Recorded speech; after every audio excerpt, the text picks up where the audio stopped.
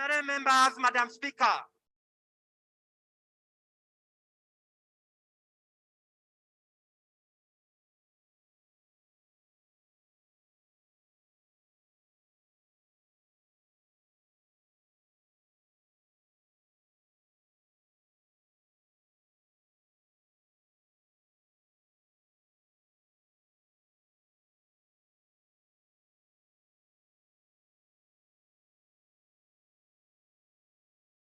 Prayer.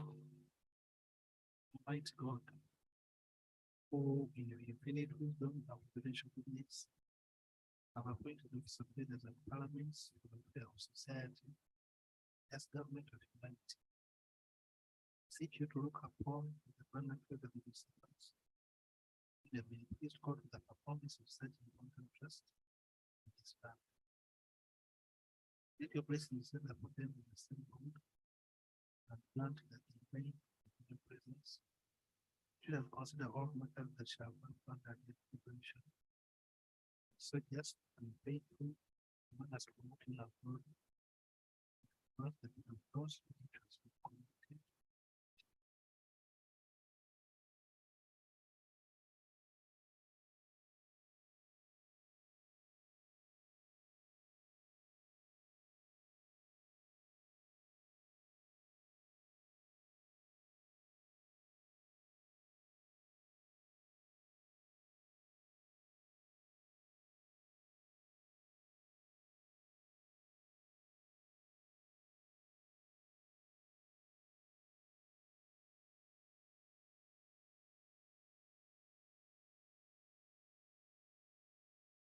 Item 2, communication from the chair.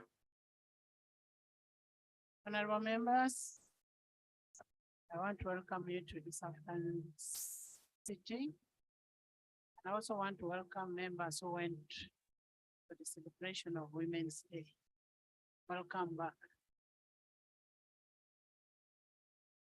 You will recall that on 28th February, I directed the executive that we should have the ministerial statements laid on table on 14th. So we want the ministerial statement laid here on 17th, on 14th March. That is on Tuesday next week. We need to receive these statements early enough for us to be able to refer to committees. I also want to report that pursuant to Article 1012, the Constitution of the Republic of Uganda, His Excellency the President will be coming to address the House on 16th. That is on Thursday. Silwanya has been raising this issue over a period of time. Now the President will be here on 16th at 2. He's going to address the House on matters of national importance that concern the country. And I urge all of you to be in the House that day for you to hear what the President says and what we can do to change our economy, our society. Honorable members, I can see a number of both international and internal and local media. Whenever we talk about homos here, I see them coming. I want to welcome all of you. You go ahead and cover. For us, it's about our morals and our cultures. And I want to urge members of parliament, please don't get intimidated. Never get intimidated. We are doing all this for humanity. And as we've always said, we are here to represent the people out there. We are a voice of the voiceless. Honorable members, we have our bill that is going to come. And I want to report to you that executive promised that they would bring a certificate of financial implication. And I can able to report that the certificate was delivered. Next item. Item 3, I know there are members who have matters of national importance. We are going to discuss them after. Item 3, There is nothing in my communication you're going to respond to. Can we go to very serious issues? Let's first get the bill. bills first reading, the Anti-homosexuality Bill 2023. When you see people trying to frustrate this bill, at least not from Mukatuliki. Honorable members, on Tuesday, 7th March, as I've already said, the executive promised a certificate and it has been delivered. I want to applaud the executive for that they kept to their word. The certificate of financial implication is with us. The bill that we have before us is a bill that concerns the morality of our people, that concerns the future of our children, that we are looking at protecting humanity. Can we have Honorable Basaliva?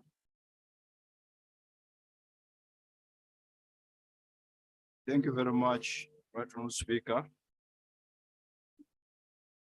Patron Speaker and honorable members, I beg to move that the bill entitled the Anti-homosexuality Bill 2023 be read for the first time. Thank you, Honorable Basaliva. Pursuant to Rule 129, I now refer the role to the the bill to Committee of Legal and Parliamentary Affairs. And I will also ask the committee to ensure there is sufficient public hearing on this bill. Nothing should be hidden. And as I've already said, everybody, people will vote by tally. All the members will vote by tally. We will call the person and the person will vote. We don't want the technicalities of saying there was no quorum. This is the time you're going to show us whether you're a homo or you're not. And this business of intimidating people that you will not go to America. What is in America? For me, the only thing you can intimidate me on is that you will not go to my constituency. But so long as I'm able to go to my constituency, to hell with those countries. Next item. Can you lay the certificate on table? Yes, Patron, And the bill? I want to seek your indulgence to the certificate of financial information laid on the table, Speaker, This led, dated 7th of March, signed by 2023, who? signed by Matia Kasaija, MP, Minister of Finance, Planning and Economic Development. What is the heading of? Patron Speaker, the heading of the cover letter is a request for a certificate of financial implication for the Anti-homosexuality Bill 2023. And the last statement says, to that effect, please find attached the certificate of financial implication for the Anti-homosexuality Bill. Can you read for us the certificate in totality? We don't want an aspect of other people running into court. Thank you very much, Patron Speaker. Patron Speaker, certificate of financial implication made under Section 76 of the Public Finance Management Act 2015 as amended. This is to certify that the Anti-homosexuality Bill 2023 has been reviewed in accordance with Section 76 of the Public Finance Management Act 2015 as amended. I wish to report as follows. A, that the bill has the following overall objective: to establish a comprehensive and enhanced legislation to protect the traditional family through prohibiting sexual relations between persons of the same sex, strengthening the nation's capacity to deal with emerging threats to the traditional family, protecting the cherished culture of Uganda, and protecting children and youth who are vulnerable to sexual abuse. B, objects of the bill: to prohibit marriage between persons of the same sex. 2, to prohibit and penalize homosexual behavior and related practices. 3, to prohibit the promotion of homosexuality, and 4, to protect and provide assistance and payment of compensation to victims of homosexuality. C, specific outputs and outcomes of the bill.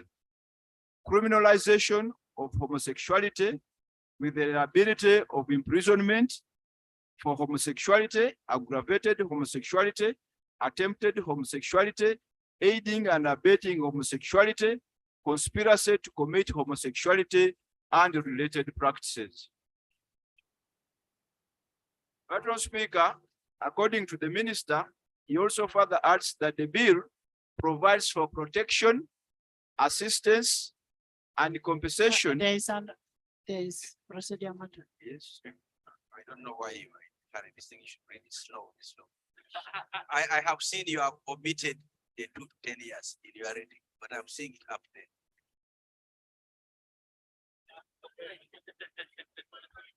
Honorable Basalirwa, take your time. We are looking at standing with the society on matters of morality. And I know you're not under threat. Please take your time, read word by word. Thank you very much, Madam Speaker. On Thursdays, I fast. They are my optional fasting days. So can we give the seconder to read? So he's saying I take some water. That's why I was saying, no, I am comfortable. Madam Speaker, now that you have guided well, let me repeat that point. Please. C, specific outputs and outcomes of the bill. Criminalization of homosexuality with the liability of imprisonment of 2 to 10 years for committing homosexuality, aggravated homosexuality, attempted homosexuality, aiding and abetting homosexuality, conspiracy to commit homosexuality, and related practices. Furthermore, the bill also provides for protection, assistance, and compensation of victims of homosexuality, as well as penalties for publishing or revealing the identity of victims of homosexuality without consent. D, alignment to national development policies and programs. The bill is aligned to the national development agenda, specifically community mobilization and mindset change program of the 3rd National Development Plan, which aims to empower families, communities, and citizens to embrace national values and actively participate in sustainable development. Funding and budgetary implications. The bill will be implemented within the existing budgetary provisions of the implementing agencies, which will include law enforcement, judiciary, medical institutions, among others. F, expected savings or revenue to government. The implementation of the bill is not anticipated to directly generate revenue or savings for government. Submitted to Parliament under my hand this 8th day of March 2023, Minister for Finance, Planning, and Economic Development. Madam Speaker, I beg to lay the document on table. Please lay. Madam Speaker, I also wish to lay on table the gazetted copy of the bill for record purposes and for When was the information. gazette? Madam Speaker, the gazette was 3rd of March 2023. I also beg to lay. Panel Madam Speaker, I want to thank you for giving us opportunity to bring this bill. I also want to thank government for the commitment they undertook. Madam Speaker, to thank government, they undertook to provide the certificate, and the certificate was provided. We understand the pressure, Madam Speaker. The pressure is immense, the pressure is enormous, but you stood your ground, we have stood our ground, they stood their ground. Finally, Madam Speaker, I want to make a humble request that each of us makes a public commitment in as far as this matter is concerned. The reason why this bill was thrown out last time was a matter of forum. We want to request people to have messages and videos making public commitments that as far as they are concerned to themselves and their constituencies, they are in support of this bill. I beg to submit, Right Honourable Speaker. You know, the Bible says we shall know them by their deeds. And indeed, we are going to know the members of parliament by their deeds. Whether you're for or you're against. And whatever you're going to do will impact on the next generation, on your children. When the speaker is speaking, it's just good enough, good manners to sit.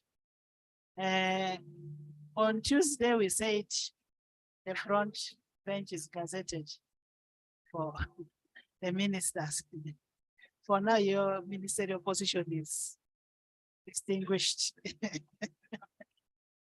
Now that you are sitting in for the government chief whip, he has come, so you can go back to your seat. Thank you for standing in for. So, honorable members, we are going to have the bill go to the committee, accord people public hearing maximum. Let the public come and express their views, including the homos. Allow them to come. Even if you have members of parliament, the religious leaders, all of them, please listen to them before you report back to the house. We don't want that scenario of saying we're not heard. As if you're doing something that is legal, that we're not heard. So we want them to be heard, even in their illegality, even in their immorality. Let's hear them.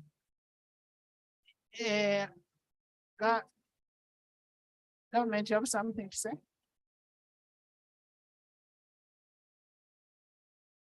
Right Honorable Speaker, we delivered as promised. And secondly, I would want to clarify on a point raised by the mover that he knows we are under pressure, which has gone on record. I want to state that the leadership of the government of the Republic of Uganda under His Excellency the President, General Yoweri Kaguta Museveni, is not under any pressure.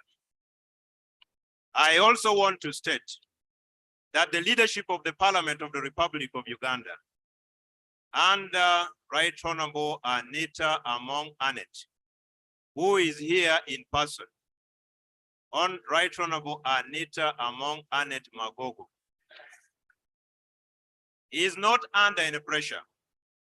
The laws we make constitutionally, we make them for the peace, for the order, and for the good governance of Uganda. And that must go on record. There is no pressure. We are constitutionally exercising what is bestowed upon us. I beg to submit.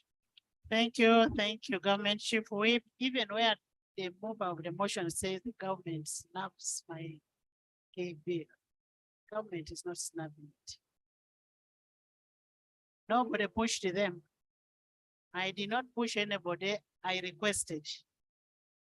Honorable members in the VIP gallery this afternoon, we have a delegation of members of parliament and staff of parliament of the United Republic of Tanzania. You're most welcome. We have Honorable Jerry William Sila, welcome. He's the chairman of Public Investment Committee. We have Honorable Alima, who is the chairperson of Local Authorities Accounts Committee. Welcome. We have Honorable Livingstone, who is the chairman of PAC, Chair PAC, Chair Public Accounts Committee. We have Honorable Augustine Boma, who is the Vice Chair of Public Investments Committee. Welcome. We have Honorable Omar Mohammed, the Vice Chair of Budget Committee. Welcome. We have Honorable Stanislaus Mabula, who is a Vice Chair of Local Authorities Account Committee. We have Honorable Yafeti, Vice Chairperson of Public Accounts Committee. Welcome. We have Mr. Edwin Pehi, who is Assistant Editor General. Welcome. We have Ms. Kemi John, Assistant Auditor General. Welcome. We have Ms. Jessica Sanga, Committee Clerk. Welcome. We have Ms. Purifina Tanzania. You're welcome. Committee Clerk. We also have Mr. Musana Samuel, a Parliamentary License Officer. They are here under the umbrella of the National Audit Office of Tanzania, and they are here for benchmarking. You are most welcome to Parliament of Uganda. Please join me in welcoming them. Thank you for coming. Next item. Item 4, statement by the leader of the opposition on the post-recess situation. There's a procedure. Thank you, Madam Speaker. I'm raising under Rule 10. I would have raised it immediately after implication, but you mentioned the president being in the House next week on the 16th. I was requesting if it's possible, of course, it's possible through you powers, to have the sitting for 16th in a bigger space than Parliament, because I imagine when the president is here, everyone will be here, and it will be very hard for us to fit within. Honorable Enos, you have a very able leadership in Parliament of Uganda. Who will know what to do as a leadership. You have the speakers, you have a government chief whip, you have a leader of opposition. That's the leader and the clerk. That's the leadership of Parliament. Who will communicate to you where and what will be done. Thank you. Yes. Thank you very much, Right Honorable Speaker. Right Honorable Speaker, as Honorable Basalia was reading the certificate of financial implication, I took time to look at the date when the certificate was issued, and the date read 8th of March 2023. Doesn't that in any way affect the eligibility of the certificate, since 8th of March was a public holiday and all offices were closed? Thank you. Right now. Honorable Basalia.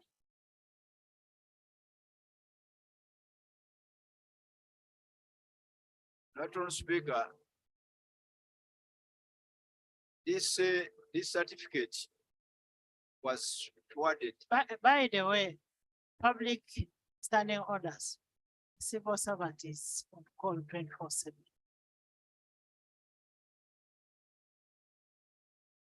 Next item. Item 4, statement by the leader of the opposition on the post-recess situation. Honorable leader of opposition. Much obliged, Right Honorable Speaker. Right Honorable Speaker, this statement should have come immediately after recess, that I understood the circumstance under which it was brought forward. And, the titling is not a mistake. To wit that the leader of the opposition not wake up from bed to say that was recess, but to try and make a recap to colleagues and the country as to. Honorable, look, just a minute. Honorable members, maybe for clarity, we got a report from leader of opposition. Immediately we returned from recess, but because we had congested on the paper, that's why we prefer to have it today. It's not something coming from the rules, and this is in conformity with the rule 53 of the rules of procedure.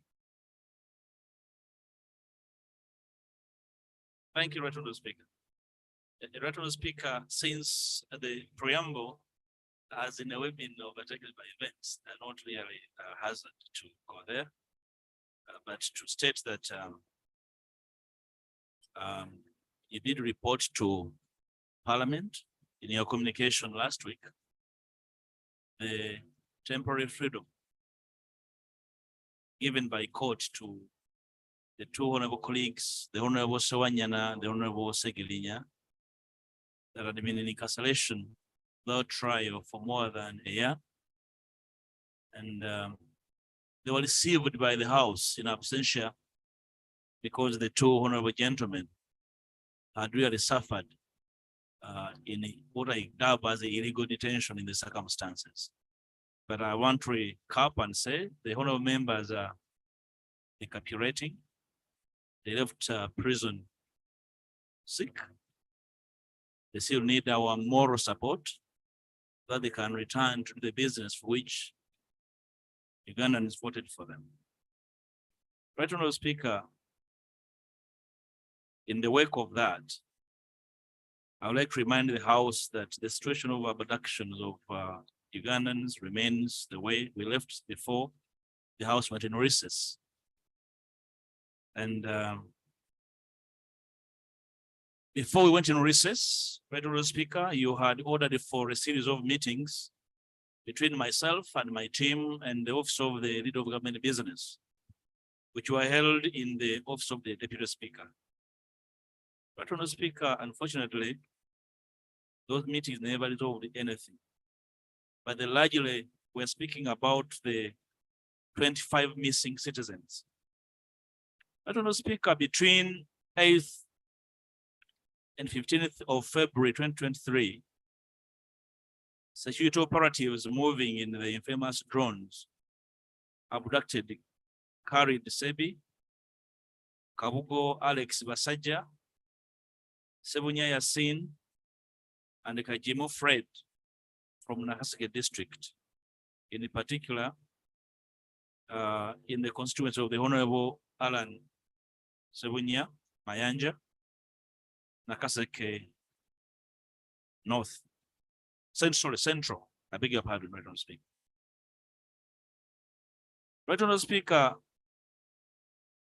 also, Mr. Mubiru Saddam was abducted from Salama Road in Makindye on 15th February 2023. Right Honorable Speaker, those citizens up to now have not had their whereabouts communicated by any authority.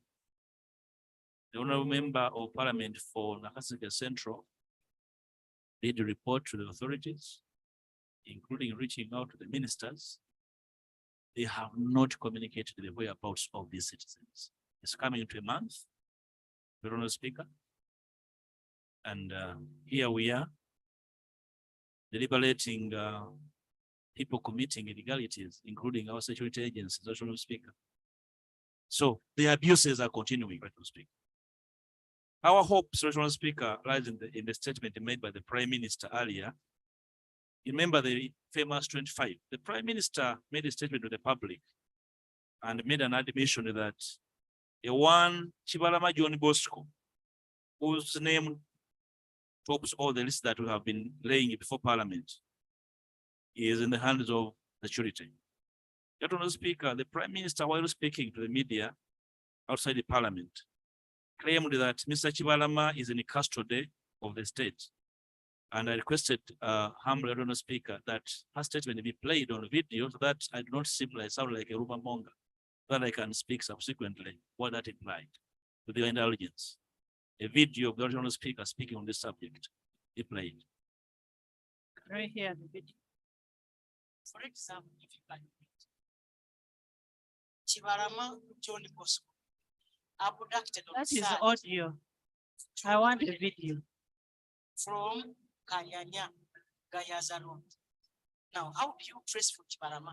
But we are fortunate that Chibarama was traced. He was arrested recently in October in a place called Kakiri, and he's one of those that killed, is claimed to have killed police officers in Chiboga, Wakiso, and other places. So there are those who have even cleared and accepted that they have been, they are attached to the other rebel group. coalition for change. Remember? So such people really cannot be arrested like you are chasing a chicken thief. There are those that you have to use. When they are shot, they try to resist. Some of them have been shooting police officers and you are aware. Are you not a Uganda?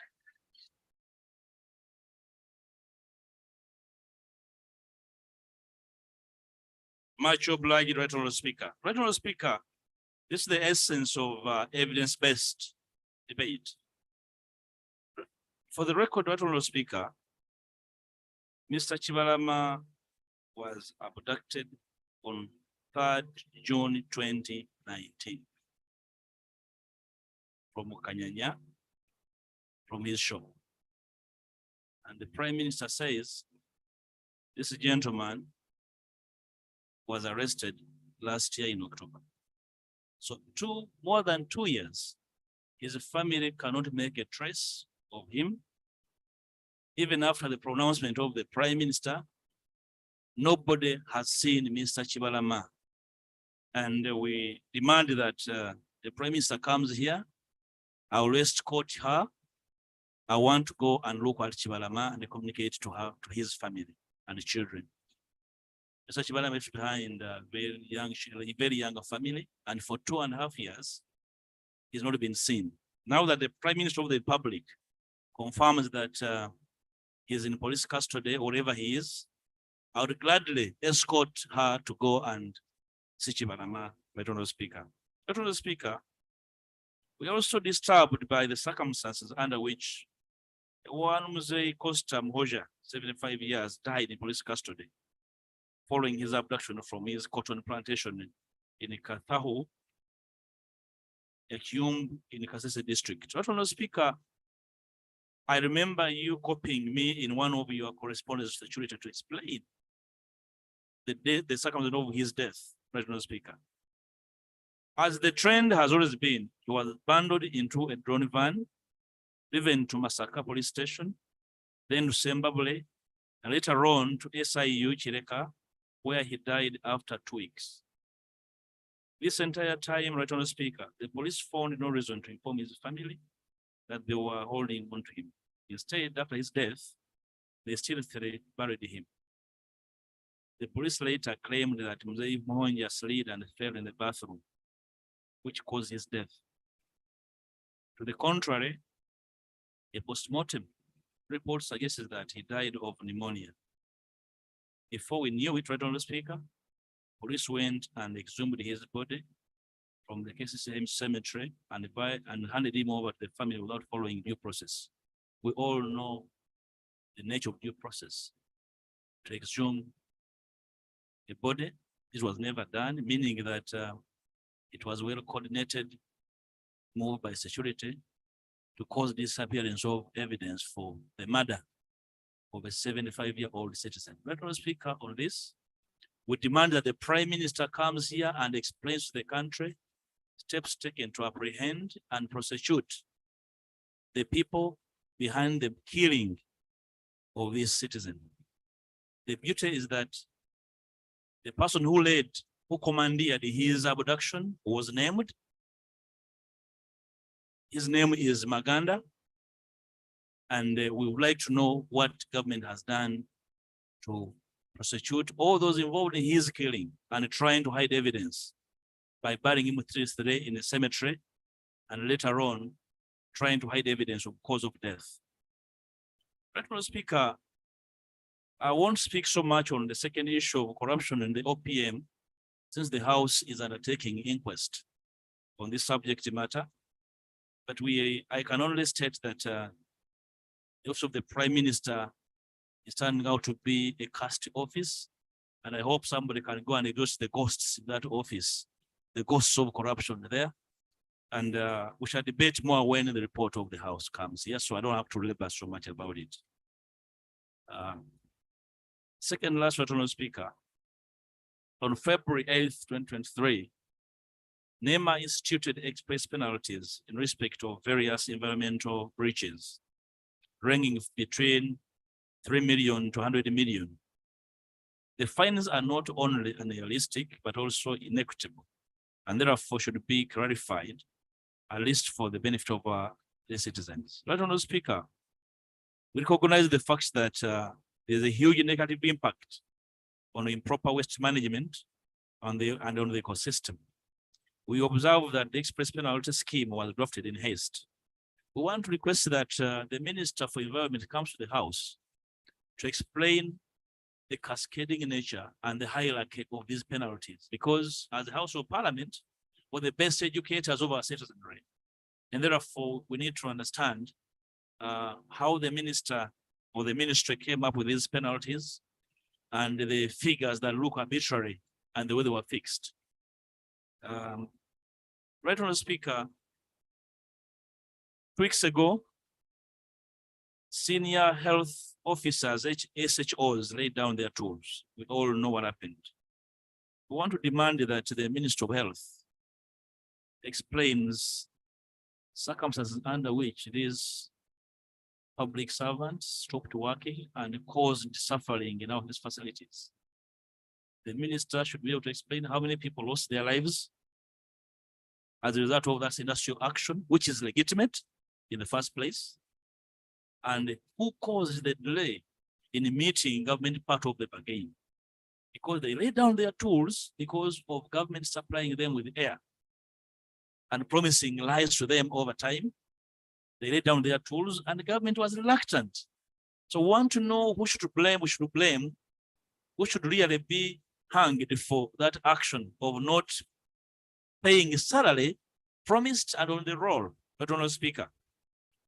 So that in the future, this does not happen again. And Honorable Speaker, we need to be very careful that we allow ministers and the government in general to get away with this kind of negligence, because it is an act of negligence. Why do we blame health workers for industrial action?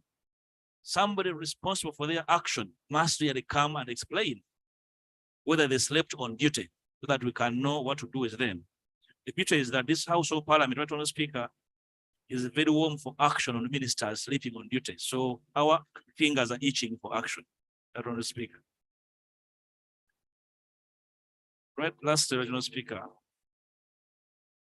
we have discussed in this House matters of eviction of citizens on their land. And the public media has been awash with the APA evictions, which as the opposition in Parliament, we believe we are haphazardly handled, including the promised compensation by government. Whereas the President of the Republic reprimanded the Prime Minister for the promise she had made over the same matter.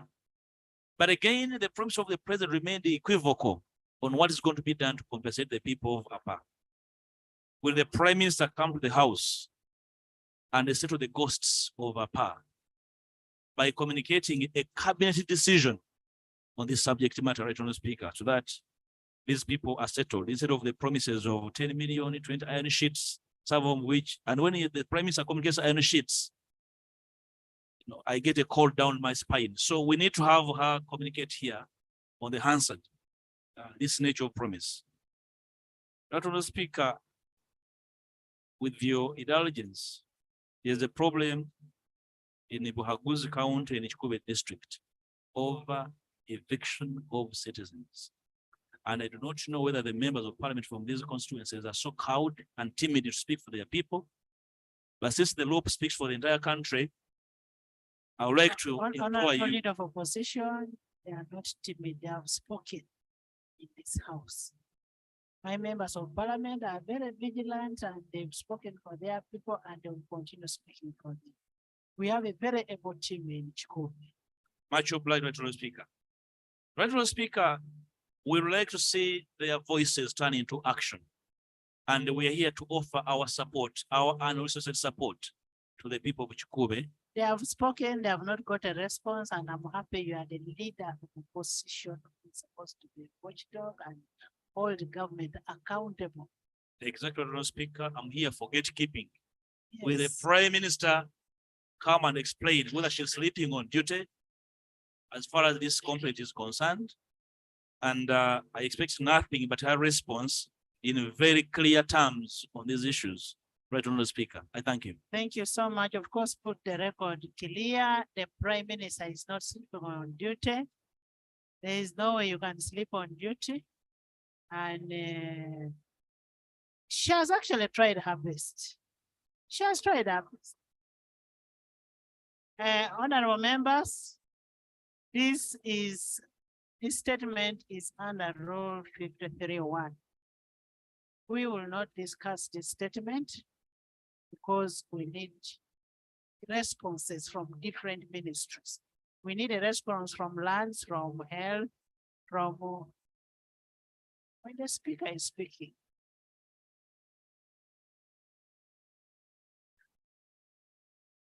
Tinka. So we'll comment if we after Tinka's proceeding. I know Tinka is never patient.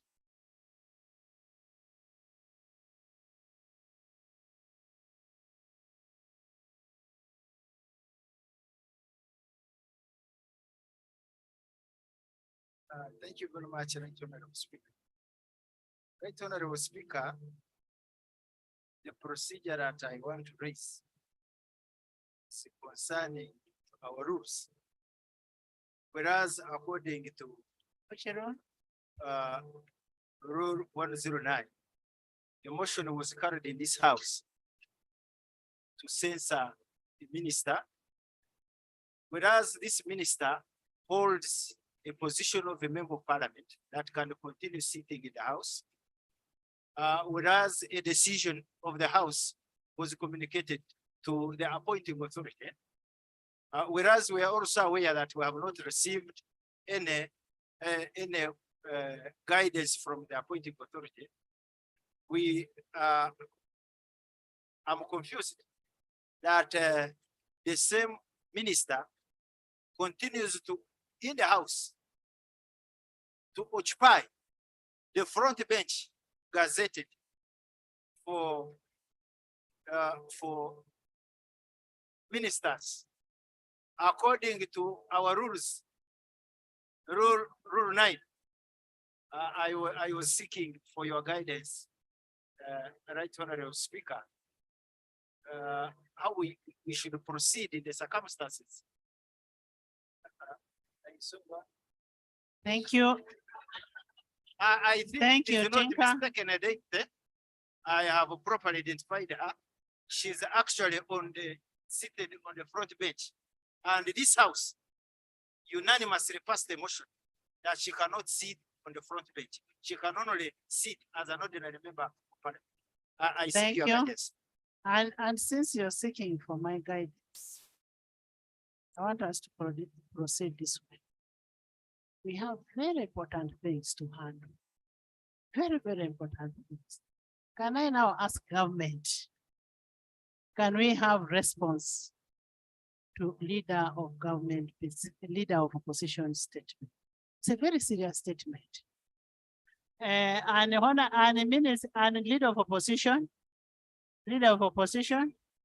as for the members who are sick, as parliament, we are ready to support the members who are sick. So if they can get us their medical letters, we can be able to support. So we will get a response to what you have raised in the next sitting. And we need comprehensive reports on action that have been taken from your government. Don't divert me. I am not anxious to be diverted.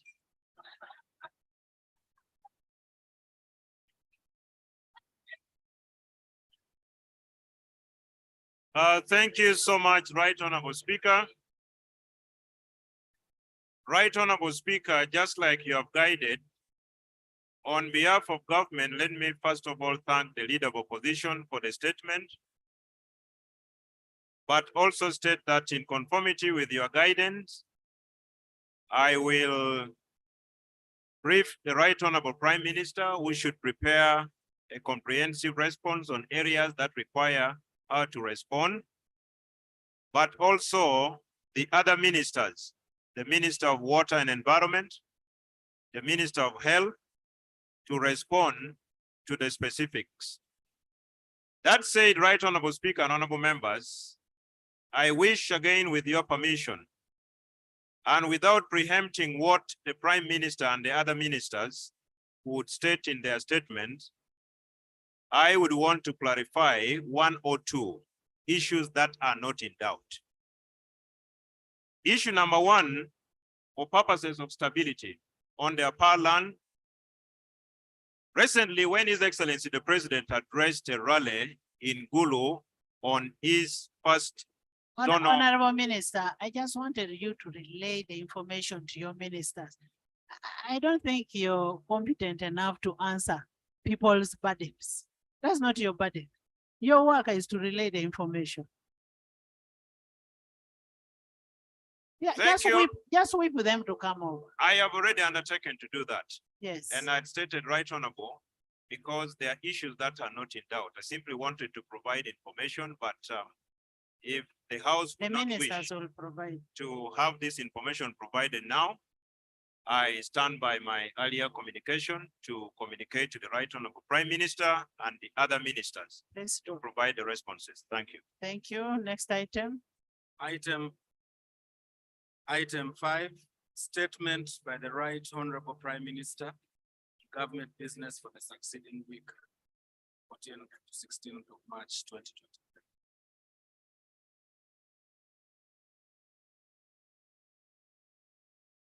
Right Honorable Speaker and honorable members, I received a call from the Right Honorable Prime Minister at exactly 2 p.m. that she had been invited by His Excellency the President for a meeting at State House in Entebbe. And since our rules are specific on this particular subject matter, I would kindly request that if it pleases you, we push forward and deal with other matters on the order paper. If the Prime Minister comes, then she will be in the position to perform our role as provided for under our rules of procedure. Thank you. Thank you. Next item. Item 6, motion for reconsideration of the Markets Bill 2021 as returned by His Excellency the President in accordance with Article 91(3)(b) the Constitution and Rule 142 of the Rules of Procedure. Honorable members, as you recall, the Markets Bill 2021 was read for the first time on 7th December 2021 and passed on 15th February 2022. And pursuant to Article 91(2) of the Constitution of the Republic of Uganda, 1995, the clerk transmitted a copy to His Excellency for assent. And on 16th January, the President, in accordance to Article 91(3)(b) of the Constitution, returned the bill to Parliament with comments, which comments have been considered by the committee. On Tuesday, 7 March 2023, we referred the Committee on the Public Service and Local Government for consideration. But we had earlier on referred the same bill to the same committee administratively because we're on recess. Now officially we referred it to 7. Now the committee is ready to report on the returned bill. Can we have the Minister of Local Government to move a motion for reconsideration of the bill?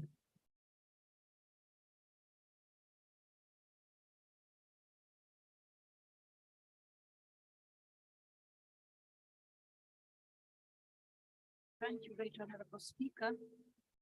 I apologize. I promise to bring it up next Tuesday.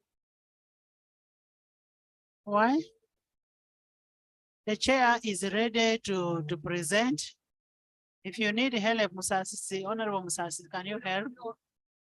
I had inquired and they told me that it wasn't ready. Now that it's ready, I hope that Move the a motion. chairperson comes and The chairperson, are you ready? Please go on, you move a motion.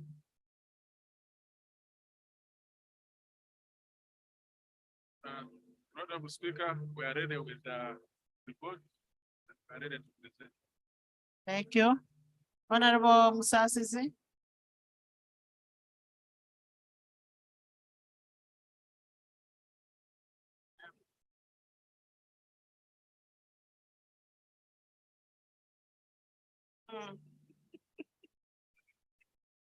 Right Honorable Speaker, I move the motion for reconsideration of the Markets Bill 2021 as returned by His Excellency the President in accordance with Article 91, 3B of the Constitution and 142 of the Rules of Procedure. I submit. Thank you. Is the motion seconded? Seconded by Silwanyi, by Ethel, by Aru, by Government Chief Whip, Finance, Abe, by the whole house.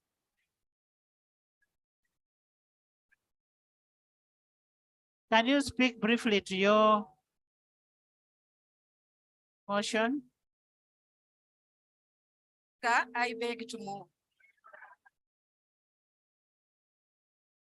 Honorable members.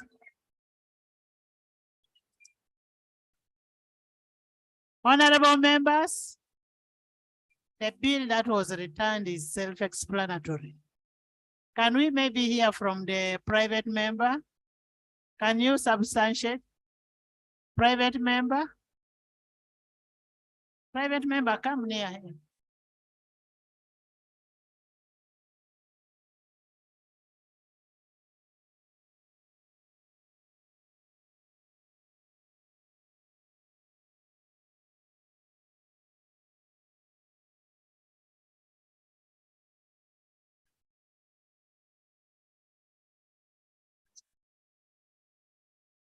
Yeah, thank you very much.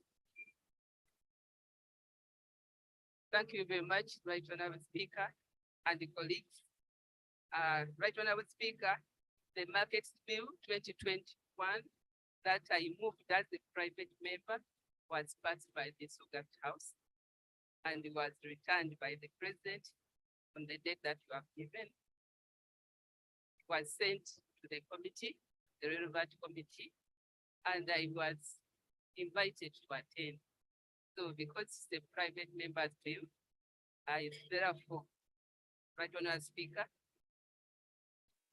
I propose, sorry, the Right Honorable Speaker, I therefore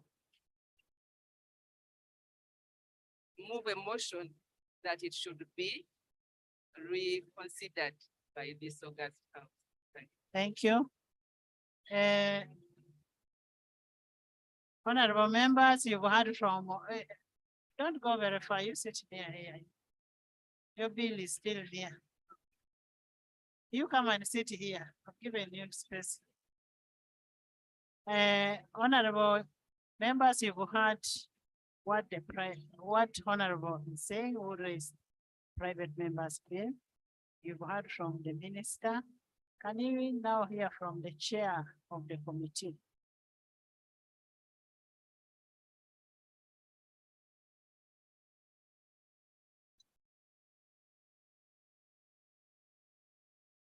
Thank you very much, Right Honorable Speaker, and the forum members. And before I present the report, allow me lay a copy of the minutes that were minutes of the engagements during the reconsideration of the market bill, copy of the committee report, the letter from the president, and the Honorable Minister, listen to your chair. and return the market bill. So I beg to lay. Please lay. Report of the Committee on Public Service and Local Government on the markets bill as returned by His Excellency the President of the Republic of Uganda for reconsideration. Introduction. The markets bill 2021 was read for the first time on 7th December 2021 by Honorable Margaret Ravacheza, work as a representative. The bill was referred to the committee Second Committee on Public Service and Local Government for reconsideration, for consideration in accordance with Rule 129 of the Rules of Procedure of Parliament. On 15th February 2021, 2022, Parliament passed the Market Bill 2021, and in accordance with Article 91, Section 2 of the Constitution of the Republic of Uganda, 1995, the Clerk to Parliament presented the presentation copy to His Excellency the President of the Republic of Uganda for assent. On 16th January 2023, the President, in accordance with Article 91, Section 3B of the 1995 Constitution, communicated to the Right Honorable Speaker that he had withheld his assent to the bill and he returned it to Parliament for reconsideration. In his communication, the President indicated particular provisions to be reconsidered by Parliament. Pursuant to Rule 143, subsection 1 and 2 of the Rules of Procedure, on 15th February 2023, the Right Honorable Speaker referred the Markets Bill as returned by the President to the Secretarial Committee on Public Service and Local Government. 2.0 Policy and Principles. The object of the bill is to reform the law relating to establishment and control of markets in Uganda, to provide for the establishment and management of public and private markets, to provide for licensing of private markets, to provide for registration of markets and vendors, to provide for levying and collection of market fee, to repeal the Market Act, Cap 94, and other related matters. The spirit and the reasoning of the Market Bill 2021 by the Committee on Public Service and Local Government, key stakeholders and the movers, stock drafters of the bill was to involve the vendors in the day-to-day management of the markets, to promote harmonious relations and easy information flow between market operators and vendors. Article 91, Section 4 of the Constitution of the Republic of Uganda, 1995, provides that when a bill is returned to Parliament by the President, Parliament shall reconsider it, and if passed again, it shall be presented for the second time to the President for assent. Rule 143, 1 and 2 of the Rules of Procedure of Parliament state, where a bill passed by the House is returned to the House by the President, will with a request that the House reconsiders the bill for a particular provision of it or any such amendments as are recommended in his or her request, the Speaker shall read the request of the President, or if the House is not in session, direct that the message be published in the Gazette. Committee observations on President's recommendation. Section 4, establishment of public markets. His Excellency, the President of Uganda, recommends that Section 4.5 be deleted, given the problems associated with the involvement of private persons, stock companies in the management of government markets. His Excellency states that public markets should be developed and managed by local authorities. Section 4.5 provides that a local authority may, in accordance with the Public-Private Partnership Act 2015, or the Public Procurement and Disposal of Public Assets Act 23, enter into any agreement with a person to develop or manage a public market within its area of jurisdiction. Committee recommendations. The committee agrees with His Excellency, the President,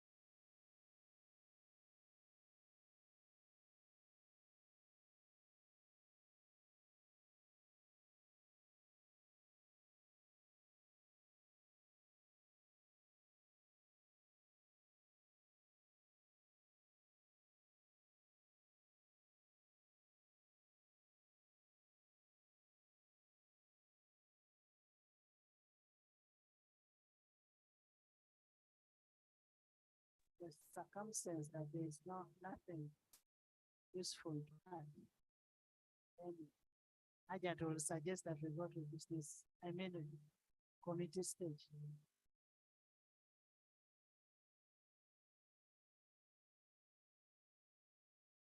We are talking about a returned bill. Yes, Ajat? Thank you, Right Honorable Speaker. Whereas I had desired that report is presented in full, it is your discretion that you go to committee. I hereby. move Not that- my discretion. Bring a motion that I bring a motion. I move that we, could the House resolve.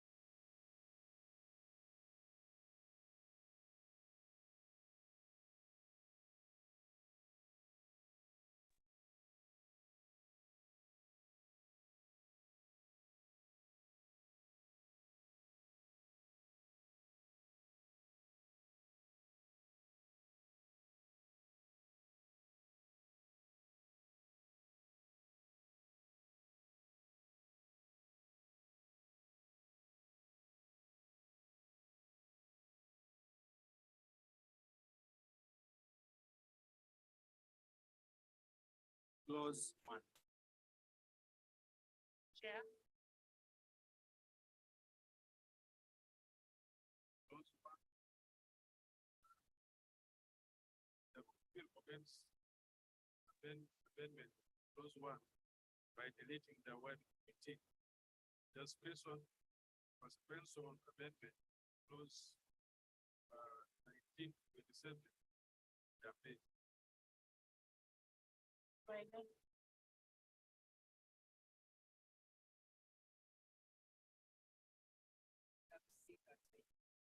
Minister. Concur. I put a question at clause 1 be amended as proposed, those in favor say the contrary nay. Ayes have it. Clause 1 as amended. I put a question at clause 1 as amended stands part of the bill, those in favor say the contrary nay. Ayes have it. Clause 4. Clause 4, Chair. Clause 4, the committee recommends amendment of clause 4.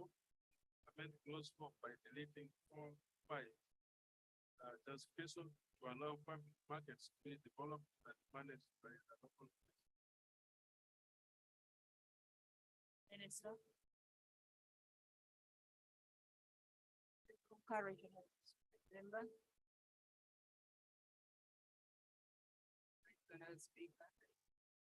I put a question at clause 4 be amended as proposed. Those in favor say the contrary nay. Ayes have it. Clause 4 as amended. Put a question at clause 4 as amended stands part of the bill. Those in favor say the contrary nay. Ayes have it. Clause 19. Deletion.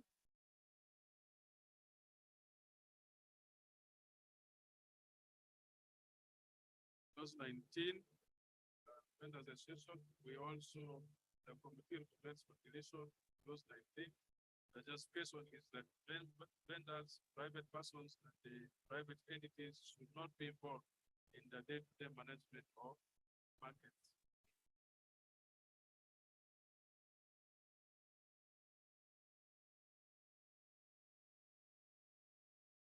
Yes, Ajat. Markets, public markets, because private persons should not be involved in managing markets. Is it markets or public markets? Pardon?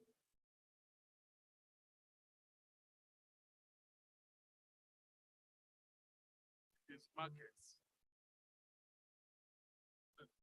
Public It is markets. public markets. But in the law, the private persons have been given opportunity to develop markets and manage. But also here we're talking about the public ones. public, I mean, but when we talk about public, that's government. Right, Honorable Speaker. Brother Chair. Let it be clear that the word public markets be inserted, as I say, markets, because when they are private people allowed to manage, start and manage markets, and then we say markets, kind of confusing. Check on the interpretation clause, how we are defining markets.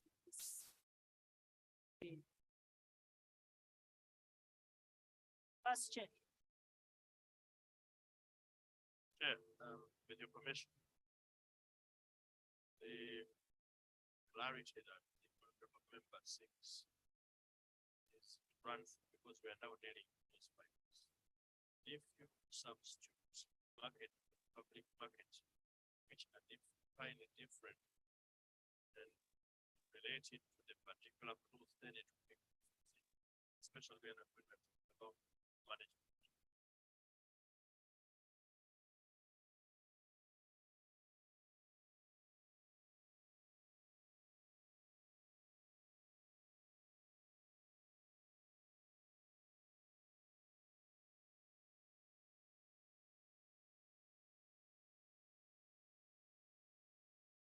What we are doing today, we are looking at what was done. The word market was defined when we passed the bill first. Chair, for the benefit of the House, because the iPads we have, we jog around the report and the bill and the return. So he would read for us the definition of market according to, for the benefit of the I was House. actually asking, I thought you had, don't have? I request that he reads because I'm looking at his report Please at the read same it. time.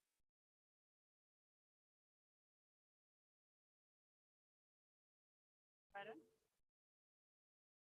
Chair, for the benefit of the House, I would also beg the chairperson of the committee to define for us a public market vis-a-vis a private market. And in this, and maybe I don't know the private market, any private market in Uganda, at least in my district. Can they define for us? Honorable Abur, Yes. I want us to look at rule 143(4). Can you, 4 and 6, can you read what it says? 143(4) and 6.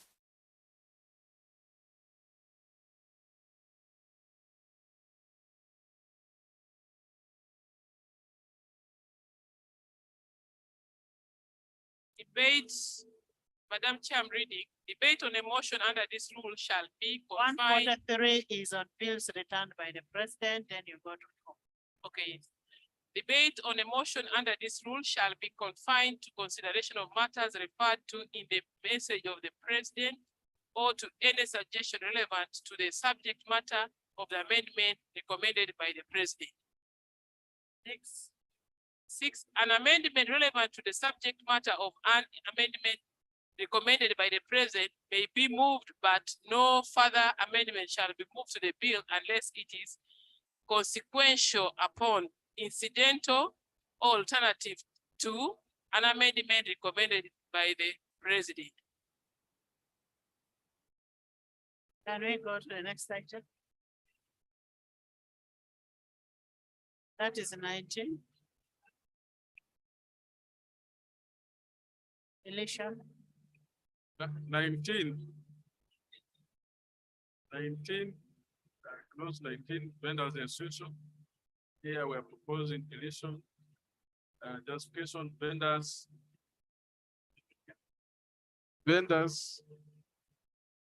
private persons and private entities should not be involved in the day-to-day management of markets. That's the justification. I think, I don't know why members are getting confused in this.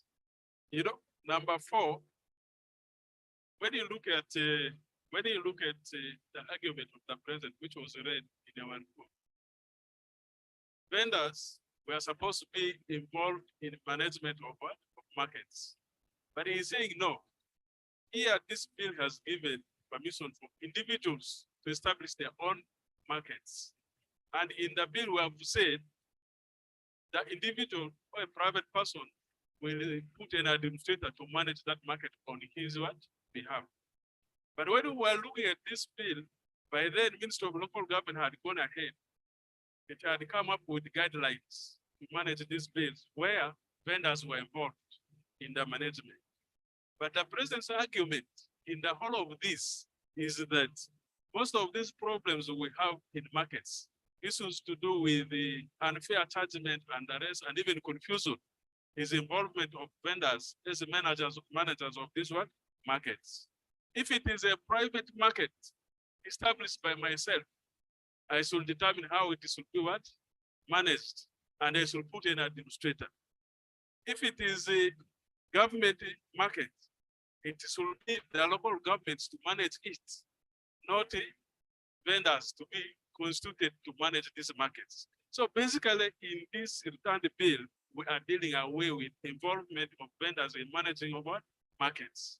There's nothing new here.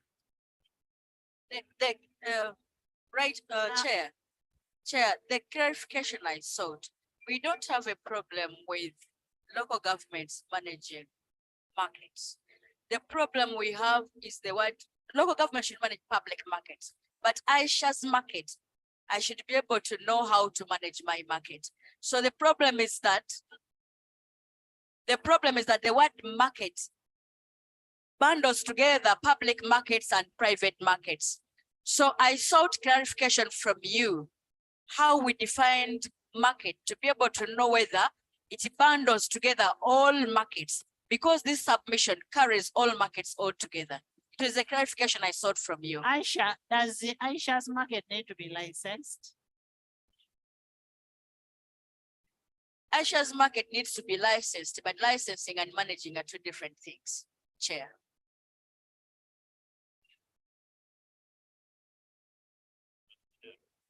Madam Chair, I think this is a very simple matter, Madam Chair. You know one thing, in the prudence of corporate governance, ownership should be separated from management. The management should be separated from you.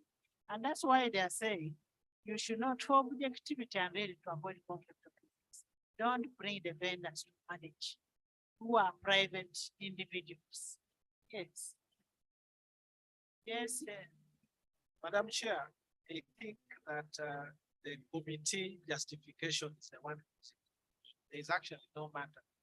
They have a good point to delete Okay. clause 19. just help me redefine Yes, so how the justification. the clause 19 that they want to delete says that the vendor may form or join the labor union, registered association, partnership, cooperative, or savings and credit, cooperative society. So that is what they want to delete, and the justification should have been that it's a redundant clause. It has nothing to do with the market. No, Madam Chair, Yes, actually with the explanation given by the chair, it is more clarified what the president's intention is relates to public markets. Why? You have already allowed private people to develop their market. Why do you have to force them to run? I will be entitled and I should be free to decide and divest myself of management responsibilities by telling the vendors in that market manage their affairs for me because it's mine. Now, with that, so I can authorize anyone, and from the explanation of the chair, I can authorize anyone, including the vendors. Now, when it comes to public markets, where we have interest as government, is where we are saying we do not want vendors. So who knows, supposing the vendors in that market are actually my sons and daughters, I must be left with the freedom. Invariably, where the chair is placing the word market, what we should be putting is public market, because we are pronouncing a restriction, which restriction the president did not intend to go to private markets. Maybe what we can do, maybe let's first hear from law.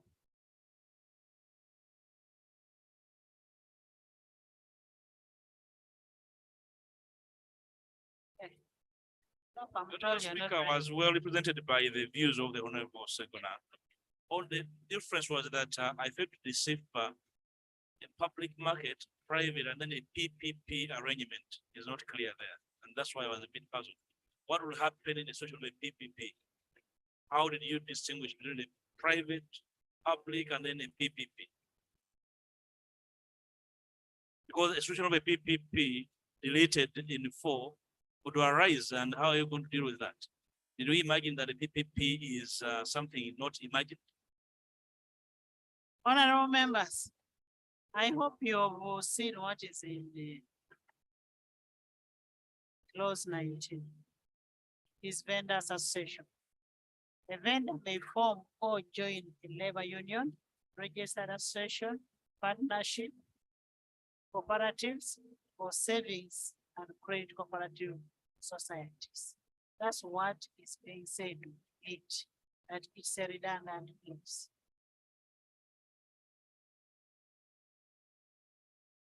Because we have a number of laws that can allow a vendor to do it. This is redundant, like Honorable Dur said. We shouldn't have even had it. Actually, it is a justification that is kind of misleading.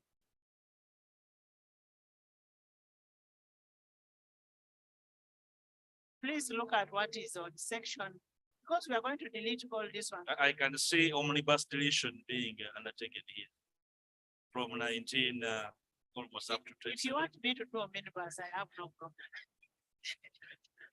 Let's be first be clear on whether the interest that was earlier on enshrined in 4, the deletion take care of that, and then we can move. Now, if the argument is about clarity, maybe we can say vendors, private persons, and private entities should not be involved in the day-to-day management of public markets. Maybe we insert that word public. And that's my point, right, Madam So Chair? we can insert the word public Yes. between management of public But markets. we are deleting the clause. We are We are deleting talking the about the clause. justification. How is the justification? Uh, going to help actually, you? You have Uh, clarified it. right, that is all. Madam Chair, I now agree. Since we are deleting the restriction, it makes sense. Because what we're avoiding is creating a prohibition that is not necessary. We have deleted the prohibition.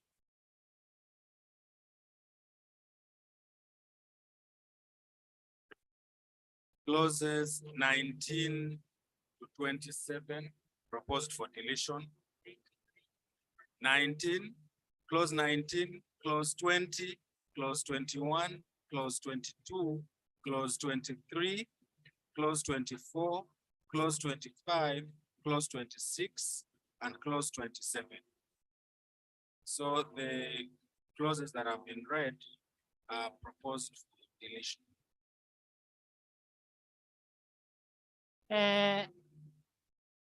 Private member, are you in agreement with the deletion of clause 19, 20, 21, 22, 23, 24, 25, 26, and 27?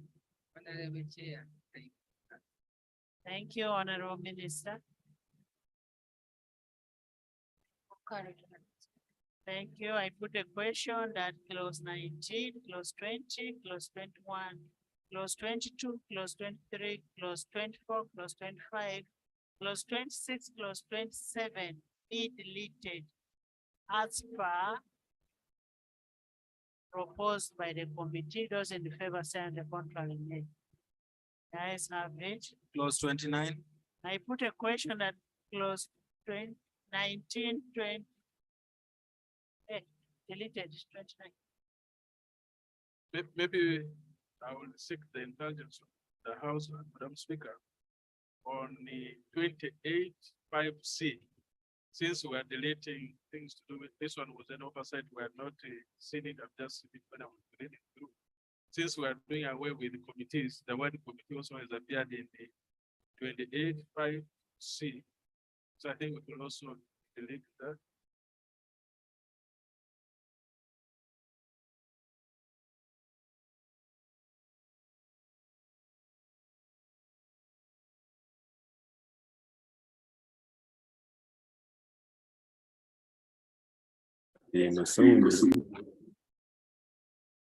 But this is a consequential amendment to be adjusted during drafting. Clause 29. Clause 29, market administrator. Amend to delete the word committee appearing in section 29, 3B, to read as follows. 3A, the market administrator shall be responsible for B, liaising with the administrative authority on the affairs of the market. Justification, clause 29, 3B is a consequential amendment of clause 20. Chair, Minister. I agree. Member? I put a question at clause 29 be amended as proposed. Those in favor say on the contrary, nay. Ayes have it. Clause 29 as amended. I put a question at clause 29 as amended stands part of the bill. Those in favor say on the contrary, nay. Ayes have it. Clause 30. 30. Thus that the allocation of subscription and the stalls in the public market. Amend clause 30A to read as follows. The administrative authority shall determine the composition, functions, and mandate of the allocation committee. Justification to allow the administrative authority powers to determine the composition of the allocation committee and its mandate.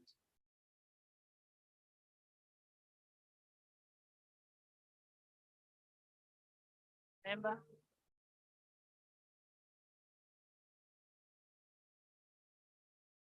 Honorable Chair. Thank you, Minister. Concurrent. Thank you. I put a question that clause 30 be amended as proposed. Those in favor say on the contrary, nay. Ayes have it. Clause 30 as amended. I put a question that clause 30 as amended stands part of the bill. Those in favor say on the contrary, nay. Ayes have it. Clause 28. Clause 28, I put a question that clause 28 be amended as proposed. Those in favor say on the contrary, nay. The ayes have it. Clause 28 as amended. I put a question that clause 28 as amended stands part of the bill. Those in favor say on the contrary, nay. Ayes have it. Motion for resumption of the House.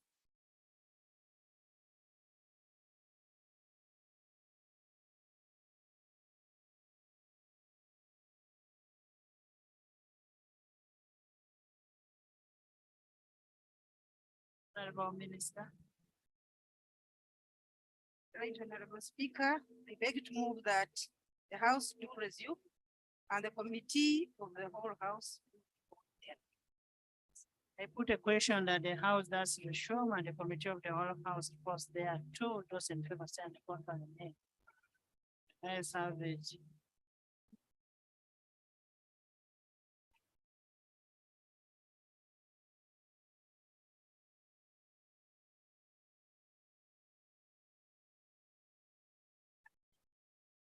Please sit. Report of the Committee of the Whole House.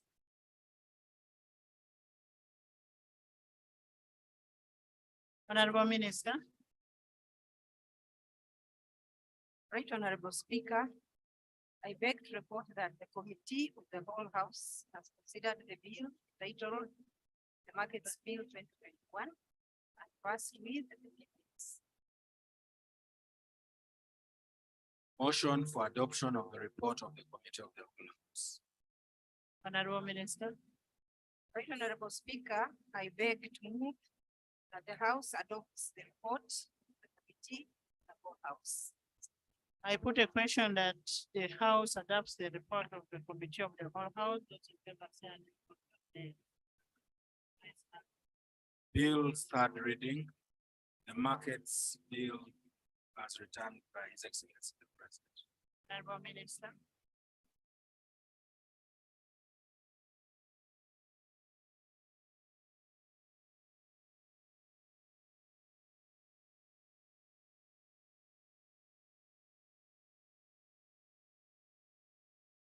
Right Honorable Speaker, I beg to move that the whole House adopts the report as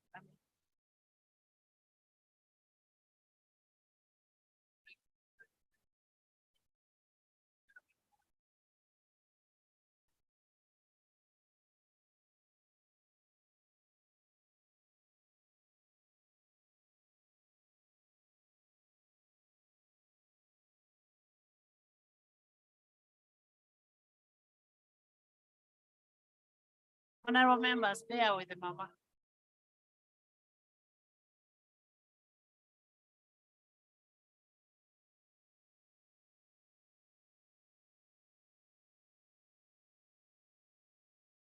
Right Honorable Speaker, I beg to move that the bill entitled the Markets Bill 2021 be read for the third time and pass into a law in the whole House. Honorable members, I do move that the market bills as returned, first put as returned by the HE, the president. The bill as returned by His Excellency the President be read for the third time and passed by the whole.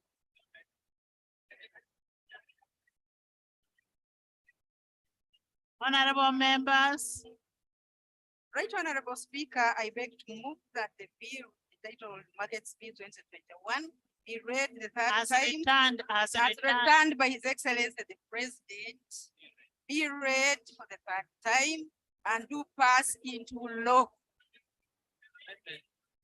With amendments. Honorable Speaker and the House with amendments.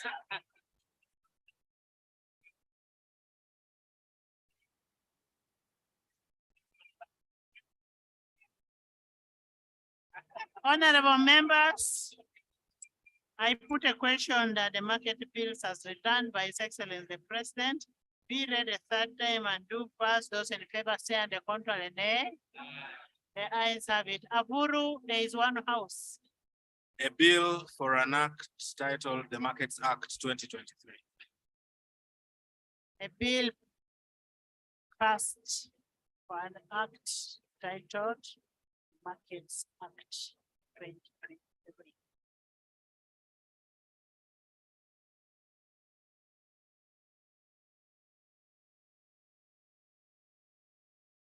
Next, congratulations, Minister of Local Government, Chair of the committee, the private member, and the House at large, led by Hanifa.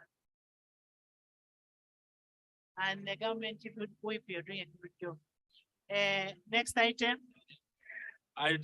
Item 7. Bill second reading. I am going to the next bill, that's why I'm seated here. I know you want to raise a procedural matter of my bill. Item 7. Bill Procedure. second reading. I gave you this chair.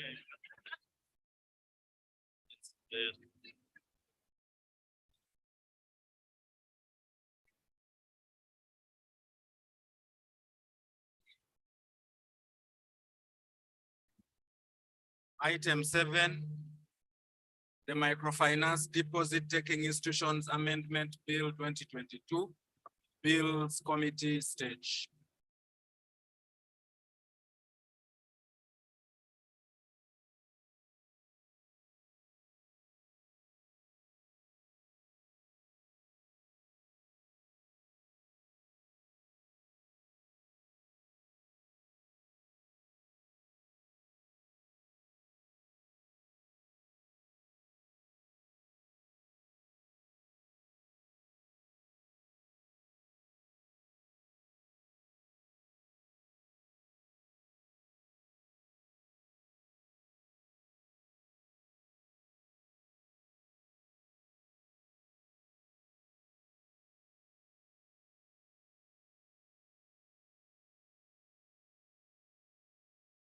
Item 8. Motion for adoption of the report of the Select Committee on the state of affairs at the National Social Security Honorable members, we have a pending issue on the microfinance deposit-taking institution, but because of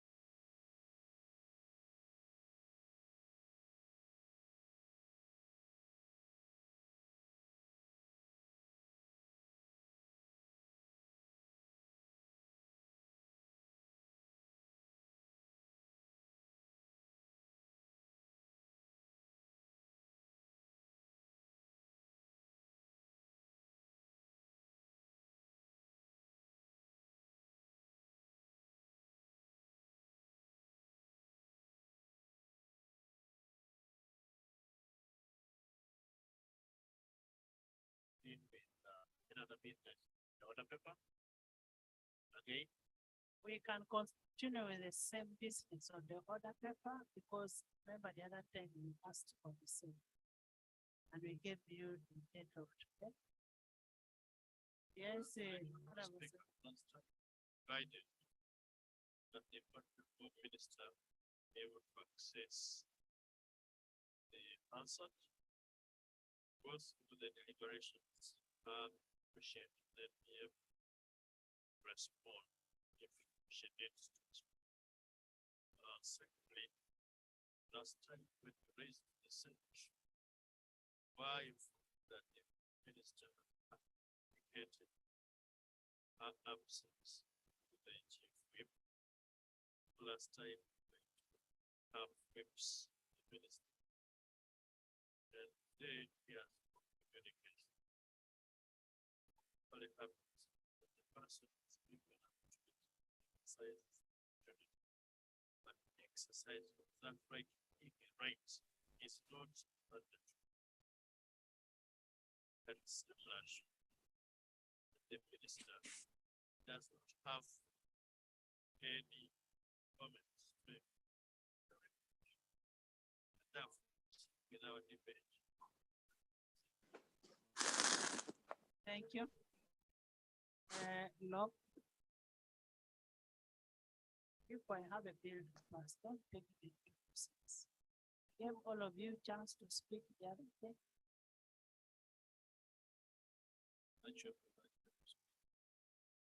Honorable Speaker,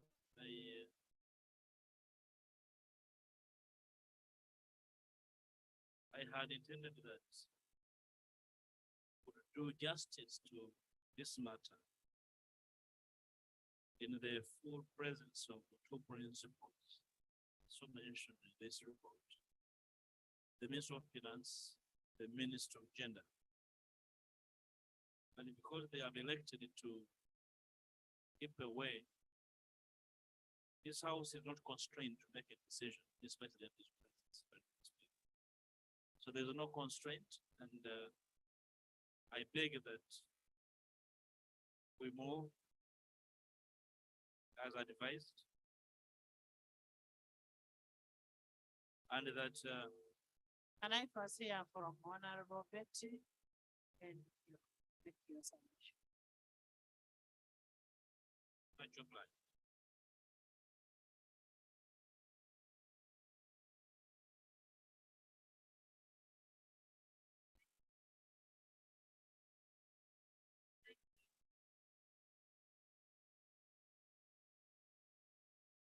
Thank you, Madam Speaker.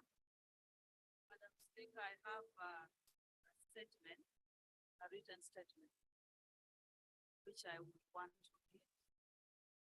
response. Is it the statement you have given us before? or Yes, it is the same, only updated. View. Can't be the same. If it is updated, then it's a different statement. I already handed it to the clerk for upload, but it doesn't have big substantial. Can give some. But I already handed it by letter for uploading and guide. Members check your iPads if it has been uploaded.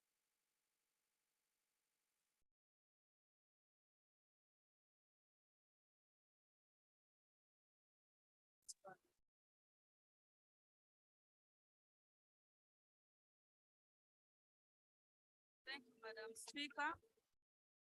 Madam Speaker, this is my response to the report of the Select Committee on the state of affairs at the National Social Security Fund.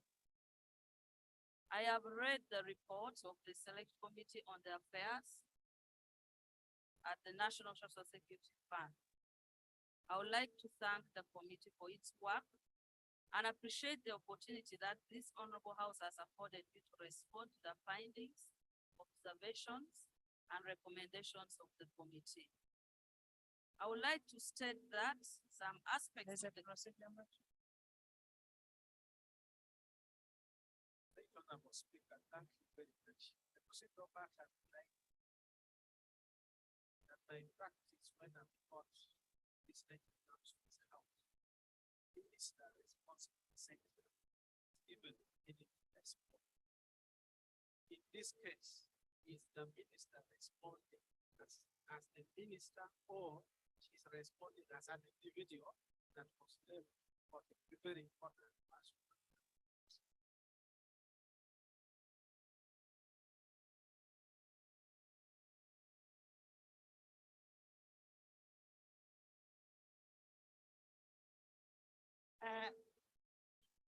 I need to find out from the member herself. Madam Speaker, when this report was read, guided that the two ministers that have been mentioned in the report should come and make a statement, and finance has already made a statement. It is on that spirit, Honorable Kasai, yes, Matia, yes. Kasai has already made a statement and Honorable Betty Moore is making a statement. As a As a minister who has person- been mentioned and recommended to resign. Okay. Please, go. I would like to state that some aspects of the committee's findings and recommendations are beyond my mandate, and therefore I will not be able to respond to them appropriately. Further, given the time frame to prepare the response, you will realize that my response may not be exhaustive. So the committee report has many pages, but I have attempted to respond to some of the inaccuracy in most of them.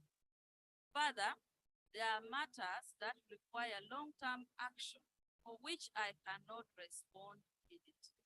To this, I commit to the House that the Ministry of Gender, Labor and Social Development will take the necessary action, and a report on action taken shall be tabled before this House pursuant to Rule 220 of the Rules of Procedure Parliament. My response is there as follows.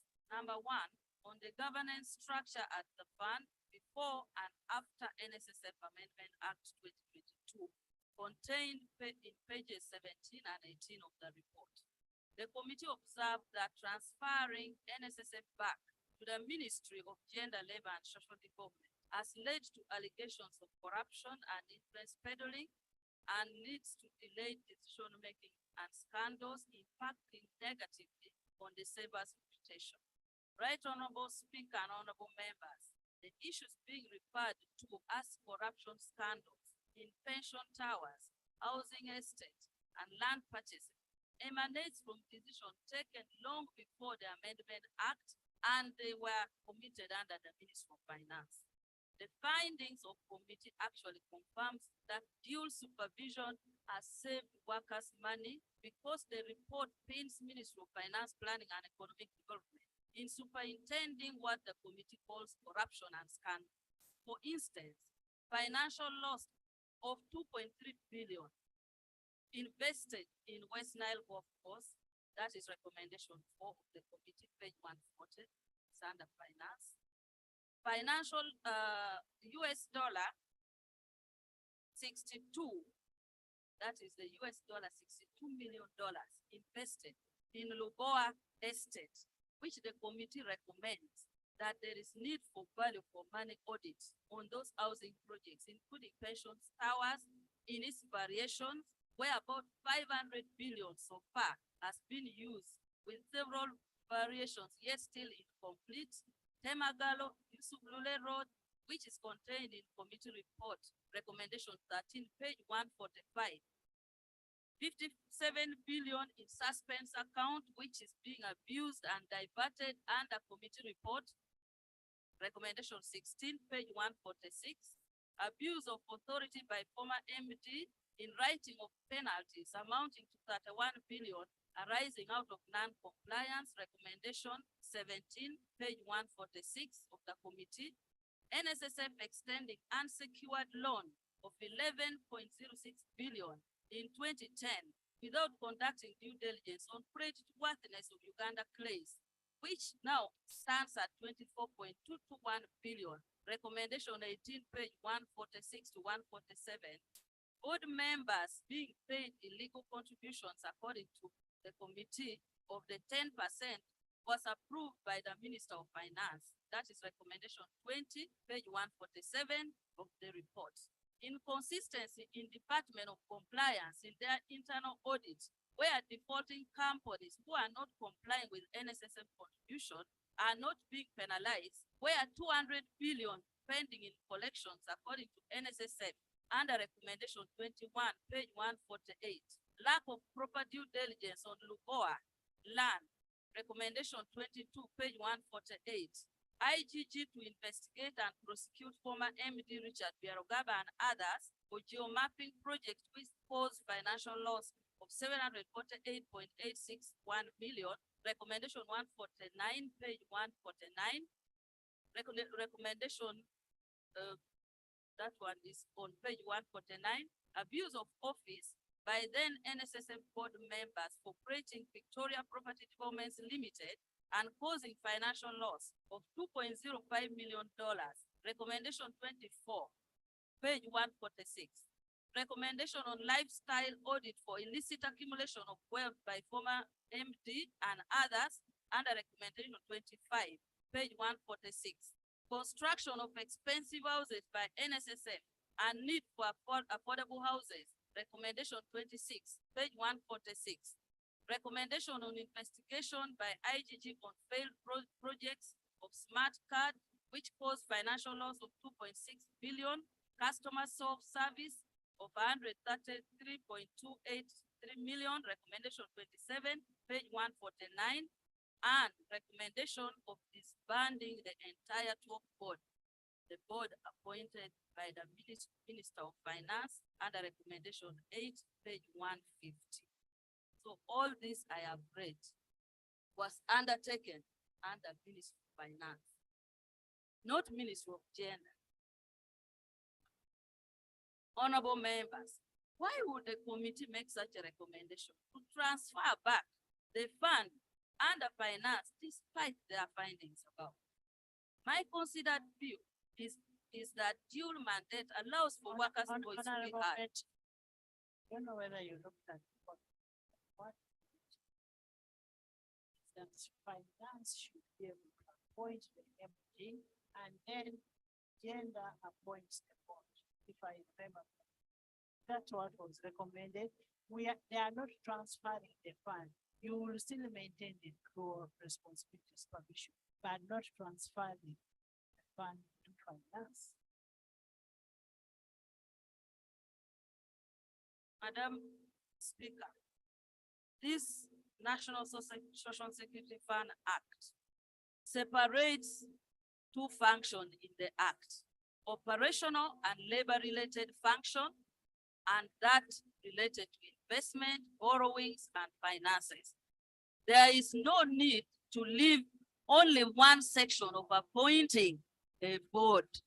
And then everything is taken to finance. It is better you take everything because as I anyway, know, that This is the this debate recommendation. is not for you people to fight who is responsible for what, but the House will determine who will Yes. take responsibility when making a law. It's Tell us okay. about yourself.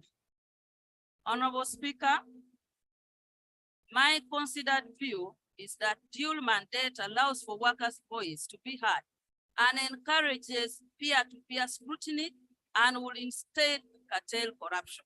However, the mandate to make laws is with Parliament, and I am sure the Ministry of Gender, Labour and Social Development will not defy Parliament should the law be amended. On my side, I have exercised my oversight. That is why we are here debating. Did I have to allow for the purchases of land at inflated costs and for such investments to continue so that we end up with a property that cannot be purchased like in Luboa? In my view, the principle that prevention is better than cure, which I use, worked for me.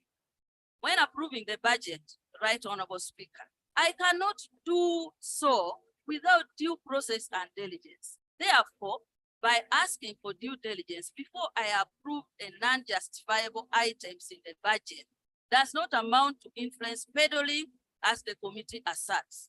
This is done here in Parliament by our various committees. We come to you, you take us back and forth, you let us scrutinize, you scrutinize and advise. We don't That decision, Betty, we don't take you back and forth. We do our work as required by the rules of procedure. that one actually is the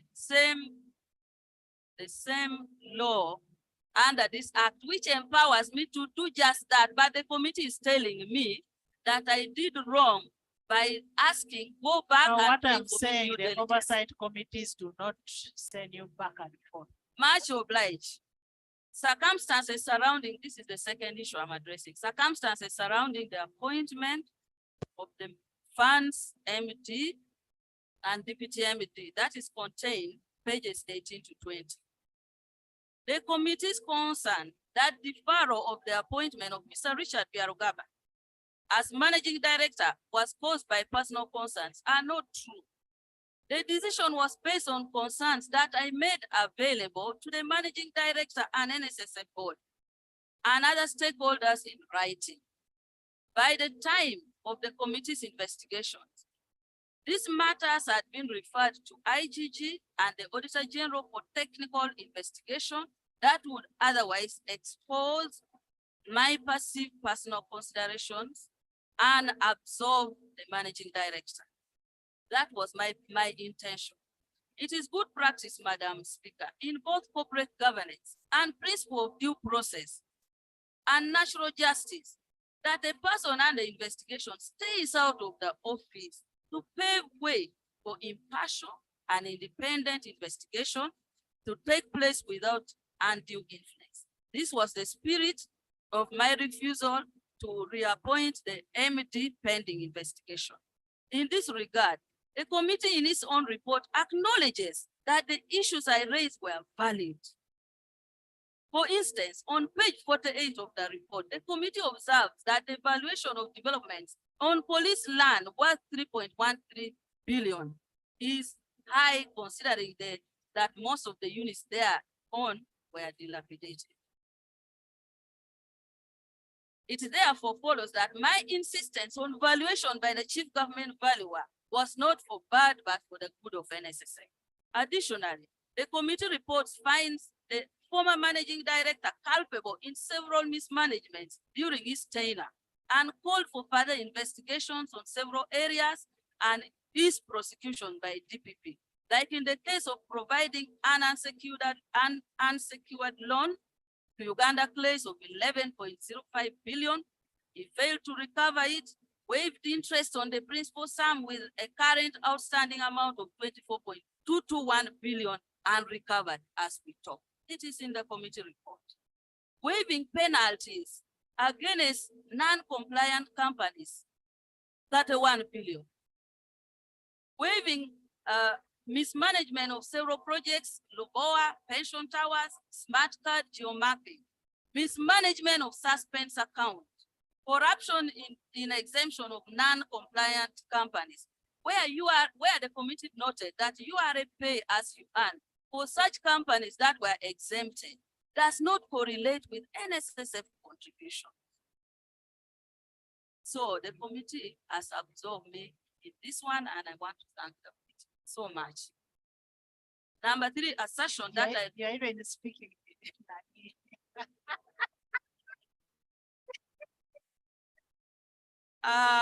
Number 3, assertion that I refuse to provide evidence to the committee on page 31. For the record, Honorable Speaker, I notified the committee through a letter dated 13th February 2023 that all evidence had been forwarded to IGG and Auditor General before the select committee was constituted, and I advised that they can obtain those evidence from them. Honorable members, the board referred the matter to IGG in December 2022.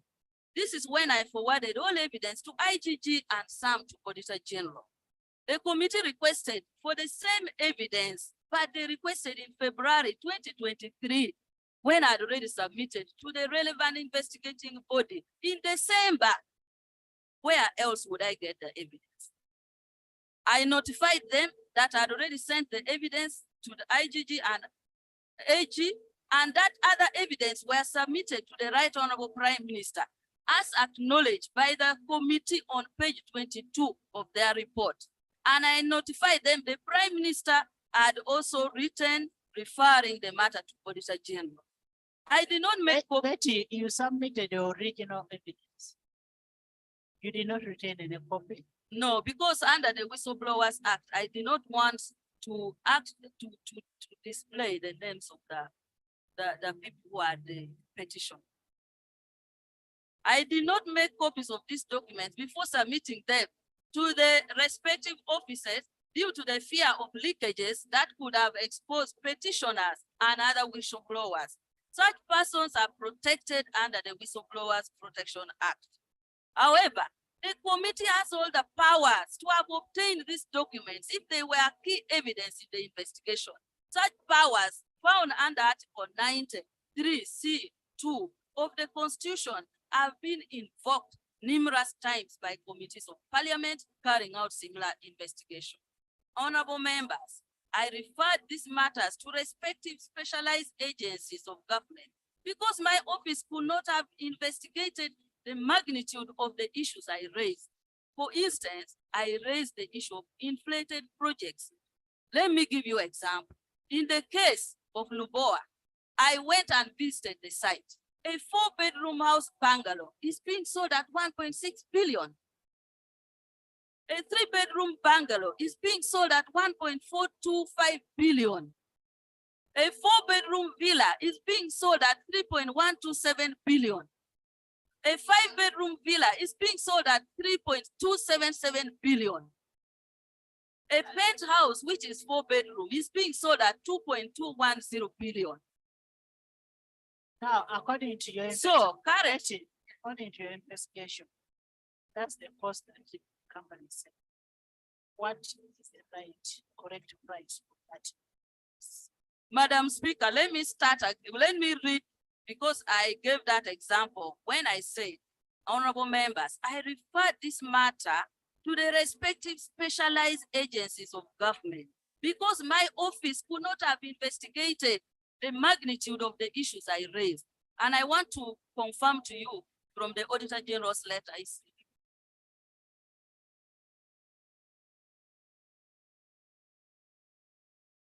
To show you that the magnitude of myself and the committee could not do that work. When I submitted the matter to Auditor General, he replied and said he does not have the capacity to do it. I had a meeting with the Honorable Kasaija, and we agreed with Honorable Kasaija that Honorable Kasaija is going to fund money for them to have international audit firm to support Auditor General. And I want to read the letter, and I'm glad in this report, they also recommend international audit firm Let me read the letter from Auditor Honorable General. Betty, Yes. before you start saying a 4-bedroom bungalow, the amount of 1.6 is high. How much would that house go for? According to you, Right, Honorable Speaker, I have told you that I don't have the capacity. The Constitution then you should gives not the Auditor General. listen. We Me, did- I cannot say it as myself. I cannot. Then you don't cascade the prices which are there. If you don't have an alternative, No, right, Honorable Speaker, the reason why I queried as a minister who does overall oversight is for me to be satisfied because evidence is already there that out of the 307 units, only 3 are on contract. It has never been bought. Honorable Amongi, you did a very good job. We are not saying you did a bad job. You did a good job. But give us an alternative. That they are selling this at 1.6 billion. And yet, in actual fact, it would have gone for 1 billion. I would request if there are people here Can who I are have an architecture, accountant? can someone help me, but not me? Because me, I'm Yes, speaking in my Honorable- official capacity. And I Honorable- cannot condemn anyone here with Honorable an arbitrary price. Let someone help Neighbor. me. Thank you very much, Madam Speaker. Madam Speaker, Constitution President, under the Constitution of Uganda, person entitled audit. And in the same constitution, it allows the Auditor General to appoint good reports. These auditors are money for money, environmental auditors, whatever the case. And for instance, and I am hearing that the auditor, the Auditor General of Uganda, saying that he has no capacity to audit, yet he has the mandate to appoint auditors to do audit to him under his hand. And secondly, the international auditors we are talking about now are who? Because the auditing debit credit is the same moreover. And when you do SCCA or CPA, whatever CPA, you are using the same books to it. And I'm surprised. I think my young brother, Sincere, I think he's listening to what I'm saying. I'm surprised that the Auditor General of Uganda went and told them, if it is true, that he has no capacity for the NSSF, and yet he sends us reports on annual basis here about national social security. Honorable Nathan, Auditor General's office, the auditor is our staff. I don't want him to be misquoted to say he does not have capacity. What the Auditor General is saying, this is his letter. He says in regard to that investigation, he needs 1.5 billion to carry out that investigation. He did not say it does not have capacity. He says for him to get consultants, he has the power to get other auditors to help him. But he says for him to get consultants, he needs 1.5 billion. He did not say he does not have capacity. Speaker, that's where I am. Madam Speaker, you are right. The Minister for Social, or the Minister for Gender is saying, the Auditor General is saying they need international. Can I read this letter, Babati? I think so. That's The letter is written on 23rd February 2023, written to the Honorable Minister of Finance and Economic Development. Investigation into allegation of mismanagement, abuse of office, and corruption at the National Social Security Fund, NSSF. Reference is made to the request to me by the Honorable Minister of Gender, Labor and Social Development to undertake a special audit investigation into allegation of mismanagement, abuse of office, and corruption of NSSF. In her letter to me, dated 5th January 2023 and referenced ADM 210/229/01. Further reference is made to the subsequent consultative meeting that was held in your office regarding the funding for a special audit exercise. That was also attended by the permanent secretary, Minister of Gender, Labor and Social Development. This is to inform you that my office accordingly commenced with the request investigation. In addition, my office has finalized plans to appoint external consultants, stroke engineers to supplement my in-house staff in examining the engineering aspects of the special audit, which includes the pension towers, Emangalo, and Luboa construction.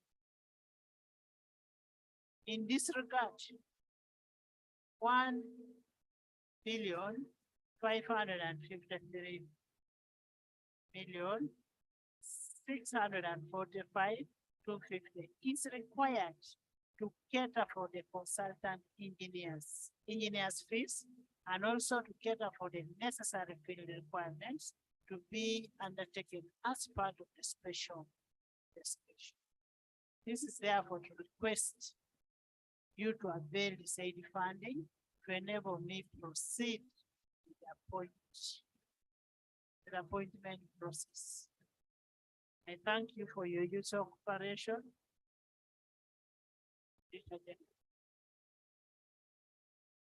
Madam Speaker, that's why I raised that question. Now, I think having got the letter, I think it is important that the Minister of Gender withdraws a statement saying that they wanted international firm to do it. That Because they don't have capacity. that they don't have capacity. And you see, the Auditor General is free to appoint private auditors. And when you appoint them, you must pay them. So when he has said he's going to employ engineers, external ones, it is allowed. But to come and say he's competent, I detest it in totality. And that's why I wanted the Minister of Gender now withdraw that.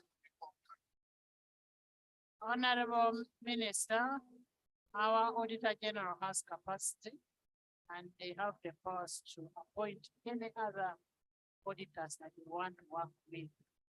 Can you withdraw that statement? Right Honorable Speaker, I withdraw the part of having no capacity, but on record in the letter you've written, they requested I to have not appoint. written any letter. Oh, sorry. Let me read as my own evidence, the paragraph, which I made reference to. That this is to inform you that my office accordingly commenced with the requested investigation. In addition, my office has finalized plans to appoint external consultant engineers to supplement my in-house staff in examining the engineering aspects of the special audit. So the external auditors for doing such a magnitude of the work is what I meant when the Auditor General indicated that in-house technical support is lacking. I beg to lay. When you look at the Audit Act, the auditor has powers. He doesn't even have, you don't even have to query. It's okay, Right Honorable. Then again, Right Honorable, I want in response to your inquiry on the issue of the cost of housing, I have been sent here by a colleague which says Royal Palms Estate in Utabika. A 5-bedroom house is 780 million. So you can look at Utabika and Luboa. One is 780, and then here we are having Honorable Betty, we are in a free market economy. Which is determined by forces of demand and supply.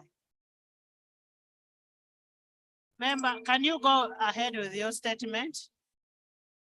Go ahead with your statement. If this house, in their wisdom, feels that these costs are okay, That's the why, savers. that's why this I have house, no problem. Betty, that's why this house is recommending for a forensic audit on those investments.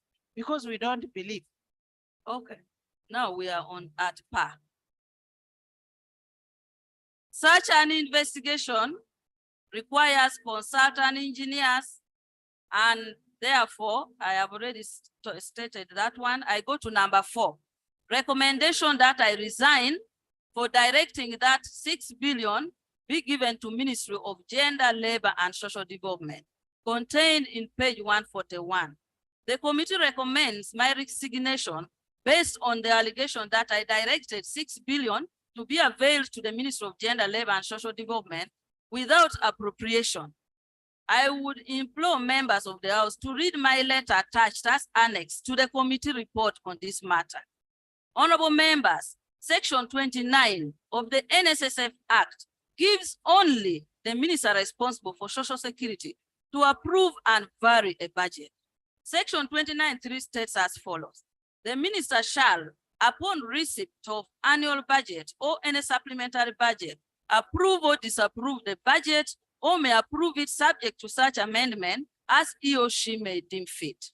That is the power I use to amend the NSSF budget and ask for the inclusion of 6 billion for activities within NSSF budget. These activities is not for Ministry of Gender. It is a budget for the fund. I don't have power to make budget and approve budget for my ministry. It is you who approves budget. That exercise I was doing as a minister, approving the budget of NSSF. Right, Honorable Speaker. Similar powers are vested in Parliament under the Public Finance Management Act, which it has always used through the Budget Committee to adjust MDS budgets and undertake a final appropriation. And right, Honorable Speaker, I want to thank Budget Committee because this year alone, they added for me 7 billion. It was not in my budget. They gave me 2 billion for green jobs, and they gave me 5 billion for National Women Council. I had not come with it, but they asked me, go back. We need this budget for green jobs because it is helping us. That is the same spirit I use, and I will tell you the activities. Honorable colleagues, I've thoroughly read the report of the committee on the 6 billion. I have scrutinized the annexes they have attached, and I have concluded that I have been condemned without evidence, without facts, and without reference to points of law. And I want lawyers in this house to help me with the points of law under Section 29(3). Look,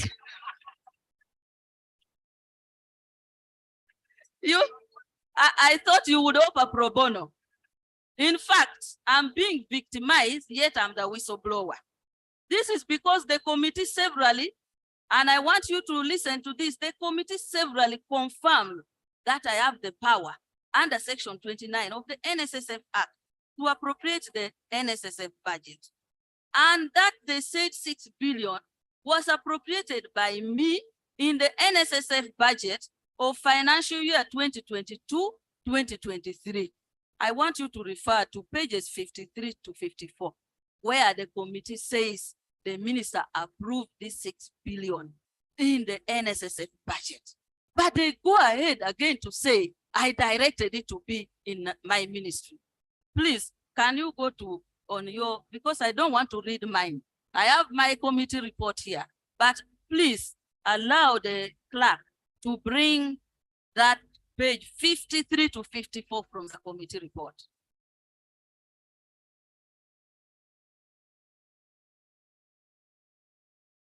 So you've decided to be the one to direct the clerk?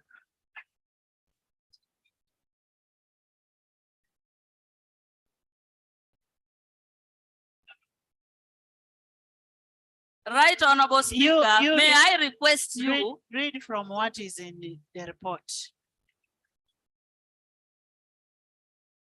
I now read 6.3.4. Information that has been adduced to the committee indicates that political undue influence was manifested during the budget process.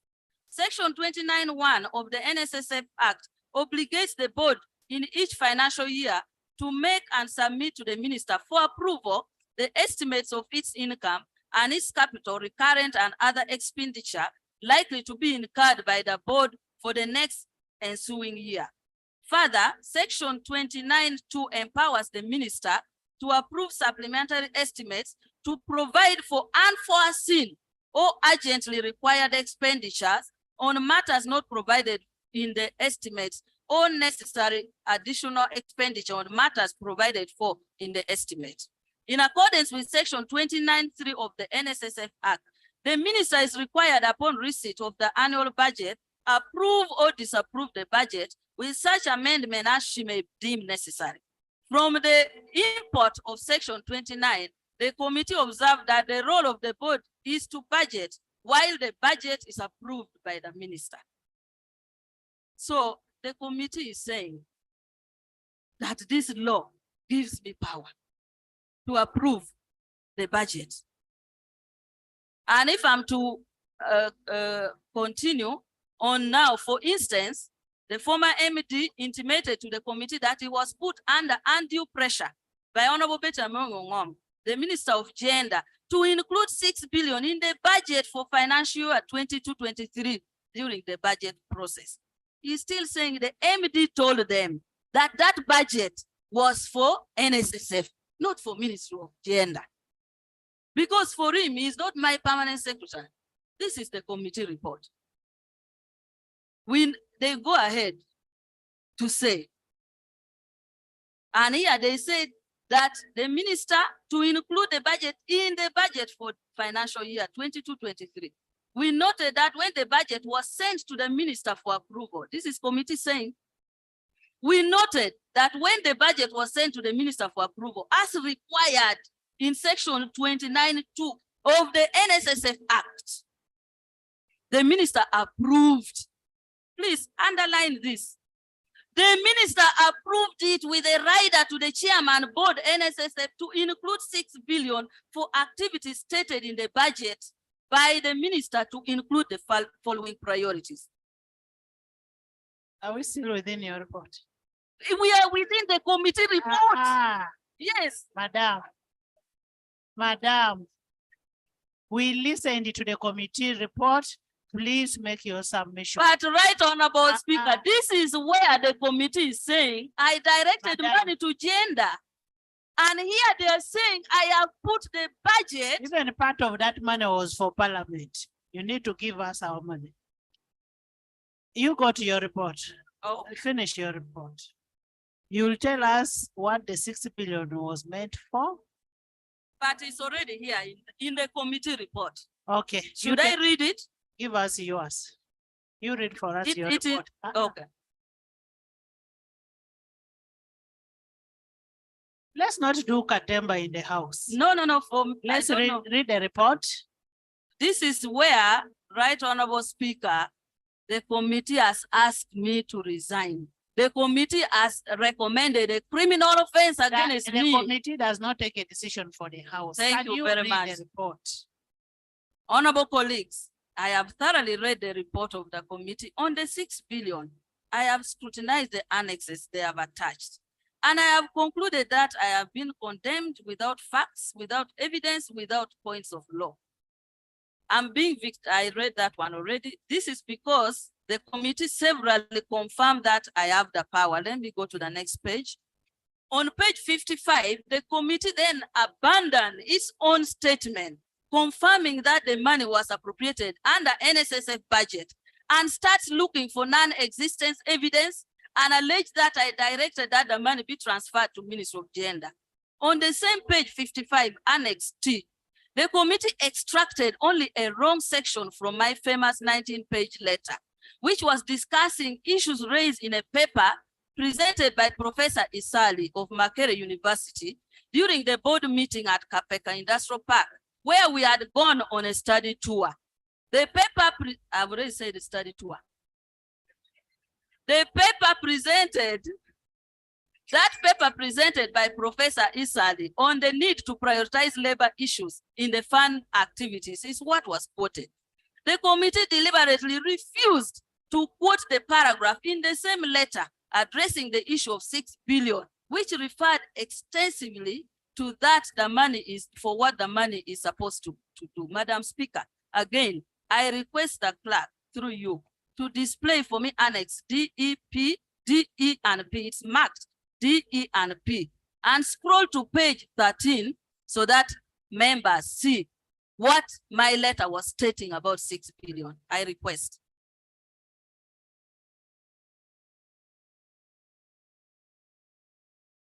You have that letter with you, the annexes. Pardon? Clerk? I have my own letter, which I can read. So you from. want to display from yours? I am requesting because they can think I have forged. I want the one of committee, but I will read from You mine. did not give us your report early enough for us to prepare to do this, please. You brought your report when you were coming inside, so you can read from yours. Right, Honorable Speaker, that particular quotation, that paragraph reads as follows. Defying minister on a approved budget. Section 29 of NSSF tax states that the minister shall approve the budget of the fund upon presentation by the board. The law gives power to the minister to make amendments as he or she deem fit. For financial year 22-23, the chairman of board of directors on behalf of the board presented to me budget estimates as follows. Operating costs, 220.886 billion. Capital expenditure, 14.415 billion. Real estate, 943.533 billion, totaling the budget of 1,178.883.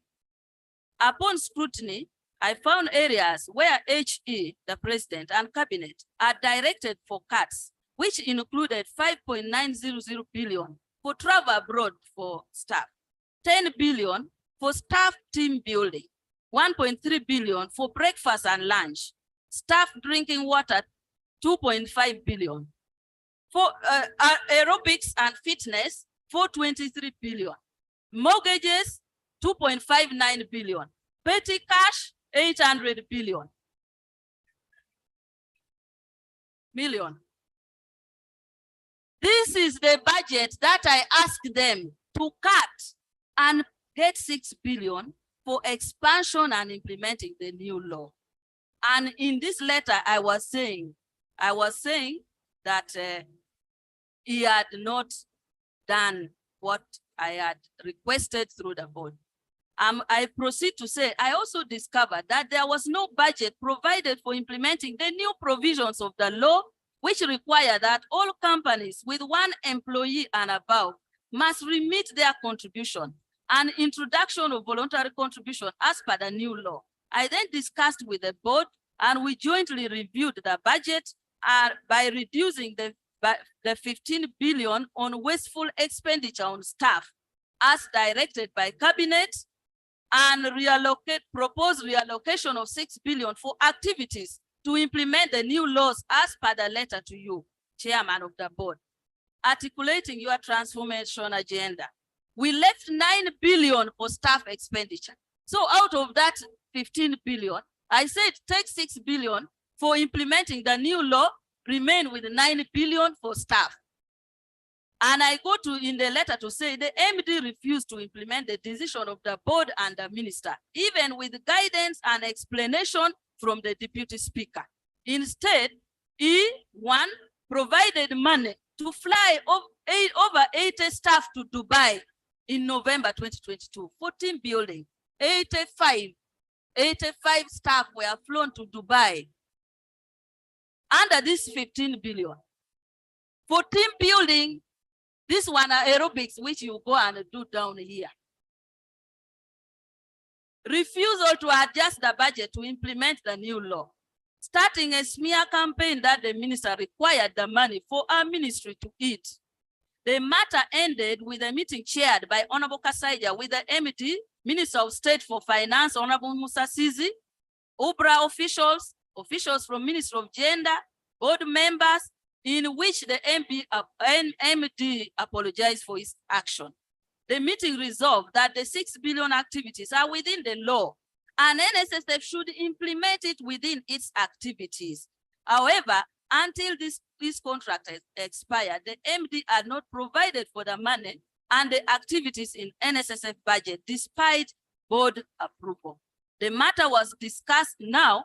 This is the content of my letter about 6 billion, which the committee ignored. And let me now show you from this letter. Let me show you the part they go to quote to ask me to resign. It is still in this paragraph, and it states as follows. It's another operative word. Mr. Chairman, the law provides for activities that should be implemented by the minister. This law does not give the mandate to the MD on contributions and all that. It is the Minister of Social Security. He does my delegated work. So I am saying, Mr. Chairman, the law provides for activities that should be implemented by the minister. How then will I execute those duties if the MD is not willing to support the Ministry of Labor? How do you intend to handle that? This is the only extract the committee removes from this old thing I've talked about. I want you to know and to see whether there was really. Honorable members, listen to the report. I can see machineries clapping. Don't do accountability here. We are talking about savers' money. Where was the 6 billion going? What was it going to do? That's what we need to know. And that is what I wanted to read from the committee Don't make report. your accountability in the house. Right, Honorable Speaker, I have made this very clear, and I will still continue giving evidence of what that money is to do. In recommending criminal offense against me, the committee states that the chairman board of directors in his letter, see page 55, stated that I requested for money for Ministry of Gender. They still say that the chairman wrote a letter saying I requested the money for Ministry We are on of which Gender. page? We are on which page? We are on page 8. Page 8. Can you read Scrutiny of the said letter attached as annex to you. I would again through you request that the committee, the clerk displays that annex to you. States that the board in that annex to you, the board states as follows. The chairman of the board states as follows. That the board received a request from the minister contained in the budget of NSSF. That the board did not approve the budget, but referred it to NSSF management with instructions that normal internal procedures be followed and a comprehensive activities and work plan be done in specific areas. And Right Honorable Speaker, this is what is answering your question. Because you are asking what was the 6 billion going to do? Whose question? Me? You have asked Me? now Me, that Anita? what was the 6 billion going to do? That is what the house wants to know. Okay. So Not the honorable other. members of the house, I now want you to see and hear what the 6 billion was supposed to do. And I request that Annex U be displayed. And the letter from the board chairman to the chairman of the committee indicated as follows. The chairman wrote to the committee saying that they received a budget with 6 billion for activities for NSSF. The chairman proceeds to say the board did not approve that budget, but referred it to NSSF management with instructions that normal internal procedures be followed and a comprehensive activities and work plan be done in the specific areas of expanding coverage and enhancing compliance. In the letter, the chairman board states that the board are not received from management yet the plan activities and no approvals have been granted and no expenditure has been incurred on the 6 billion. I request again that you display so that members see it by themselves, the letter from the board chairman. Realizing that there is no evidence at this point to criminalize me, the committee obtains from the Ministry of Finance minutes.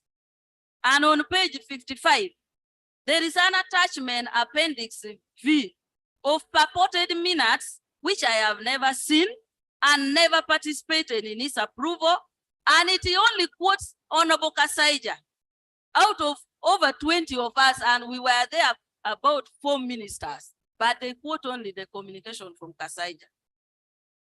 For information of this house, minutes are legal official record of meetings. In order for such minutes to serve their purpose, they must contain accurate, extensive information about each meeting.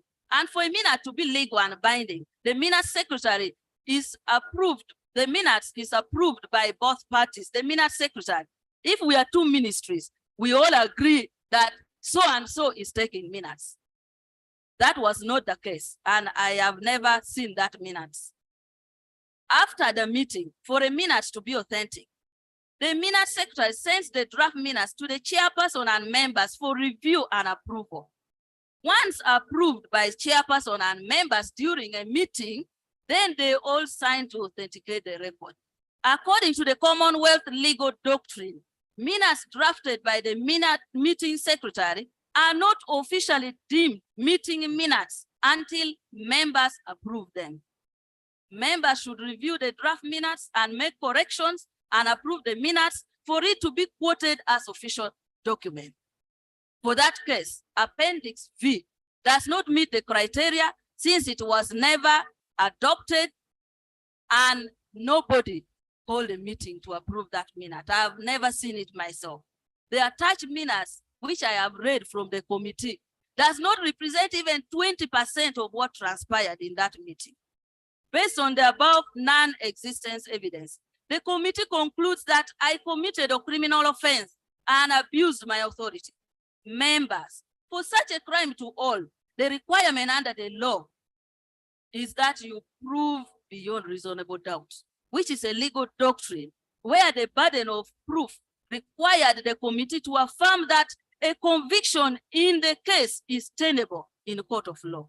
In a criminal case, the person alleging bears the burden of proving that the defendant is guilty beyond all reasonable doubt. This means that the committee ought to provide indisputable evidence against me. In other words, the committee must be virtually certain of my guilt in order to render me a guilty verdict.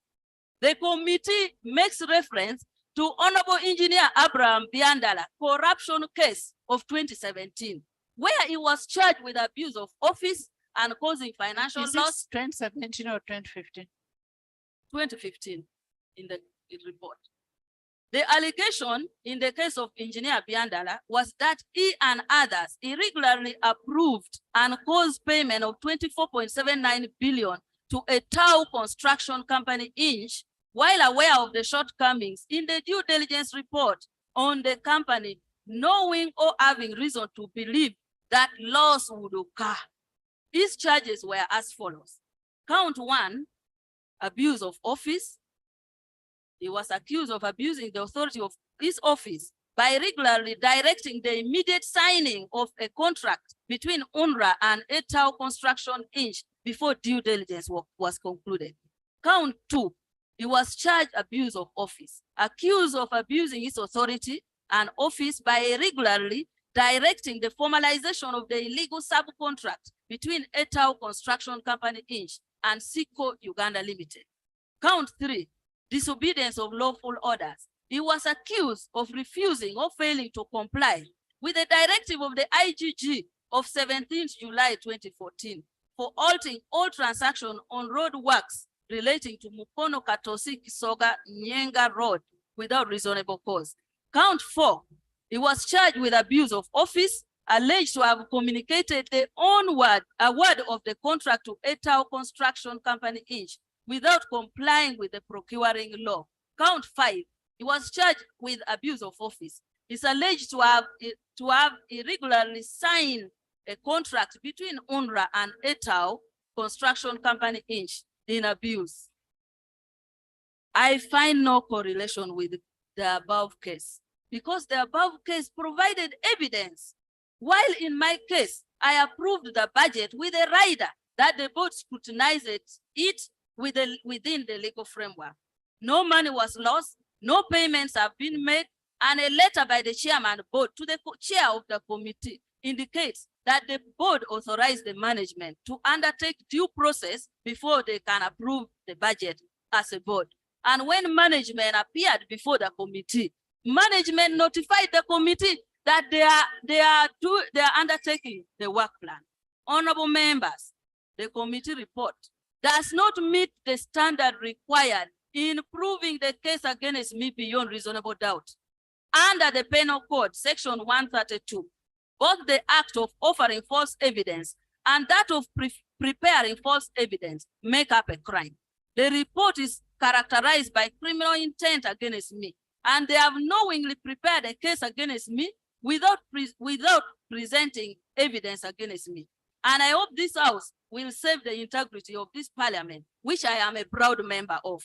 The conclusion of the committee report recommending that I resign because I purportedly directed that the 6 billion is sent to my ministry is false. I cannot resign based on falsehood. My letter was not a directive. The spirit of that letter was the exercise of ministerial power under Section 29(3) of the NSSF Act, and the committee has agreed with me in their report. I implore the House to have this particular section of the law interpreted by the Attorney General to guide objective debate on this matter. Furthermore, I implore the House to consider whether there are any evidence on the record of committee findings to the effect that the alleged 6 billion was accessed or used by myself for personal benefits contrary to any law. None, and none at all. I believe that if this recommendation is carried, it will set a bad precedent and make it impossible for government entities and actors to perform their legal mandate under the law. It is on record that my action, which to the best of my knowledge and belief was within the law, was premised on the need of my knowledge and belief, and a report from NSSF, which gave me detailed figures indicating that compliance rate by employers in the formal sector stands at only 40%.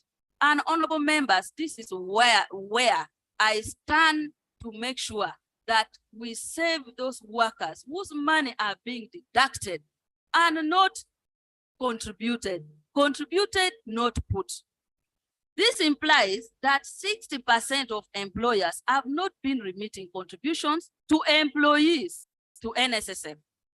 The growth being seen in investment from saving from 40% contributions. What if only 20% more contribution are realized? What kind of growth would we see?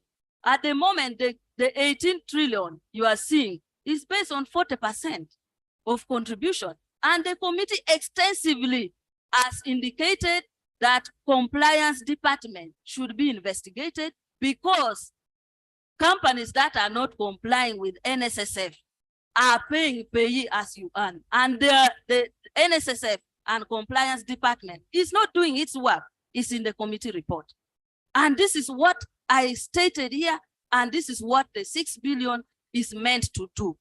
By December 31st, 2021, the data from NSSF shows that 420 cases were reported by whistleblowers who were reporting non-compliant employers. By January 17, 2022, 2013 cases at magistrate courts where 200 billion in courts alone, 200 billion have not been remitted to the fund because of non-compliance. Over 20 cases by employees are in court against NSSF seeking recovery of their money, which are not remitted by the employers. This is compliance matter. Only 48% of employers in the fund have 5 or more employees that fall under the old law. Therefore, the new law is supposed to target 52% of employers, far higher than that one under the old law. The informal sector accounts for 75% of the total workforce. For that reason, the new law was enacted to target and incorporate informal workers and employers to remit their contribution and conduct registration. And this is the law that this parliament enacted. The president assented in February 2022. I'm supposed to implement. Am I supposed to ask Honorable Jimmy Akena to give me money to implement this law?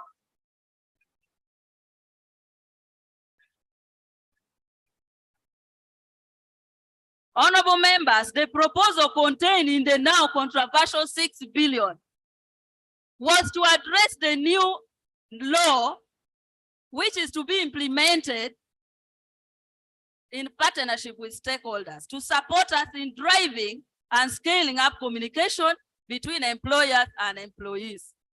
And these partners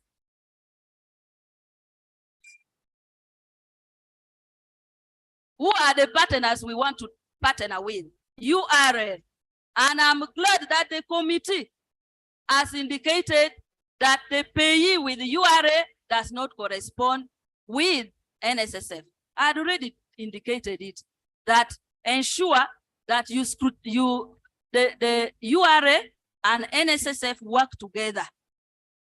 Uganda Investment Authority has industrial parks. These industrial parks, members who represent areas where there are industrial parks, you will agree with me that most of them do not have contract, which includes NSSF. They don't contribute for those employers. And in the committee report, one of the activities is meant to go to each industrial parks, to plantations, coffee plantations, tea plantations, sugarcane plantation, and register those workers on site. So that the matter of suspense account of 57 billion, where employers send workers money without their names, without their list, cannot arise. Because I instructed under that money, you come up with an online system that will track the employer from the place where he works to NSSF to his account or account. That is what I had proposed. And in this, we want to work with Uganda Investment Authority. We want to work with government MDAs because registration of businesses is by URSP. We need to know which are the registered businesses. And we have already entered through my suggestion.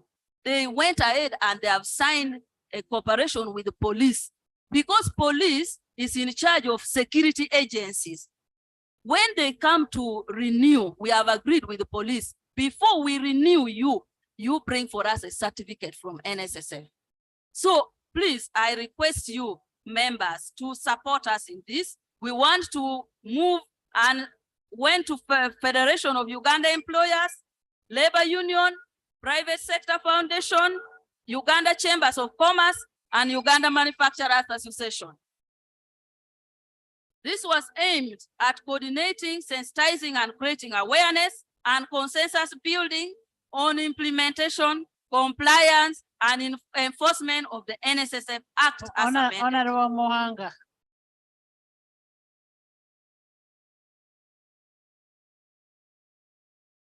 None of these activities add any personal benefits to me. In fact, judging from the committee report, the strategy to be implemented by the 6 billion is a necessity. Example, page 148, recommendation 21. The committee recommends lifestyle audit for the entire Department of Compliance because defaulting companies exempted are suspicious and NSSF contributions are inconsistent with the pay as you earn of URA. I further propose activities under the 6 billion to conduct massive on-site registration of workers, to set up an online system to track workers' NSSF contribution until it has reached their accounts to avoid workers' money being kept illegally in suspense accounts. The committee is acknowledging under recommendation 22, page 148, that the entire Department of Compliance be investigated by IGG.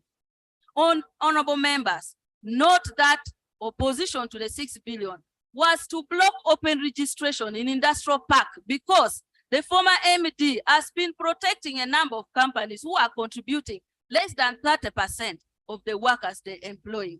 The ongoing investigation will shock many people. Return of NSSF to Ministry of Finance. The report recommends that the fund be returned back to Ministry of Finance due to issues arising from dual supervision. Honorable members, the Ministry of Gender upholds the interests of workers and laborers, your sons and daughters toiling in the fields, and those who have retired and should be taken care of thereafter.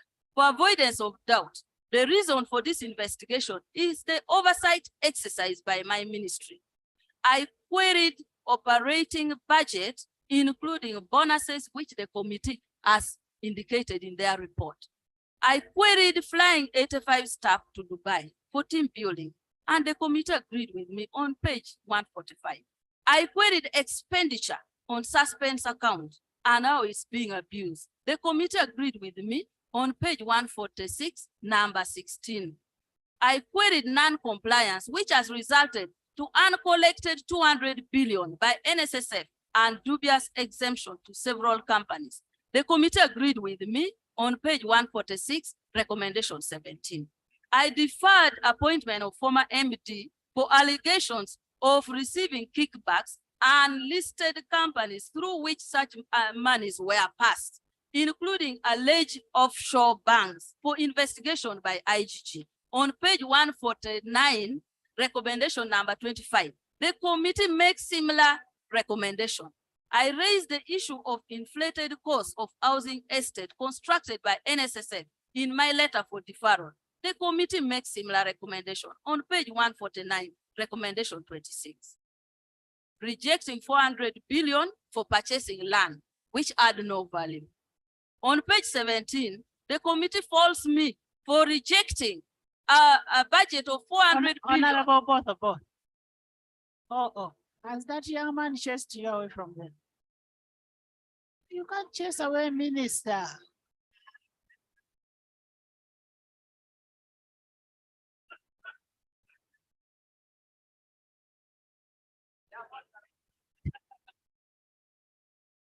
That was commercial break. I am happy the minister agrees with the committee in many recommendations, many observations. They are at par, as you said before, that we are at par. So let's go ahead.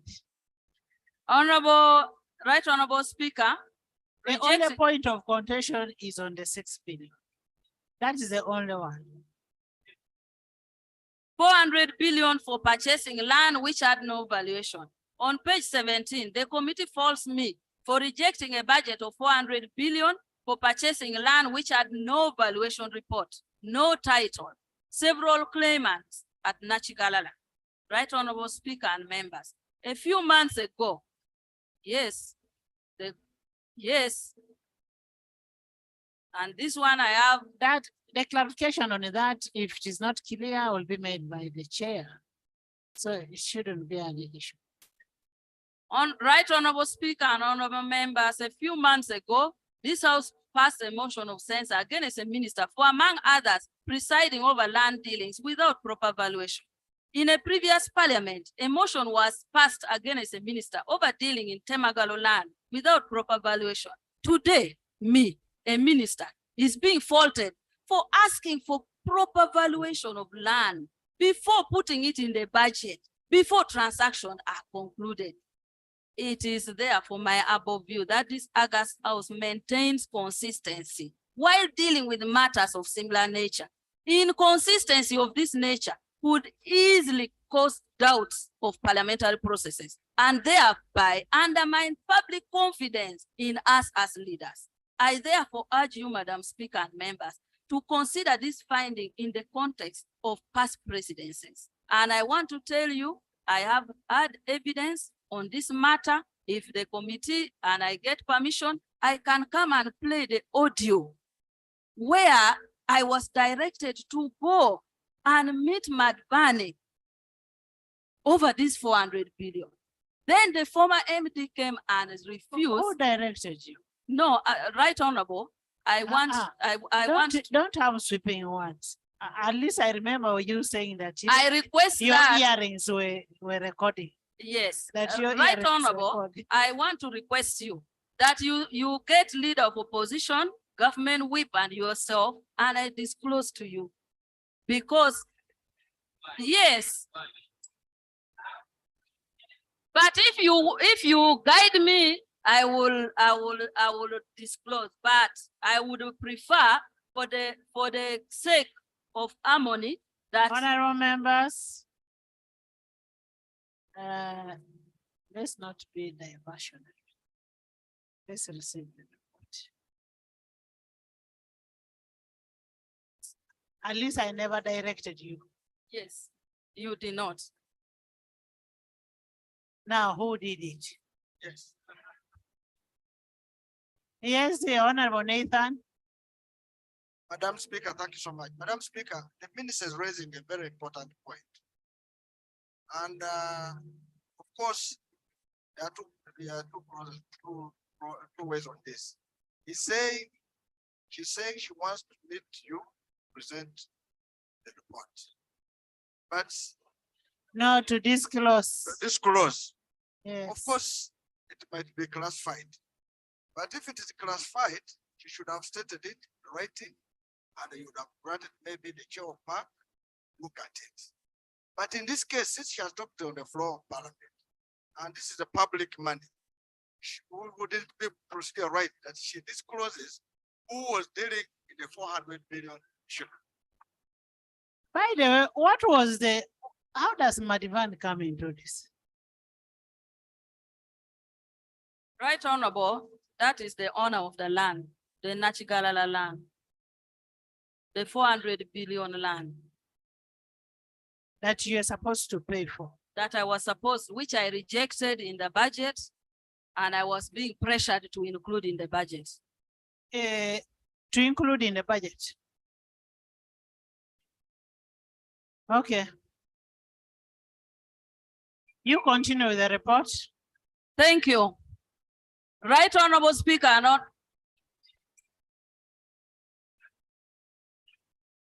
Yes. Nathan. Thank you very much, Madam. Madam Speaker, we need to also be fair to our minister.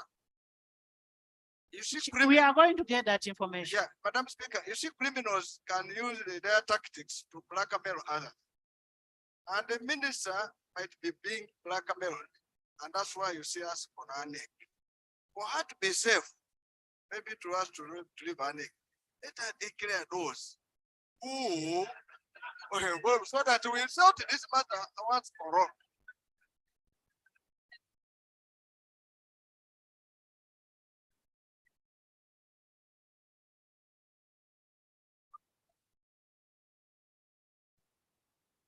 Honorable members, from what I heard that day and from what I have read, the minister is not being faulted over the fund. She's not faulted. And actually, I bet you did a very good job on the fund. And don't approve it before valuation is done. Don't do it. Even the ownership must be established because there are fights on that land. You're not faulted for that. Yes. Yes. Thank you, Right Honorable Speaker. I'm rising on procedural matter. Right Honorable Speaker, I want to draw the attention of members of parliament to Rule 55, which says a member may explain a matter of personal nature, but no controversial matter may be brought in the explanation nor any debate arise upon it. Therefore, Right Honorable Speaker, I think we need to be guided by this provision that whatever we are being given, we should scrutinize it and debate it. Anything which is controversial that should not attract debate should not be brought on the floor at this moment because it will mess all of us up. Thank you. The matter in regard to 400 billion is not a matter of contention. You're doing a good job. I don't even see how you should accuse anybody for telling you to go to Madibani. If they told you to go to Madibani, I mean, it was courtesy. They didn't tell you go and sell the land to Madibani. That is not a matter of contention. And I am saying you did a good job. And you're still doing a good job by not approving it. Thank you, Right Honorable. Referral of technical matters for further investigation. The committee and I are in agreement on this matter, and I already referred several of the issues to the IGG and Auditor General. The following recommendations of the committee are therefore in consonance with my action. Page 141, recommendation 6, referred to IGG by the committee. Page 142, recommendation 8, the committee refers it to IGG. Page 143, recommendation 9, referred to DPP. Page 144, recommendation 11, referred to IGG. Page 144, recommendation 12, referred to DPP. Page 145, recommendation 13 and 14, referred to IGG and DPP. So I agree with the committee on all this referral. Conclusion. The report findings that I cause the unnecessary scandals currently under investigation at the NSSF due to dual supervision mandate is false. The said scandals emanated from activities that started before the amendment of NSSF Act in 2022 and before I became a supervising minister. And to let this matter, members, I started supervising this fund last year in February. That is when I started supervision. All the issues in the report is done under finance. But why did the committee not even put any recommendation on finance? Why?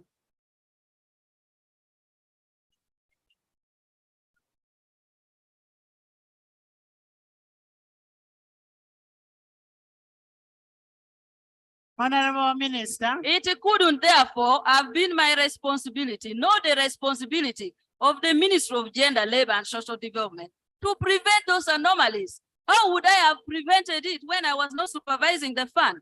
To the contrary, it is my ministry that raised the red flags that have led to investigation by both IGG, Auditor General, and this parliament. Why am I being victimized? I want to know. I am relieved that the committee has absolved me of the perception that I acted in bad faith to defer the recommendation of the board to reappoint the MD and deputy MD. As you may have noted in the committee's conclusion on page 150 of the report, the committee is recommending the disbandment of the entire board for failure to exercise its function. To the best of my knowledge and belief, all action in relations to the board was appointed by Honorable Kasaija. But the committee kept on telling me, why did you appoint so and so? Why did you appoint so and so?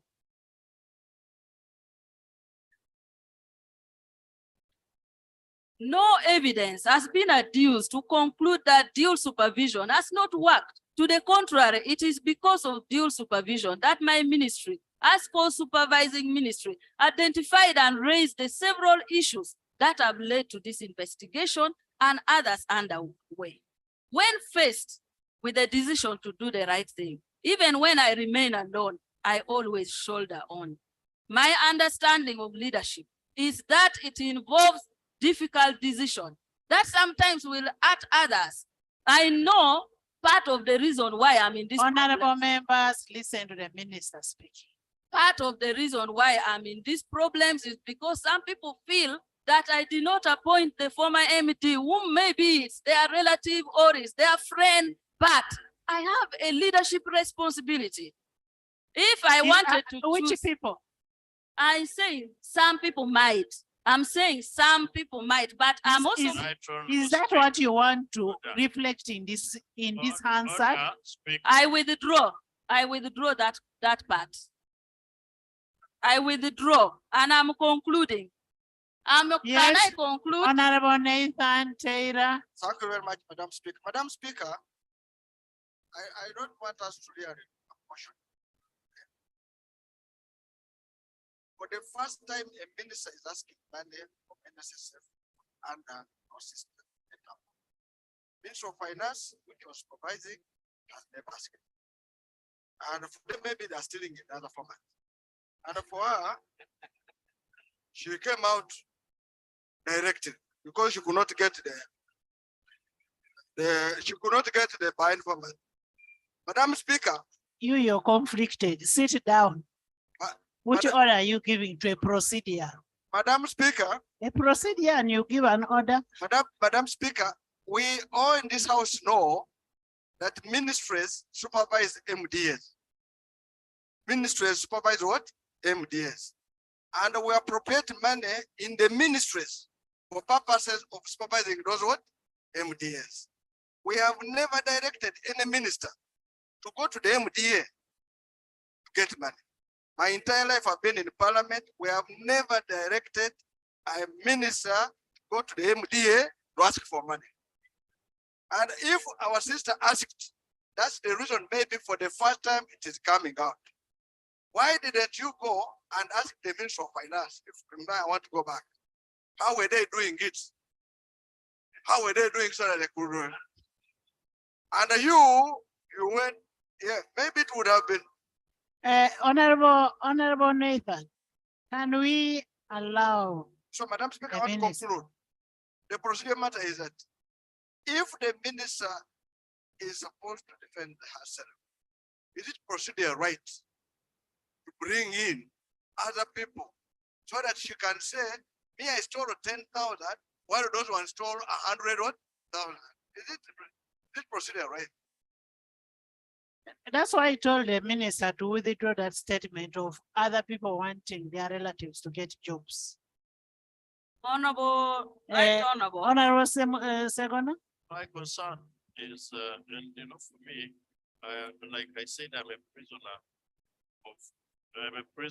of justice and conscience. One must not be seen to suffocate the minister. Where the minister says, I know.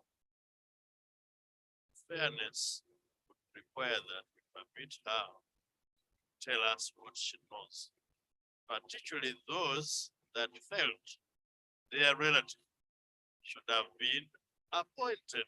We need to share that knowledge and to be on the same footing.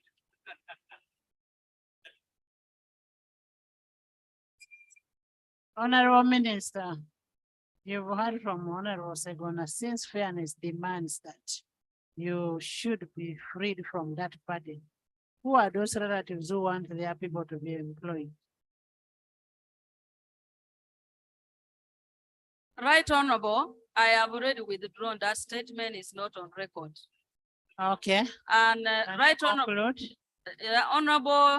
Honorable, again, I want to state that I did not ask for money to come to Ministry of Gender. The committee has agreed with me that I exercise my appropriation under 29.3, and that is the same thing Kasaija was doing. If you allow me, I can come and bring the appropriation. It's called Honorable Kasaija. Honorable Kasaija, before I came, actually, I even presented before the committee the letter that Kasaija, Honorable Kasaija had written the previous financial year, indicating these particular activities I have put, and in requesting them to put it in the budget. Of which ministry, finance or? Of NSSF. And my letter, can I now read my letter for appropriation? I think for record. Because I'm being quoted. You read it. Yes.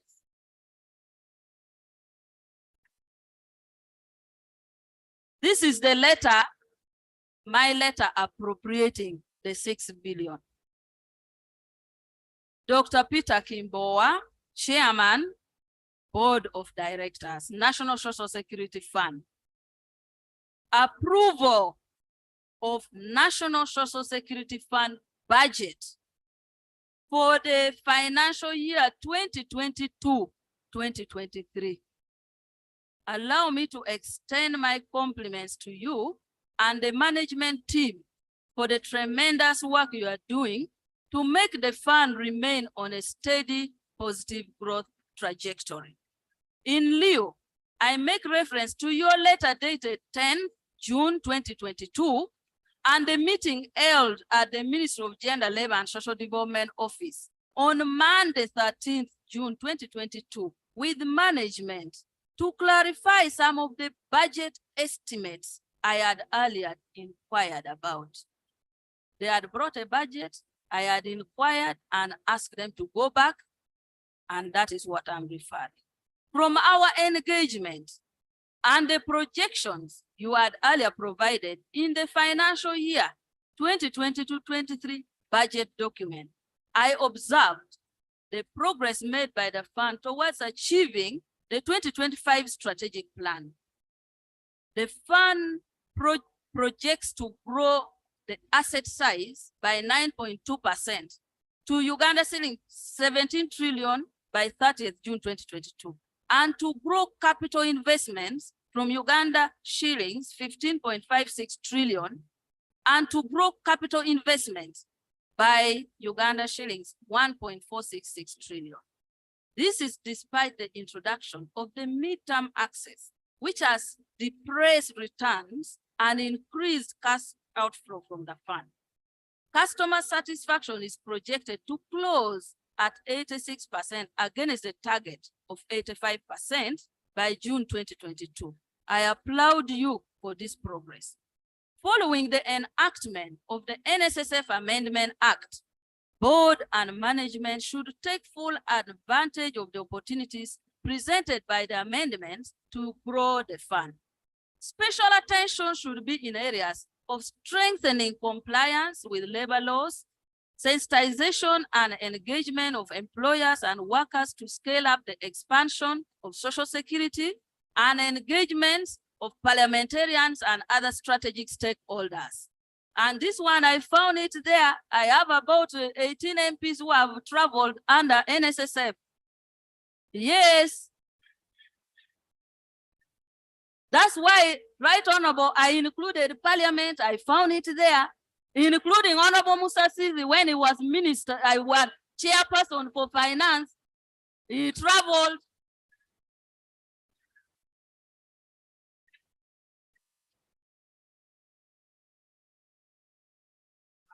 I continue. The speaker is still engaged.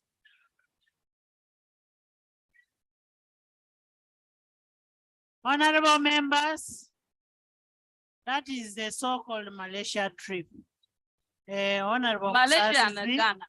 was the chairperson of finance committee at that time, and that was the 9th parliament. It must be 9th or 10th parliament.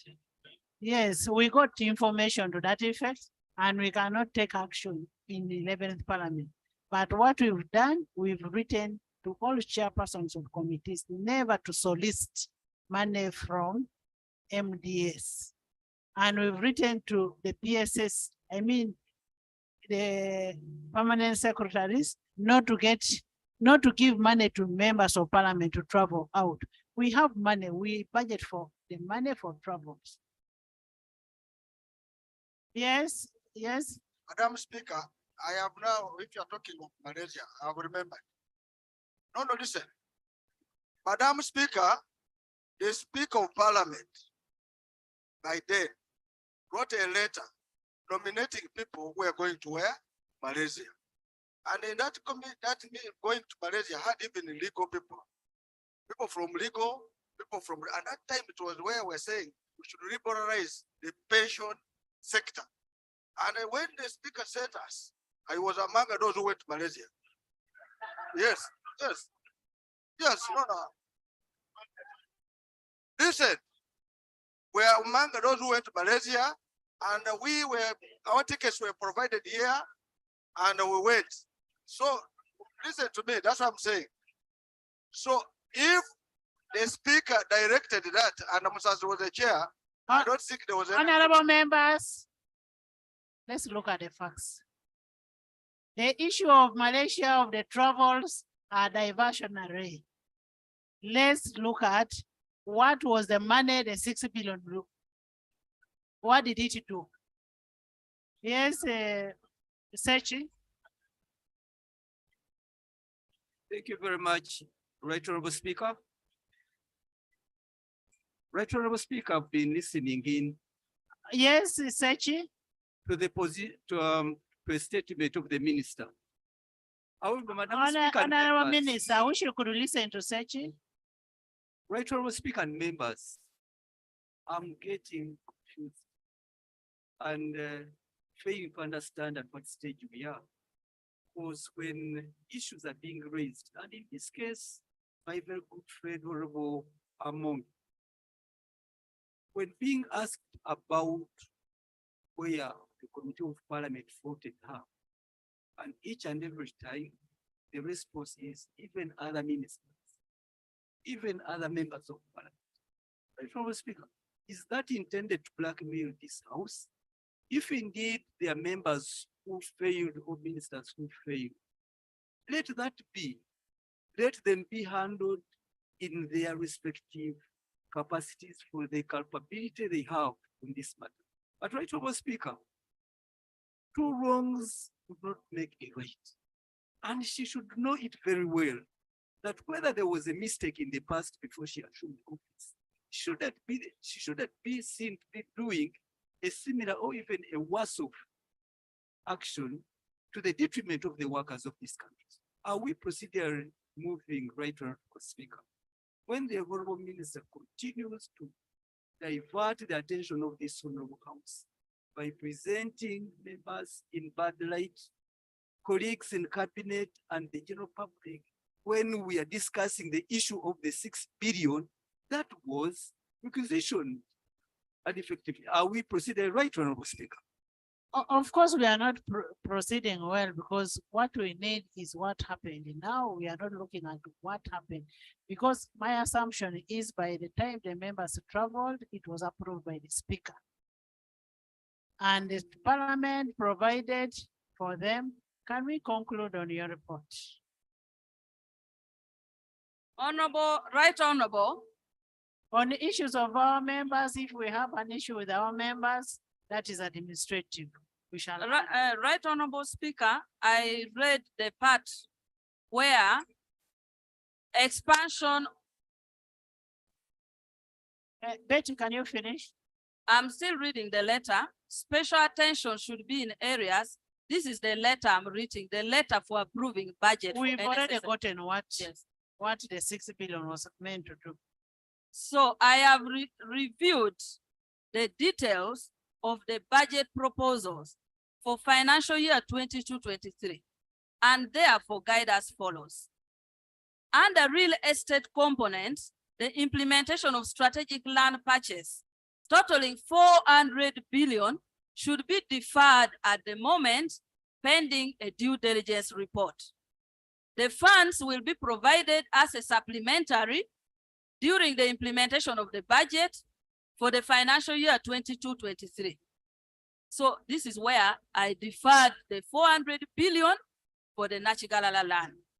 To this end, the approved budget under this category would amount to 543 billion, 532 million, 982, 127 shillings. Approval of budget of Yusuf Lule Road. And this one, the committee also has agreed with me on Yusuf Lule Road. Under real estate listed as number 15 and 16 has also been deferred pending resolution of the issues raised in the petition to the board chairman. I shall authorize its pending after resolution of the issues. I shall, however, provide its figure in the total appropriation in the budget with the hope that the issues shall be resolved on the basis of consensus and within the PPDA legal framework. On the account of the projected satisfactory performance for financial year 21-22, June 2022, the funds plan activities for financial year 22-23, I hereby approve the budget as follows. Budget category. Operating budget, 220,885,834,375. Capital budget, 1,646,760,515,312. Fixed income, 400 billion. This is the money from the land which I put in fixed income. Total approved budget, 2,267,646,359,687. NB, from our discussion, the 400 billion is being reallocated from the capital investment in real estate to fixed income pending the finalization of due diligence activities on the strategic land purchase. As discussed, and this is the budget for the 6 billion, as discussed, to achieve our objective of expanding collections of contributions from workers through collaboration with key stakeholders, as agreed in our meeting, provide an allocation of 6 billion from operating budget of shillings 220 billion, 885,834,775 to cater for the following key priorities: undertaking budget monitoring, oversight, key activities of fund, diaspora mobilization to fund voluntary savings under the fund, media engagement, benchmarking for skills development, development and deployment of an online application for tracking non-compliance of employers and lodging online complaints by employees on non-compliance in remitting employees' contribution to the fund. Strengthening inspection and compliance of the implementation of the National Social Security Fund Act by employers in respect to contribution through peer-to-peer enforcement and technical support to employees on standardization of contracts for workers to incorporate NSSF contribution.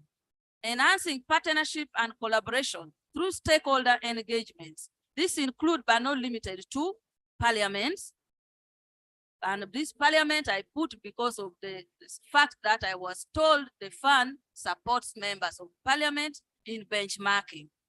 Federation of Uganda Employers Association, private sector Honorable foundation. Betty. Honorable Betty. Honorable Betty. But I am reading my letter. Should I Honorable not read? Betty. That is the wrong assertion. We budget for members of parliament under the parliamentary commission. Now you have told me, Right Honorable Speaker, I now take that you have really clarified on this matter. But it is in my letter. Members of parliament are not beneficiaries of any legality or from any MDA. You have not. The 11th parliament is not a beneficiary. Right Honorable, I take your guidance that you have guided all MDAs and executive. I have actually not written to do to that. them. Okay. So my letter proceed to say, I note your explanation under expenditure on voluntary staff retirement, aim at reorganization to align NSSF with a new business model. Some of the workers have petitioned me complaining that management intends to conduct restructuring that will force them to retire. Please provide me with a clear explanation on the criteria approved by the board to implement the restructuring program. Finally, the leadership of judiciary has notified me of the plan by the fund to construct courts for the judiciary. I take note that we have a specialized court for labor matters, the industrial court. I would like you to provide me with a clear rationale for this arrangement before any funds are spent on this project. Accept, Chairman, the assurance of my highest consideration of your leadership to stay at the fund.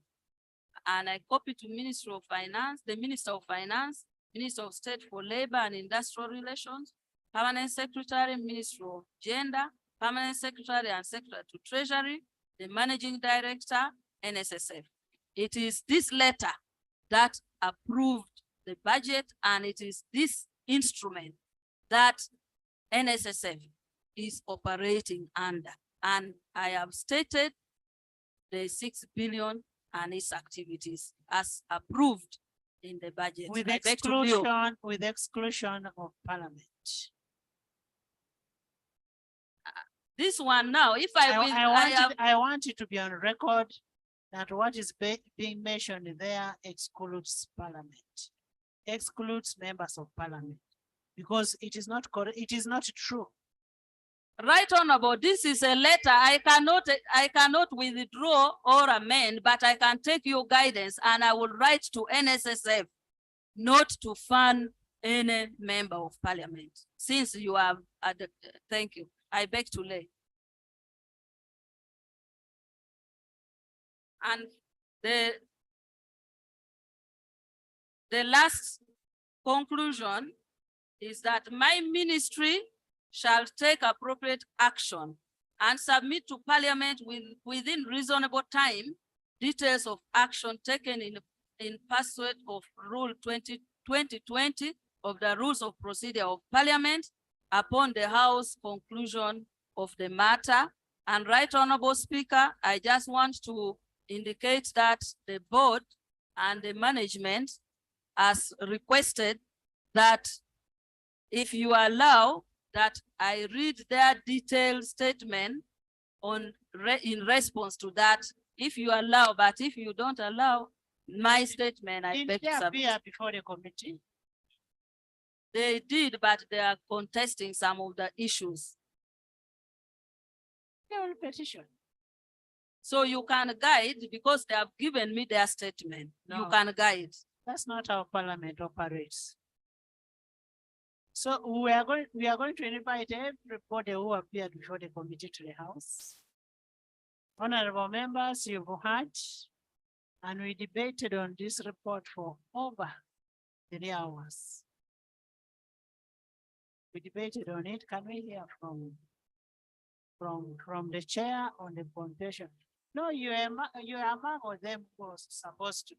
Can we get your clarification before we bring the chair?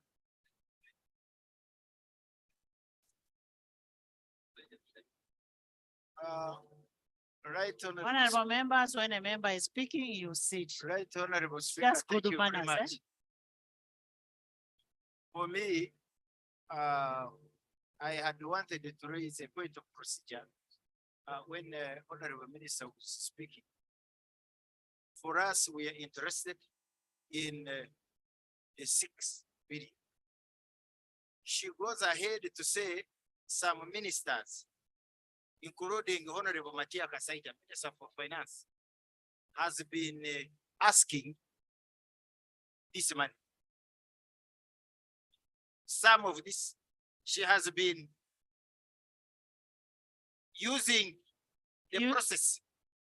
Like she read a letter.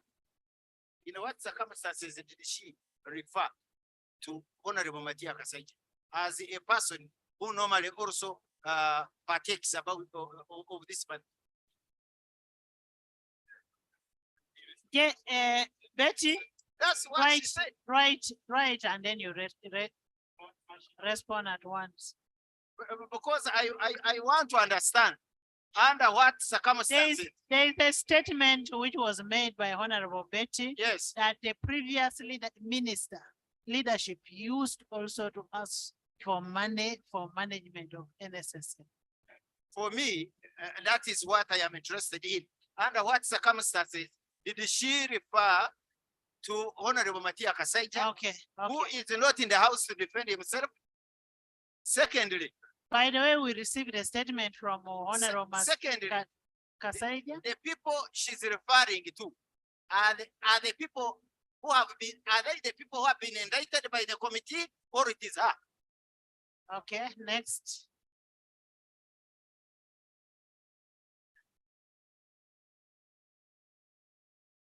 Thank you, Right Honorable Speaker. We've heard the response from the Honorable Minister in charge of the docket. And the gist of the question here and the question that we seek your clarification, Honorable Minister, is regards to your letter. And then we shall look into the law and see whether it was lawful or not.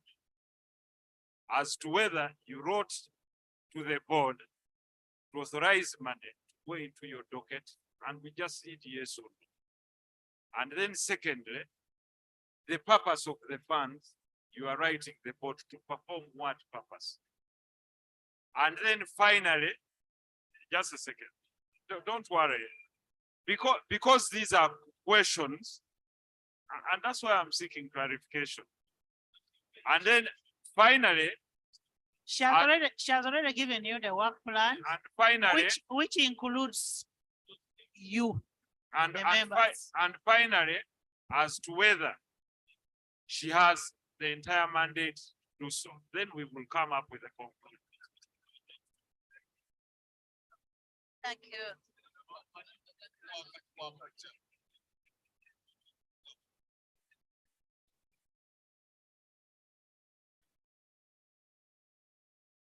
I am not on the phone. Hajat. Thank you, Right Honorable Speaker. I have 4 areas where I seek clarification. According to the report, you said part of your work, you scrutinize the budget before you approve it. And according to the report, was reported that there was 1.8 billion shillings that was simply inserted there for others. And all the board members were saying they didn't know how it came into the budget. How did you approve that? What criteria do you go through to approve that one? Thank you. 4 areas. I'll be very brief, very brief. 2, the letters of appointment of the boards of directors. Indeed, it is true among terms of reference, it included that they would benefit from the NSSF contributions. As the minister in charge of labor, you know the laws very well, and you know that boards actually are not employees of the organizations that they preside over. Under what's acquired didn't you in the first place advise finance that what they're doing was wrong before you apportion blame to them?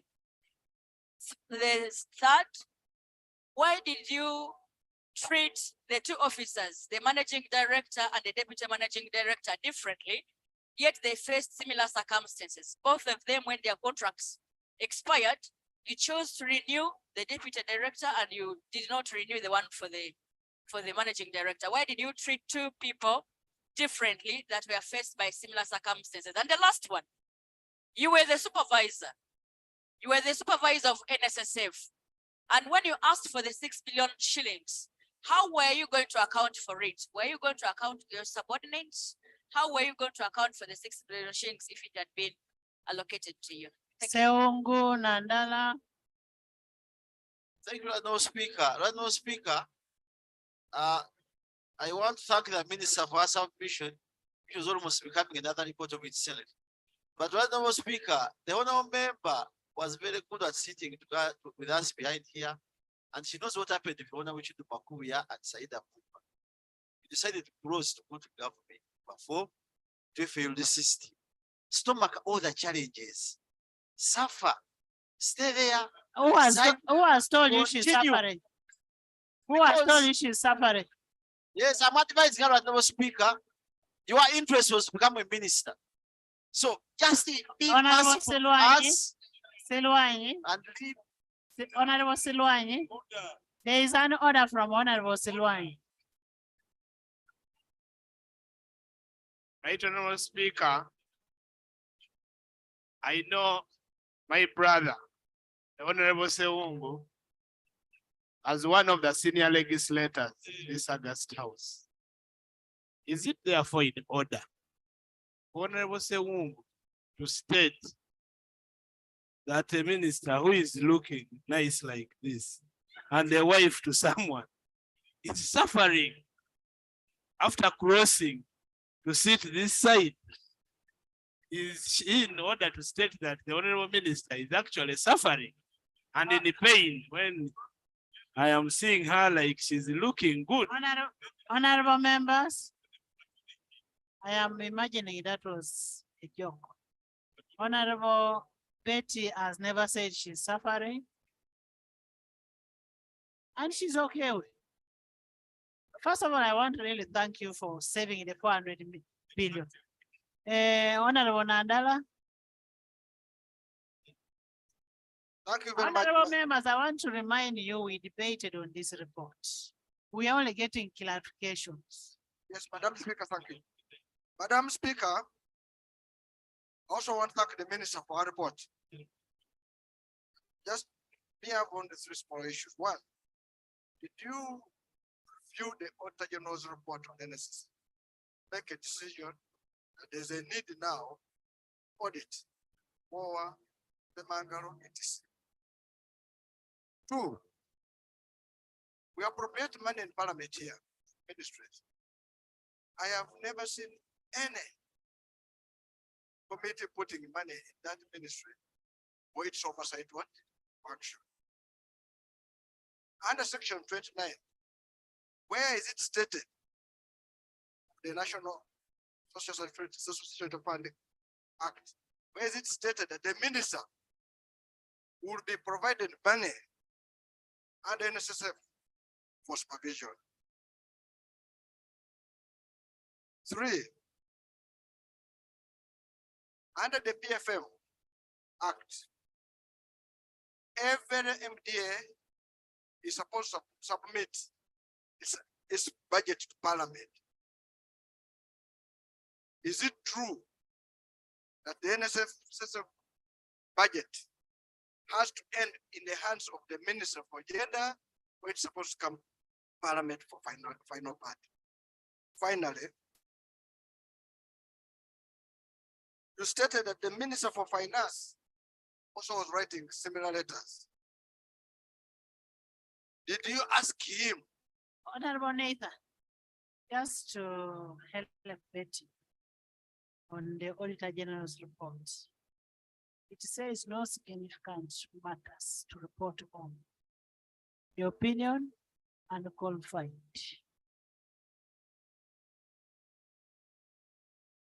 So thank you very much, Madam Speaker. You have made it good for me now. You said the Auditor General's report was unqualified opinion.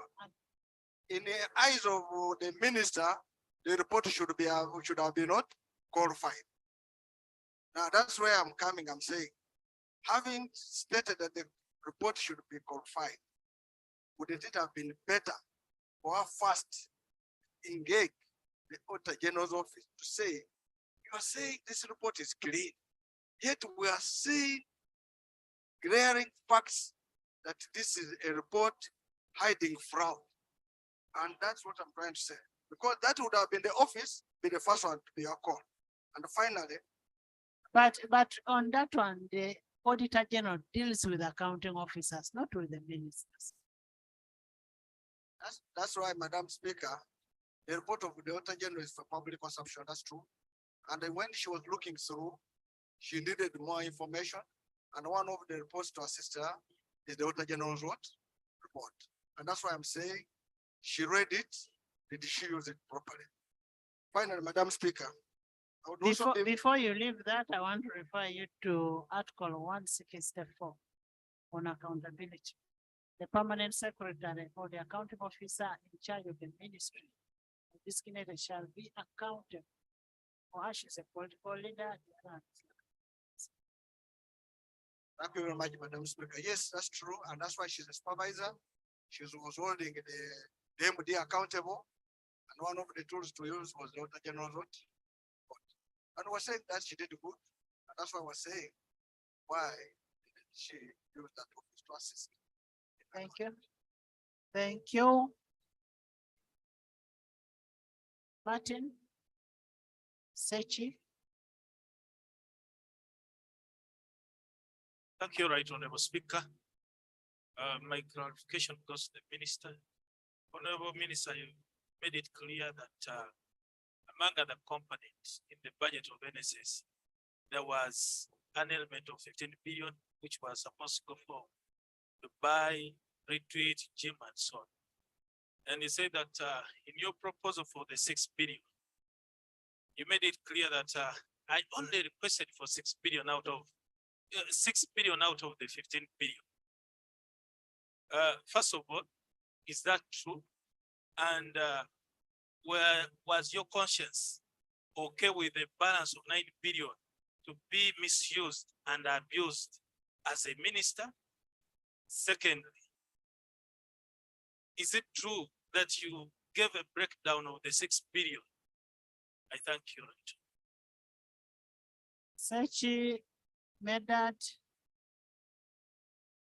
Right, Speaker and members, I wanted to have this matter clarified. Amongst the abuses at the NSSF came the question of the 6 billion. Federal speakers I was listening in, the minister did and performed her statutory duties and obligations in approving the budget as presented by the board. But underneath, she also pointed out that out of that 15 billion, can I have this 6 billion for purposes of mobilizing the diaspora, for purposes of doing this, for purposes of compliance and others? So all our members, before our attention is drawn from that point, the minister is in the dock. And the statement that we must prove beyond reasonable doubt, excuse me, Right Honorable Speaker, this is not a court of law. We act on the balance, the moment we go there, on the balance of property and the judgment of members. Was the Honorable Minister right at that point also demand a take of the 6 billion to share? Now that you are taking the 15, avail me with the 6 billion, and that's why the minister is in the dock of this house, and that's why the position must be taken. Did she do it or not? And she has read the letter where indeed she has implicated herself. For any other debate, any other saying you decide on that, Parliament must rise to the occasion. We must take a position. We either do it or we let it go. But that's where the branch of the matter is, and that's where the minister must be held accountable. Honorable members, the only matter of contention is the 6 billion. The rest of the recommendations, the minister is in agreement. Bernard. Honorable Speaker, I want to thank you very much and to thank my daughter, the minister. She drafted a good defense. Just want to seek clarification on one issue and 2 pieces. One, talking about Parliament, without consulting us and without us having a role in the implementation of the new law, what was your projection? What would be our role? Because the people are asking us, you make the law, you don't implement it.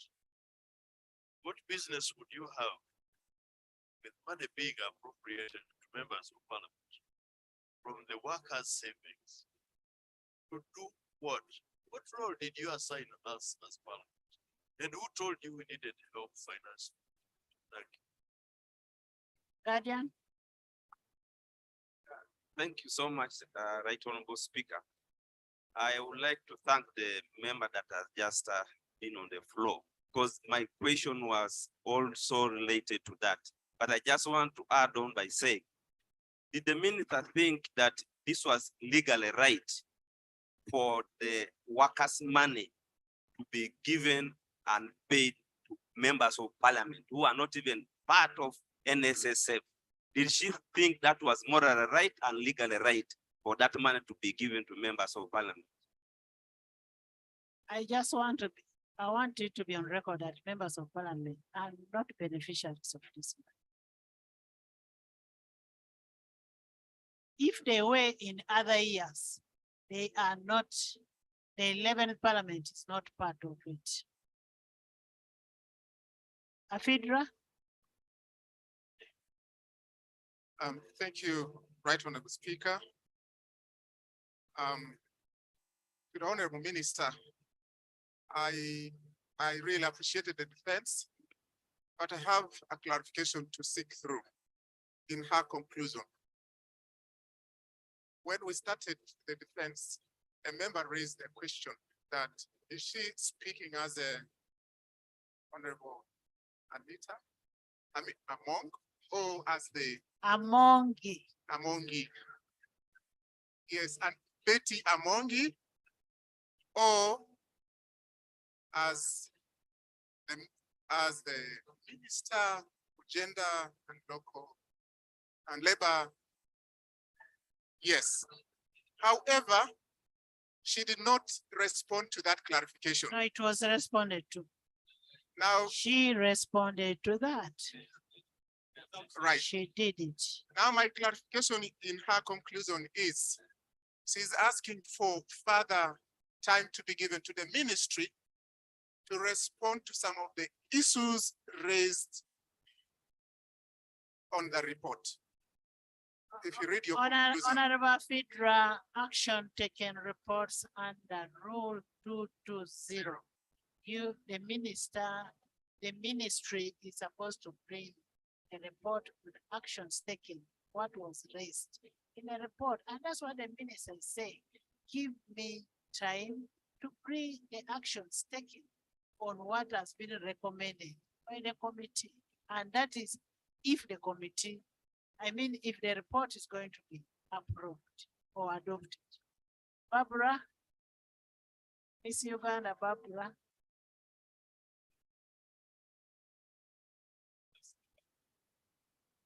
Honorable Babi. Right, Honorable Speaker,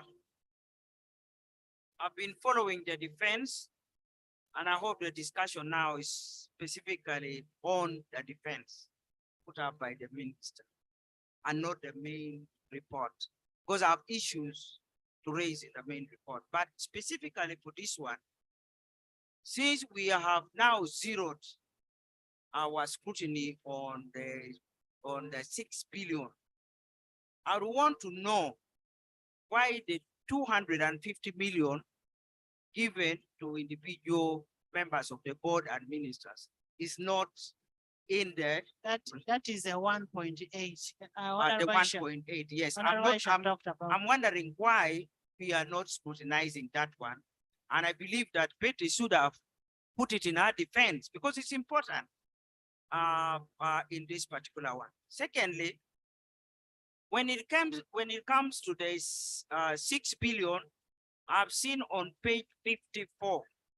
I'm sorry, I didn't come with my report. Page 54 gives some details about the utilization of that 6 billion. Right, Honorable Speaker, we should be guided by the law. We have in place Public Finance and Management Act as amended. And therefore we must be guided by the law. And the law says there is a difference between originating and implementation. Now, who originates the budget? We need to be clear on that. On the law, please, not person. We should be clear on who initiates the budget. We should be very clear on that, so that nobody should be seen as being victimized on anything. I believe, since this is the only contentious issue, let us look at the law, scrutinize the law, and pin the law down. But as a person, as a member of this institution of parliament, right honorable Speaker, I stand to defend myself. If NSSF was planning or scheming to budget for me to travel on NSSF money, it is absolutely illegal. I would not have accepted. Even when I'm asleep, I would fight it. I think that is an abominable.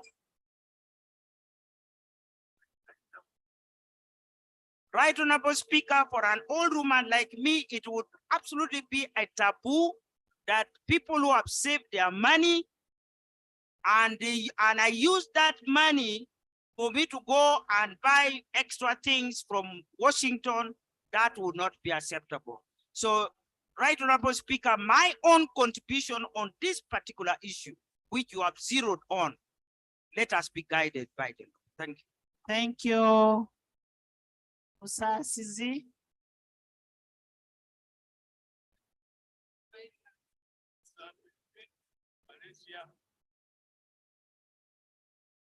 Madam Speaker, I'd like to appreciate you and the House for taking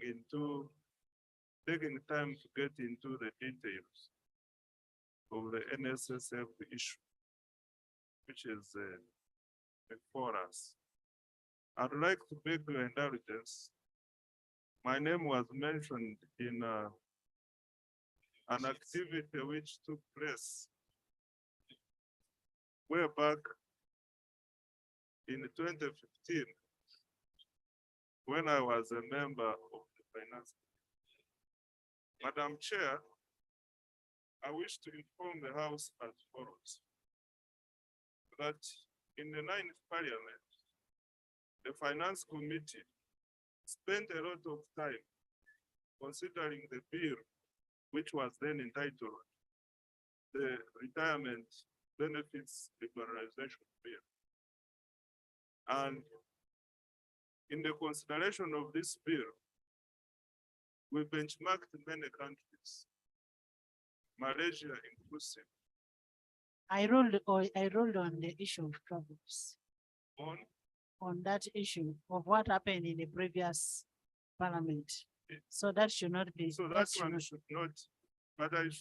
Do you have anything to say on what has been presented in regards to finance? On what has been presented, Madam Speaker, is that the Minister of Finance, Planning and Economic Development made a statement last week, and in the statement, he mentions the 6 billion. The issue of the 6 billion came before us, and when it came to our attention, we notified the Minister of Gender, went ahead to do the meeting with her. We gave our opinion. Its opinion was reported. We advised against it, and she went ahead and made it. That is how. Thank you.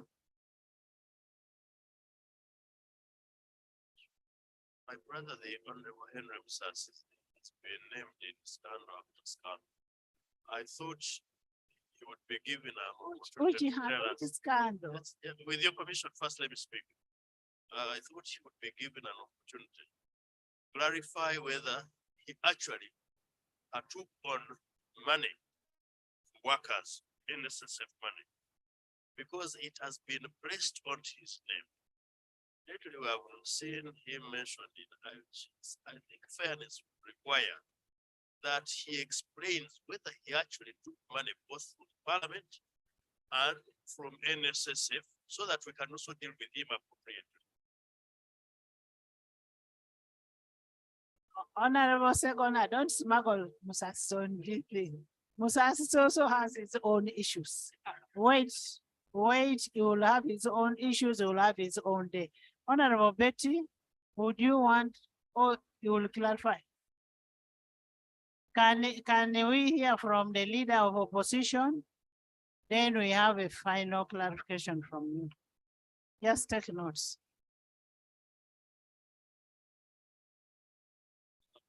Thank you, Right Honorable Speaker. I would like to thank the committee for the elaborate report. In some situations, I think the committee was compelled to do some fishing expedition to make sure that the issues come out clearly. That's understandable in the circumstances. I had earlier on planned to speak in some way on this subject, but following the submission of my honorable sister and minister, together with what looks like— Honorable members, don't go far. We need to finish on this report. Together with what looked like a corroborated response from the Honorable Minister of Finance, the Honorable Kasaija, on behalf of Finance, I will even cut my submission by a half and instead raise questions that will be answered in very particular terms. Right, Honorable Speaker, First of all, I was using to the terms of reference. One, to examine corporate governance structures at the NSSF. And the submission of the Honorable Minister really can tell you whether there's anything to do with corporate governance. Maybe they can write the word this corporate governance, but they don't know the meaning and how it is exercised. And there's admission that's non-existent. To examine circumstances surrounding the appointment of the fund's managing director, we now know. To evaluate the status and safety of savers' money in the fund, your conclusion is as good as mine.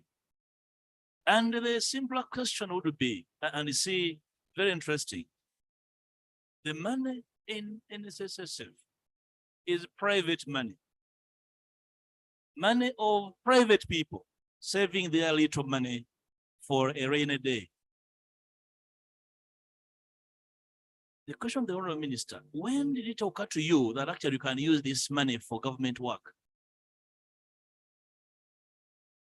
That you can actually even borrow the word appropriation in your state. But you see, the Honorable Minister is quoting Section 29 of the Act as amended. Of course, it is a convenient expansion of the meaning of interpretation of Section 29. He's convenient expanding the interpretation, but nowhere in that section is the minister allowed to dip her fingers in the savers cookie jar to do government work, because that money is with Parliament. So I want to advise my sister that if she has a deeper interpretation of Section 29, to lay it here, or even actually explain it, because very, very clear, you cannot appropriate. Appropriation is a preserve of Parliament.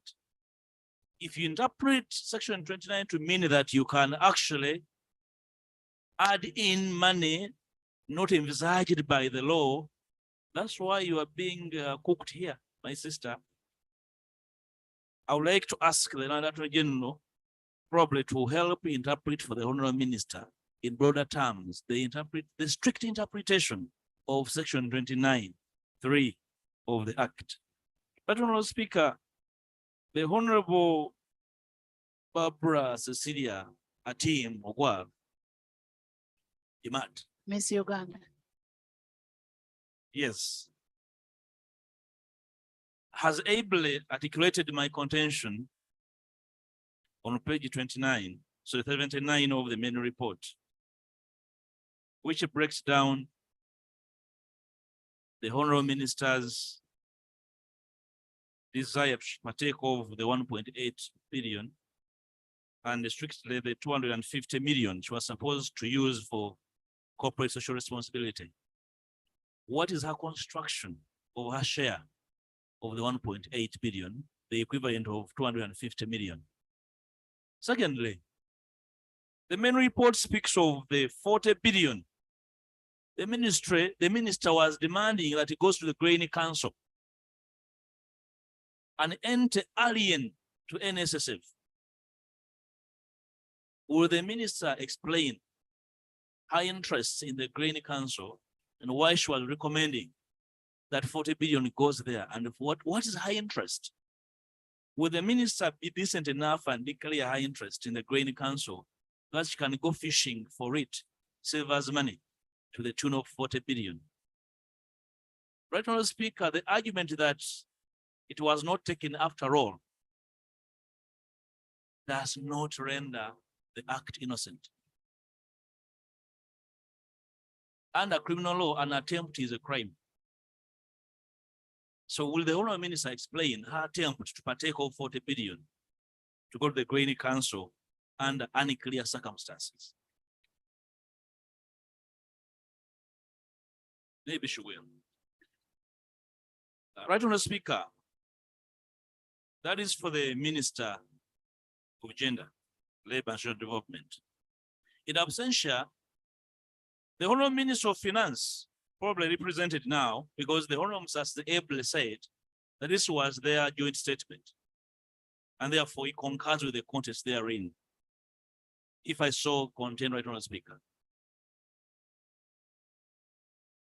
I find the statement by the Minister of Finance a bit problematic. And where I agreed with my honorable sister is that a lot took place actually prior to the amendment of the act to include the Minister of Gender as its pretender, supervisor. And the finance at some stage was the sole supervisor of this entity. In a lot of water, indeed, wait another channel in all colors. Now the minister says this. First of all, he states that I beg your pardon, Madam Speaker.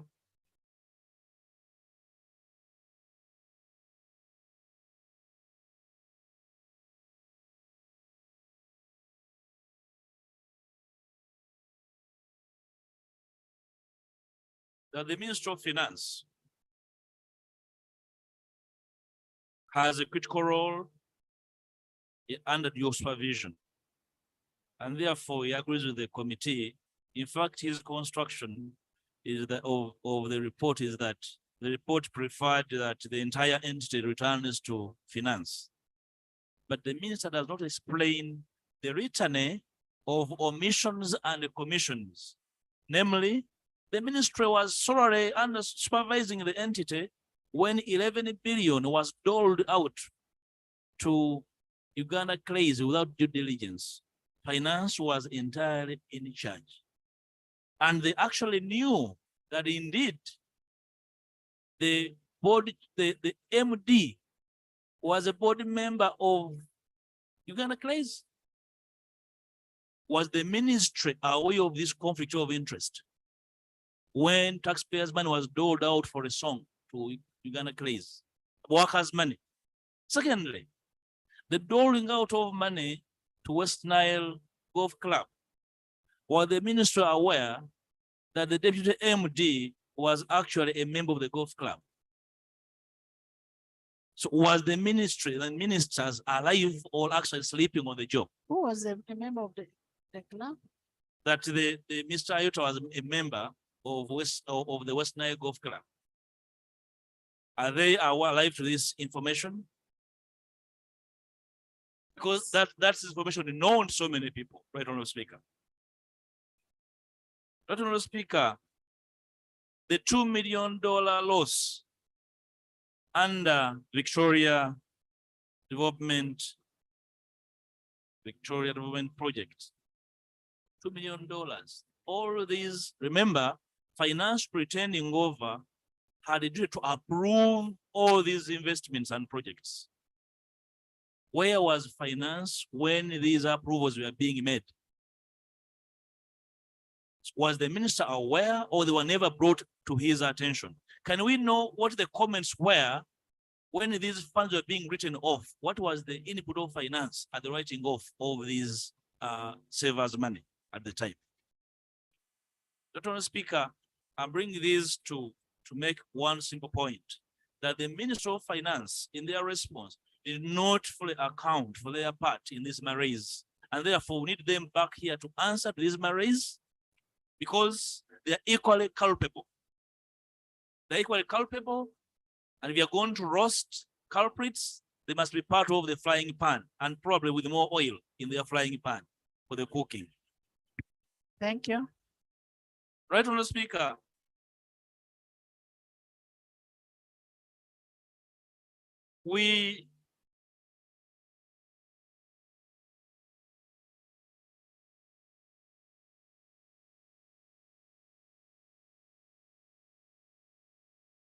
I beg your pardon. And I want to thank you for your patience, right, Honorable Speaker. These kind of moments define the kind of parliament we desire to be. The Minister of Gender is very generous. And by thinking about parliament as a potential beneficiary, we appreciate that gesture.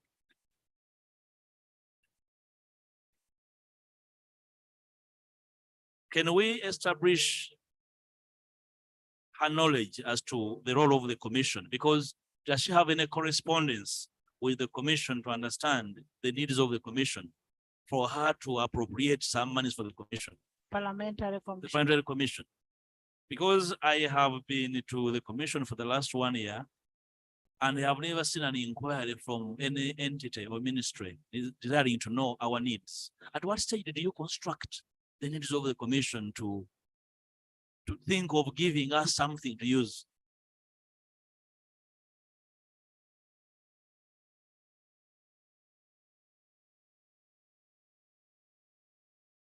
I commend her generosity and creativity that far. But we need to understand when she construed it. Honorable Speaker, and like I said, I'm going to jumble my response because I was really disturbed when I got her second response because she amended her considered response, and I thought I should not really be structured. The end of this, Honorable Speaker, is that I have not seen anything assuring savers that the people pretending over this entity are even knowledgeable about what they are doing. It's a litany of negligence, connivance, deal making, and outright abuse of office by the people charged with these savers' money. And I would like this to invite this parliament to consider the response of the two ministers as a mere defense to fit the circumstances. It does not really respond to the critical findings of the committee. In fact, there are no particular responses to the findings of the committee. And the Honorable Minister of Gender, you know, she's a longtime friend. We met at university in 1998. And I've known her as sometimes hardworking and sometimes working hard, you know. And I suppose in all situations she's well-intentioned. So I don't know this time whether she was working hard or hardworking for this to come out the way it has come out, because it does not constitute a defense anywhere. A defense per se should explain in particular terms, to respond in particular terms, the issues as raised in unequivocal terms, not with the buts and the whys, you know. So the response does not help us to get that. Finally, Right Honorable Speaker, there's multiple response to the land at Nachigalala that has 3 different plots and by extension instruments. I don't know whether the committee a little bit left out of this. We can now take this as an amendment to the resolutions, the recommendations and resolutions of Parliament. The 3 instruments really underscore clear intention to commit fraud. And the intention cannot be mistaken for anything else. You see the fraud, and the fraud does not have any other meaning. In fact, if you don't know the meaning of fraud, just go and look at that intention. It is by definition and the intention. We need to capture this. And whoever was involved in reporting these 3 instruments is culpable in outright fraud, and therefore must be held culpable. Right, Honorable Speaker, I want to advise my sister. These are very serious matters. And the Ministry of Finance, the Honorable Musasizi is, to use American speech, is freshly dead in these matters. It is the Honorable Kasaija should be here to carry his cross, his transgressions in these matters. And I want to invite the Honorable Musasizi not to engage in trying to defend the indefensible. What you do not know, surrender. We must clean this house. We must give assurance and hope to citizens. I now know why midterm access was really frustrated until we put our foot down. This entity has become over the years some people's milking cow. But Honorable Speaker, what I would like to request as I take leave is that we need to have timelines to avoid people working backwards to hide evidence. For instance, activities on the suspense account. The suspense account is like an open market. You know, see, even an ATM has a code. It's an open market. It's like a window. You enter and leave at will. Can we resolve that? We move to suspend all activities on some of these transactions until a proper inquest is done. Because what is being dubbed as investment is actually disinvestment. And you can see managers enter transactions, the transaction to construct what is dubbed as the workers' pension house. Of course, they will tell you they complied. A variation, because the agreement allows a variation of 25%. But you make sure that even before half is done, you vary by 23%. And so, you know, we are still within the limits. 61 billion taken. Because the contract arrangement allow us to vary by 25%. So only 23 has been partaken of, still okay. These are not innocent variations, right, Honourable Speaker? The House of Parliament must be interested. Why the variation? Was there inflation? Can we look at the inflation figures? Was the contractual sum deflated by a GDP deflator to move by 23% in a short time? These are not simple things, right, Honourable Speaker? And I hope Parliament can utilize the expertise of the Office of the Attorney General and the IGG to go to the bottom of this problem. Otherwise, like a member observed in the first debate, it does seem that after a round of 5 years, NSSF will be investigated. The culprits go and die and invest their root wherever they invest it. I hope we can have an opportunity at the Parliament to structure, right, Honourable Speaker. If it means reconsidering the law, and for me, it's not a question of solving this problem today, right, Honourable Speaker. We can even give ourselves another 2-3 days to get to the bottom of the problem.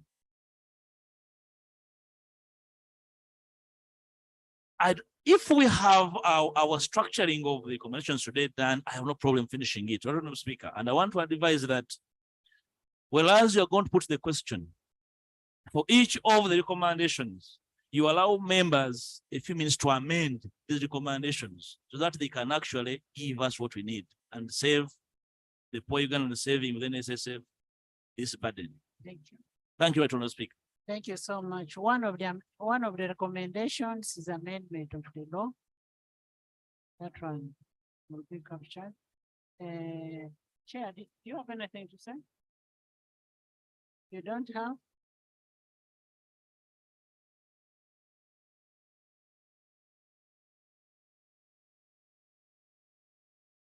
Thank you, Right Honorable Speaker and honorable members. What I can say is this is a committee report. We wouldn't want to be seen debating with the witnesses, but every recommendation in this report is backed by evidence. Evidence is attached to your iPads, and we believe we did this job to the best of our interest and knowledge, and we can defend all the recommendations. Thank you. Thank you, Chair. Clarifications? Honorable Minister.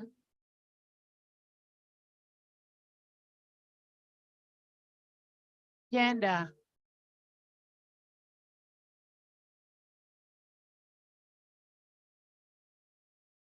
Honorable Chair, Honorable Speaker, in my statement, I requested for Attorney General's interpretation. And since the Attorney General has come, I request that let him first, and Honorable Segona made reference to that. I think my colleague, the Honorable Member for Kampala. Can we first have clarification on what members raised? What it is actually, most of the issue is on the law, and I don't have the mandate when the Attorney General is here. The 6 billion is on the law? Yes. On section 29. And then the 1.8? That one I've done. You answer.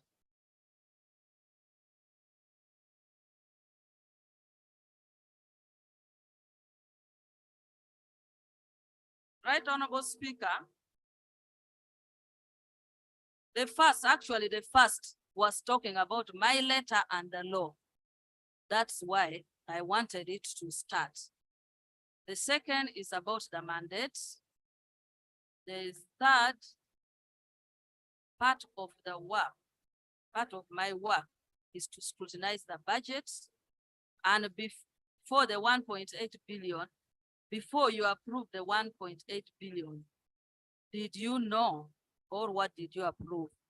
Right Honorable Speaker and members, I want to clearly state that I approve the 1.8 billion, but for stakeholders engagement. And I want to go to page 80 because it is captured in the committee report.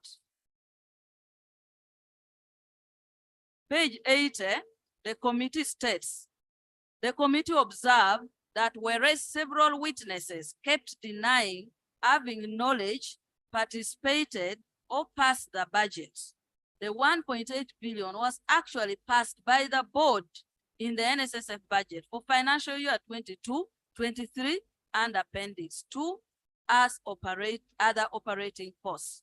Extract from the NSSF budget for financial year 22-23, funding the strategy on the budget item of the 1.8 billion is shown below. The fund has planned for joint activities with the Ministry of Gender, Labor and Social Development, labor unions, Federation of Uganda Employers, private sector, and members of parliament representing workers. 1.8 billion. That is what was in the budget. That is what is captured. However, during presentation, and for me, who approved the budget, that is what I approved. I approved it as joint activities for stakeholders. When you look, that is the 1.8, eh? Yes. Is that the same budget where the 6 billion was? Who initiated the 1.8? The 1.8 billion came from NSSF. Who initiated it in the budget? It is from the NSSF former MD. And I submitted a letter to the committee. And then who originated the 6 billion in the budget? The 6 billion was a reallocation within the operating budget for me, which I approved in the budget. Who brought the idea? Which one? Of the 6 billion. The 6 billion I have indicated in my statement. I brought it up in a meeting. Okay, it is okay. That's the answer. That answers Cecilia's question on the originator or initiator. Go ahead. 1.8 billion, which is money for stakeholders brought from the fund. I approved it. However, the former MD, when they went to Mbarara for a board meeting, according to, I don't recall the name of the hotel,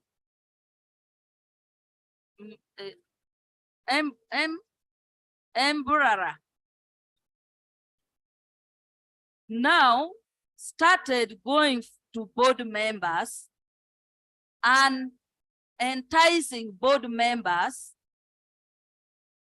for the 1.8 billion to be given to them to renew his contract. And it was a testimony in the committee and it was played So here. the 1.8 was given to board members? No, the 1.8 has not been given. It was approved by me as stakeholders as they sent it. But when it now reached implementation, the MD gave 800 aside for labor unions, COF2 and NO2. Who is the MD? The former MD, Richard Biarogaba. So Richard Biarogaba, the former MD, wanted to use the 1 billion to give members of the board to approve his contract. And when he was in There's a procedure matter.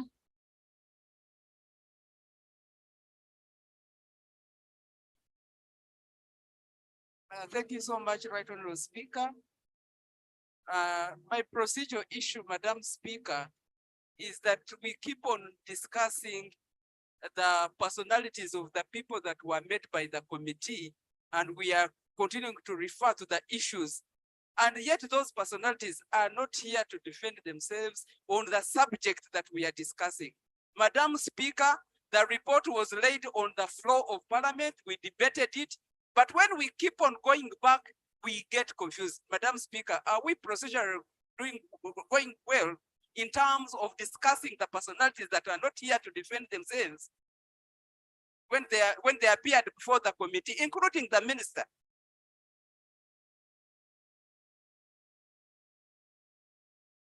If I'm Honorable members, there are only 3 people in this country that you can't discuss about. That is the president, the speaker, and the chief justice.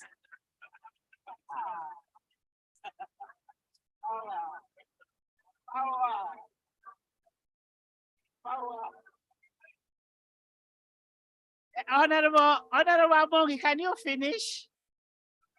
Honorable Amongi, can you conclude? Right Honorable.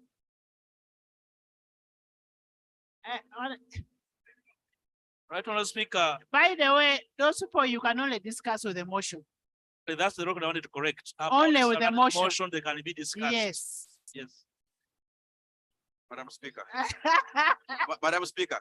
Yes. Madam Speaker, on that matter of the 1.8 billion, Honorable Betty Amongi, our friend of mine, like the law said, we met at university.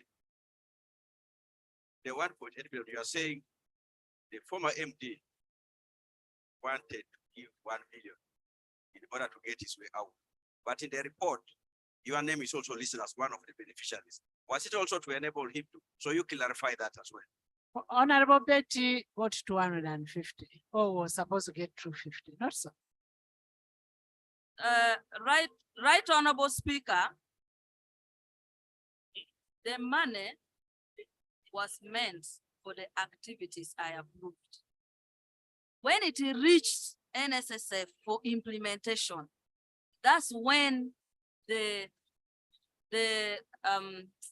I don't want to say conspiracy because the committee has stated it very clearly in para 8, page 142, that whereas the committee appreciates Richard Biarugaba and the entire management for their effort in growing the fund, the committee notes their involvement in the initiation of the 1.8 billion concealed under corporate social responsibility, where 250 to the board chair, 250 to the minister responsible for labor, 500 million to board members, and 800 million to the unions. So the board, and the chair played here, the board saying that Richard Biarugaba attempted to bribe them, and that particular board member said he was standing with Dr. Silva Mugisha, also another board member. And Richard scrolled his phone and said, this one is for you, this one is for you, this one is for you. Just sign my contract. So for me, I want to say what I testified before the committee. When the committee called me, I testified, and I want to put it on record that when they returned from Mbarara, the chairman and Richard Biarugaba came to my office and told me that at Mbarara, they sat and they agreed that they give money for corporate social responsibility. And for the minister, they have allocated 250 million. I asked them under what areas of activities, because for me, I know corporate social responsibility, but they came to me saying, this one is called corporate social investment.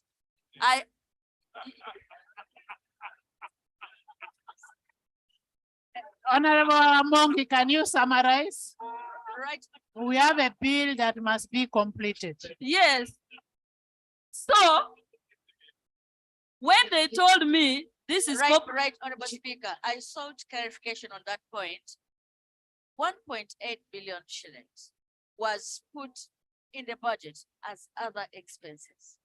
And I really don't know whether any rightful thinking person can consider 1.8 million shillings to be any other expenses. I sought clarification, and from the minister's submission, I really understand that this was a planned loot that was put in budget. They just put their money for themselves to share at the rightful time. That's the understanding I've been able to capture from her explanation. Thank you. I think let me finish my response because the committee they already found the culprit, and under recommendation 8, they are making a recommendation. But It's you okay, ask, just and Honorable finalize. Cecilia also asked. Just So finalize. the conclusion of my submission is that when they came to me that this is corporate social investment, I told them I had already written to you earlier that if there is any corporate social responsibility, you go go to industrial park, put it in the circle. And it is in one of the letter I submitted to the committee, where I was directing that they should look for circle of contributing members because of COVID-19. Let them put, even if you put 10 million per circle, at least it is returning to the people who save with the fund. So when they came to me, I instructed them, if this is a new term, I don't know the terminology of social corporate investment, first bring the guidelines before you allocate the money, including putting mine in areas of taking it to the circles of the workers in the industrial park, plantation, because I had visited. So for me, that is what I guided them on the issue. And by the way, corporate social responsibility is not a bad issue. All organizations, myself, I have an hospital that has been built under corporate social responsibility by Karuma Hydropower, more than $2 million in my constituency. So it is a corporate matter for most organizations. But I think here it was, how was it utilized, and the fact that it was being diverted for something else. Now, on the second, I think the other one, the 6 billion, majorly the question is really, the questions around 6 billion requires Attorney General's interpretation. Yes, because people are querying, there are people who are saying, does the minister appropriate or should it come to Parliament? Honorable Betty. Yes. In the 1.8, as per the budget, the fund has been planned for a joint activity with the Ministry of Gender, Labor and Social Development, labor unions, Federation of Uganda Employers, private sector, and members of Parliament representing workers. So members of Parliament representing workers were beneficiaries of 1.8. Is that true or false? Were supposed to be, that money has never been released, Right Honorable. Why? Members of Parliament for workers, they are the ones who represent the interest of workers.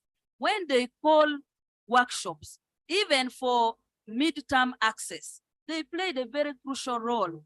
So it is not that you are getting the money and paying them. Do we pay as Parliament, do we pay members of Parliament representing workers? It is not to pay them, Right Honorable. It is to organize consultative meetings like workshops. What is on the report is different from what you're saying. I'm explaining. We need to protect these members. You rather say the money is for workshops facilitated by, other than saying the money is to members of Parliament representing workers. Now, Right Honorable, I don't initiate this narrative. I can only pledge that the narrative, because the narrative here, the fund has planned for joint activities. So the joint activities, like for midterm access, we were always organizing workshops, calling them to give us ideas and proposals. So it is joint activities, it's not to give them, but I will, as I said, it is wrong for you to have members of Parliament in whatever you're doing. whichever record you have, we pay these members of parliament a lot of money. Maybe you should guide me. Even if they have activities, let it be an activity of NSSF. If you want the members of parliament to go and facilitate, they will go on their own as the members representing workers. Right, Honorable. I really don't know how best I can put it.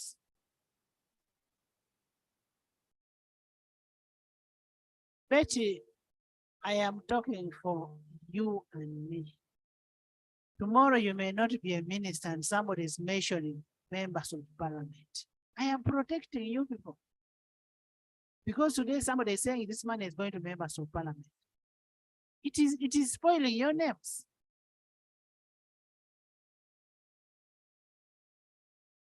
Right Honorable Speaker, I'm seeking clarification.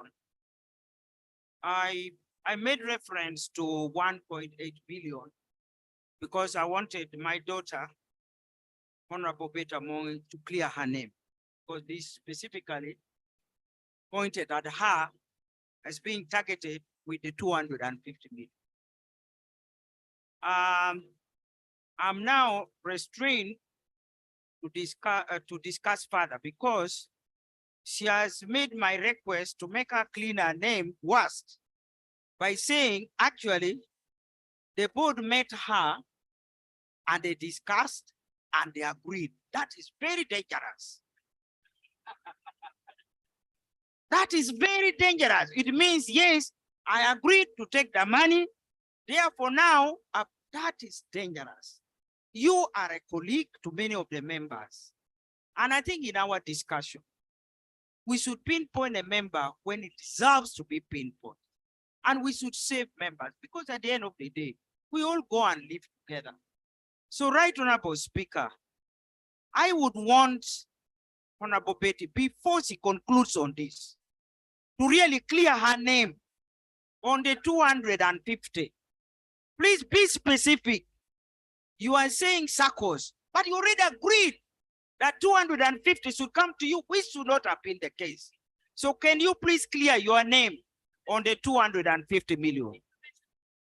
Yes. Honorable Cecilia, I don't know whether it skipped your ears. She actually said, and my 250. So she owned it up as she was speaking. She said, and my 250 would go to a circle. So she already owned it up, the 250. Honorable members, Honorable Betty has said a budget was brought to her for approval. She approved and she approved. So what else do you want to know? Now you want her to deny. Eh? No, I like her for being honest.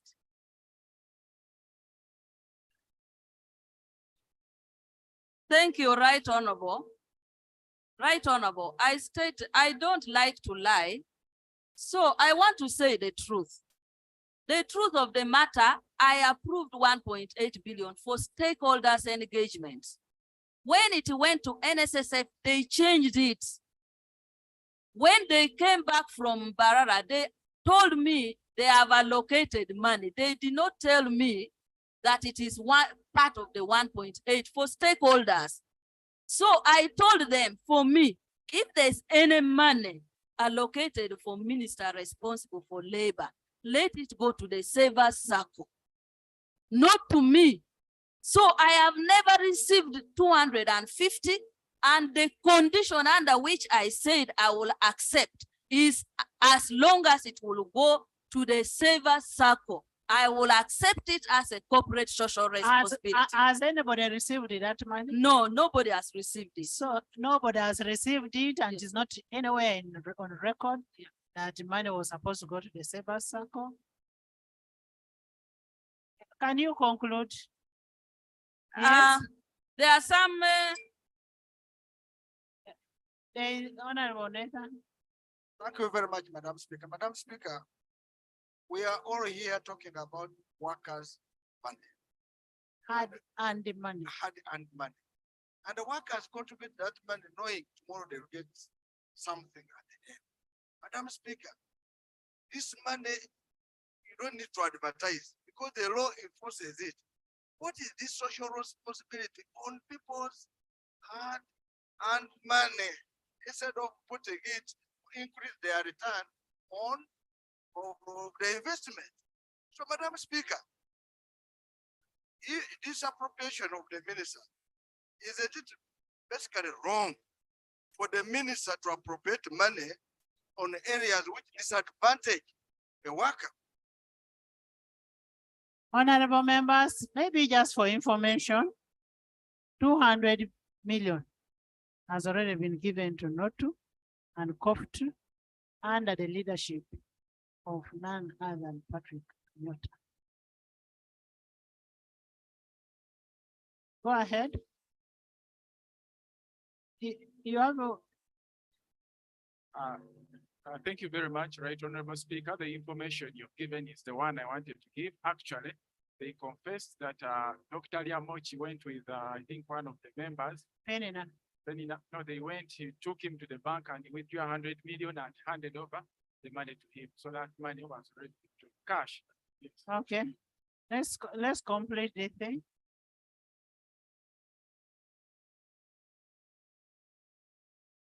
Right Honorable,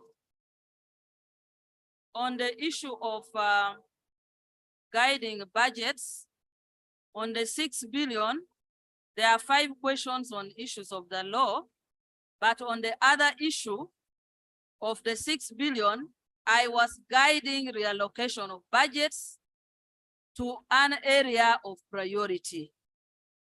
That budget is NSSF budget. It is not a budget for Ministry of Gender. I don't know why members continue to say that the budget is for Ministry of Gender. When even the committee itself in their report has accepted that the budget is for the 6 billion is for NSSF and they enumerate the activities. And there is none of that activity is for Ministry of Gender. The activities that are here is not the activity for my ministry. It is activity to implement NSSF Act. Under the law, it is supposed to be undertaken by NSSF. Implementing the NSSF Amendment Act is not my role. Can we conclude? So, please, I want members to know that the law is very, yes. Then you have insisted that the 6 billion was to implement the act. And you know that the activities of the ministry are budgeted for by Parliament. Was that an unfunded priority in your budget as a ministry, and how much money was there on it? And Honorable Musasi, there's something you said you advised, and the minister insisted on the 6 billion.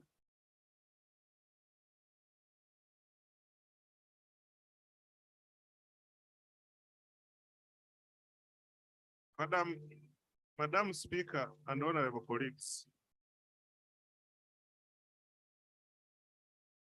I said that when the matter of 6 billion came to our attention, we advised that, look, this is hard-earned money by the savers. This is not government money. It is money which is contributed by the savers. And it is irregular for government to start encroaching on the savers' money for its own activities. That was the first good advice. That is the advice we gave. How many do you advise? We advised the ministry Who? in a meeting which we held at Ministry of Finance, chaired by Matia Kasaija, Minister of Finance. Honorable members, can we conclude this? We must finish a bill. Right Honorable, the minutes of that meeting has not been availed. And I want to state categorically that yes, in the communication, Kasaija was told. Honorable Kasaija. Honorable Matia.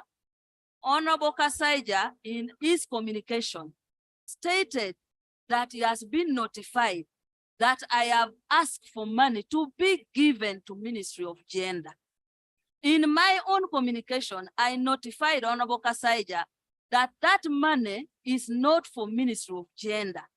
And Honorable Kasaija, when we were concluding, indeed indicated that if the money is not for Ministry of Gender and it is to appropriated within NSSF Act, then there is no issue and therefore it is lawful. And I wanted Honorable Kasaija to be here because Right Honorable, I don't like to push things. We were with Honorable Kasaija on Tuesday, the day before yesterday, in State House. And we discussed this matter a little bit with HE, the president. And Honorable Kasaija indicated that he was told. And I wanted Honorable Kasaija to be here, but he's not here. I cannot diverge the discussion we had. So let me just conclude. Please conclude. Yes. Please conclude. I want to conclude. I want to conclude by answering the LOP. Those activities. Let her conclude. These activities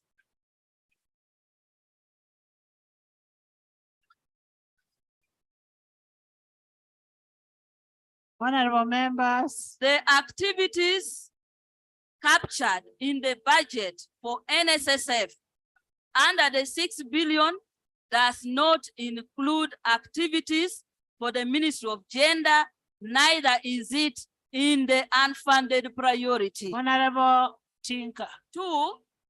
Honorable Tinker, let's not bring emotions into this debate. Let's not bring tribal sentiments into this debate. Let's look at the Savers Fund. Savers Fund. Now you're getting mad at because of Kasaija. Bunyora affairs. Let her complete, then you bring your issue. I want to reiterate that the activities contained under page 54 of the committee report is activities that does not fall under Ministry of Gender. And I want to indicate that NSSF asked a lot of stakeholders engagement. The new law, we have issued midterm regulations. We had to have engagement of residential nature in Serena Chigu with stakeholders. It doesn't mean that when we call stakeholders, we are going to pay the stakeholders, but they come with ideas. At the moment, the law permits me to issue regulation for voluntary saving. Under that regulation, I cannot sit and do it alone.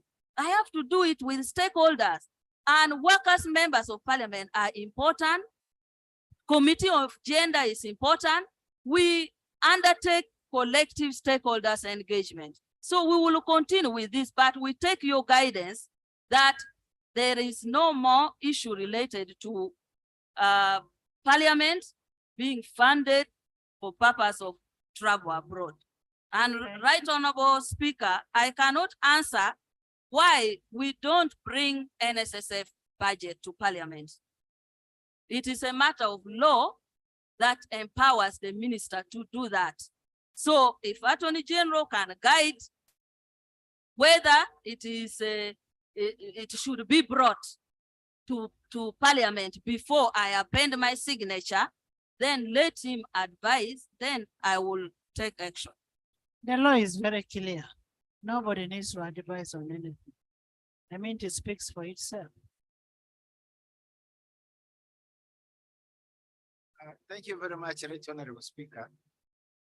Right Honorable Speaker, I am sorry if you read in my mind tribal sentiments, but it is not true because Honorable Minister has persistently referred to Honorable Matia Kasaija.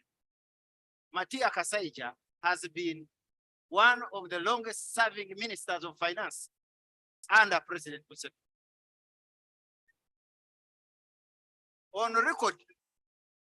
On record of this house, evidence has been adduced that the same minister properly advised the same minister Matia Kasaija properly advised the honorable minister to tame her appetite for workers' money. Even in this house, she's insisting that she still wants the 6 billion. Honorable members. For me,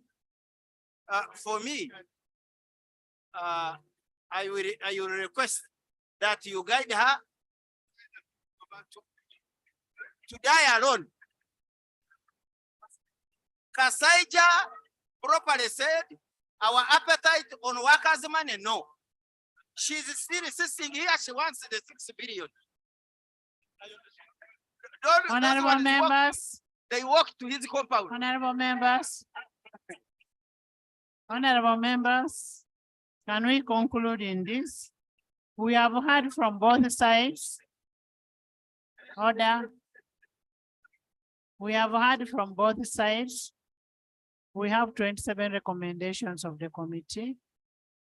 Can we, recommendation 1, any amendment on 1? Don't ask me what he's saying. Don't you have the report? Recommendation 2, I will not come back for recommittal. Clarification, or share. Recommendation 2. Madam Speaker, Yes. I have a new amendment. I don't know at what time to bring on the issue of the 400 million.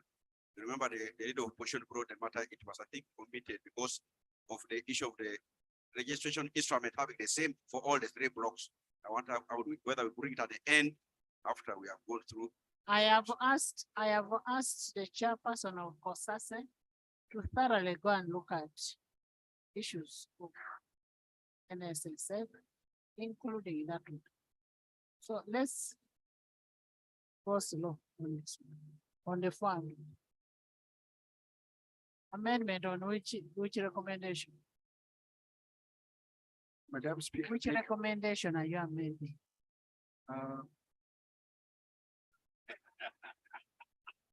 Recommendation on, Madam Speaker, thank you very much. Tell Recommendation. me the recommendation you are amending. Yes, recommendation on sanctions.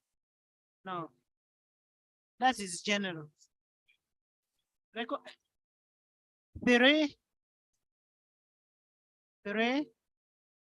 Yes. Thank you so much, Right Honorable Speaker. Recommendation 3 is recommending supervision of the fund to go to the Minister of Finance. No. Yes, it is, Right Honorable Speaker. I can quote. Yes, yes. Thank you. Right Honorable Speaker, you have had a lot of fouls happened while the fund was still being supervised by the Minister of Finance. To me, the dual supervision actually has helped us to unearth a lot of things because what escapes one ministry, the other ministry can see.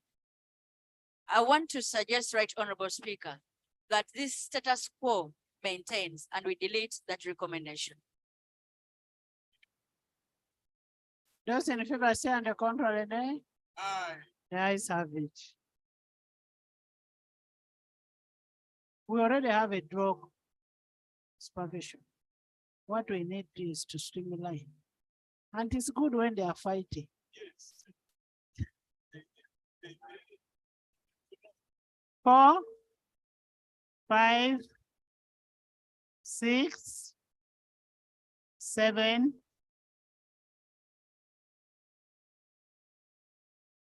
7. Honorable Betty. let me put on record my issues. Okay. Yes.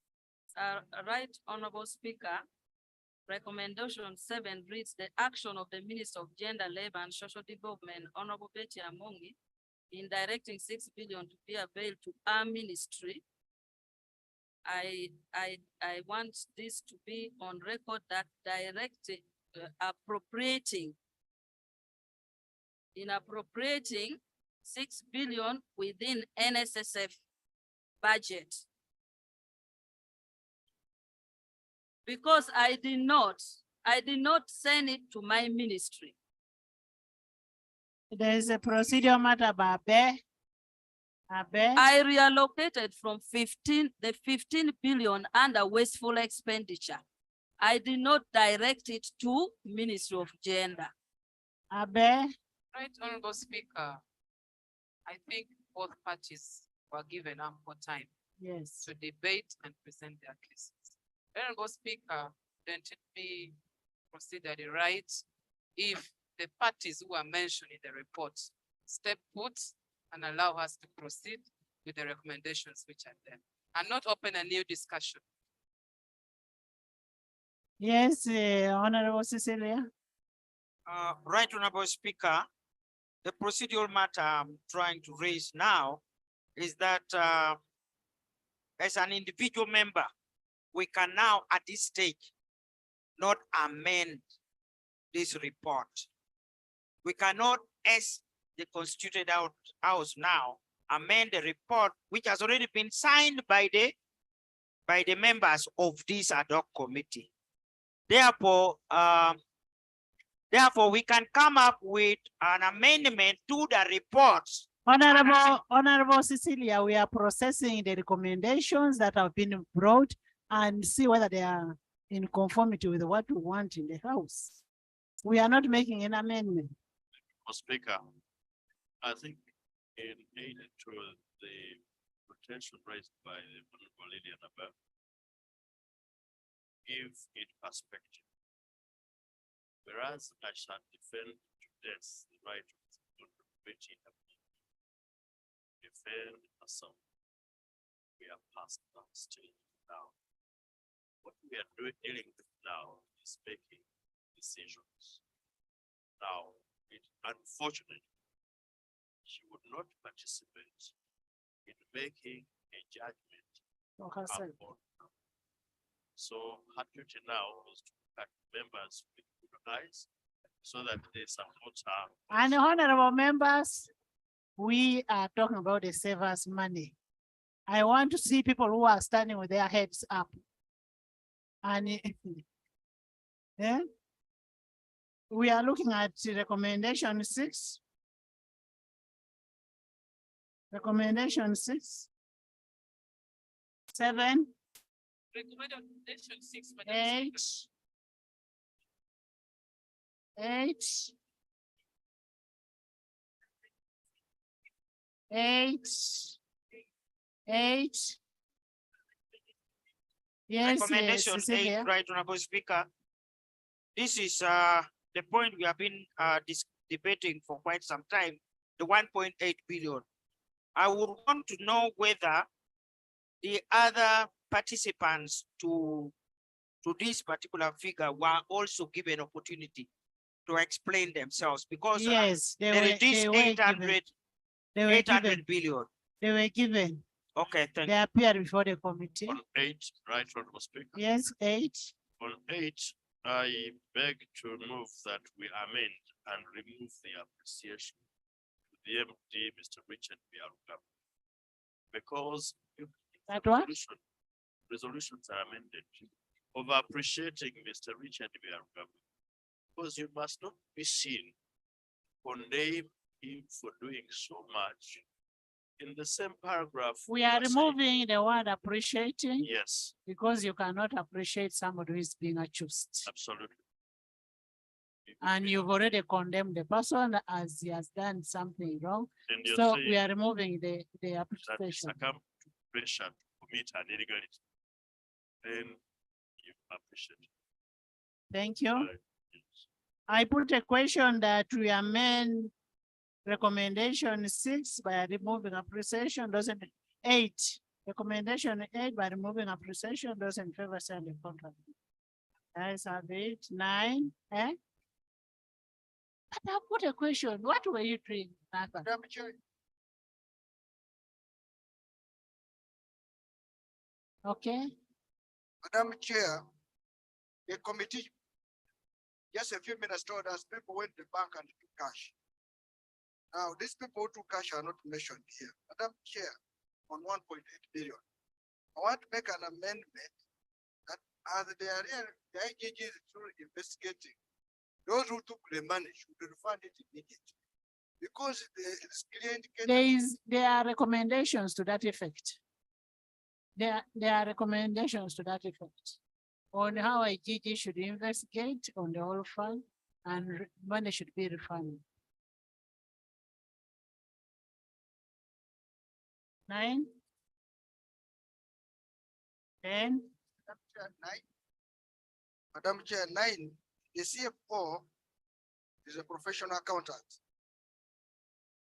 And they are saying we take him, we should say, I want to make an amendment that the Institute of Certified Public Accountants of Uganda immediately take action on the CFO, Mr. Stevens Manje.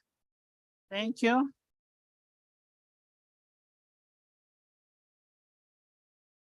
Madam Speaker, the amendment by Honorable Mafabi would stand and would be appropriate if the CFO was a member of the Institute of Certified Public Accountants. But in this case, he's not. Therefore, the institute is not responsible. I want to thank our honorable, I had not seen that. Since he's not a member and Mr. Richard Yarugaba is a member, he should be held liable for employing such a professional department, a person who is not qualified. He was employed by the board. Yeah, but he's the one who brought it.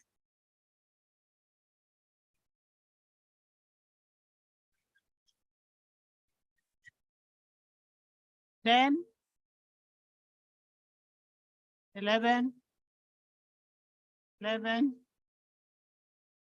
What is it on 10? Okay, Madam Speaker. Thank you, Madam Speaker. Madam Speaker, on the appointment of Dr. Sam Lumoki and Penina, whereby the committee stated that it was illegally appointed by the Honorable Minister. Madam Speaker, I really feel let the IGG investigate Let me tell you, on the illegal appointment. I know you have been lobbied. Yeah. All of us have been lobbied on that issue. Have you heard? The appointment was illegal. Even Kasaija, Honorable Kasaija accepts it. 11, Speaker. 11. 11. 11. This morning, Silwani was lobbying me for the same.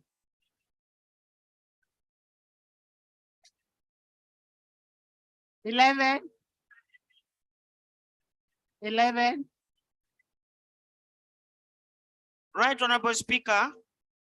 On 11, I think this House would not act fairly if we indict Geoffrey Waiswa and leave the entire board, because the appointment of the persons that Geoffrey Waiswa appointed and the appointment of Geoffrey Waiswa himself, they were all done by the board. So it should be an indictment of the entire board who approved all the processes. There is a recommendation on the board. Yeah. It is there. Yes, so yes. So Waiswa as an individual, I object. Thank you. There is one of the board and this one is of Waiswa. Yes. No, Honorable Cecilia Martin is right. You see, the board here we can recommend as many times as we want about the board. Here, the board appointed Sejabi, who doesn't qualify. So there are two people who are involved in this matter.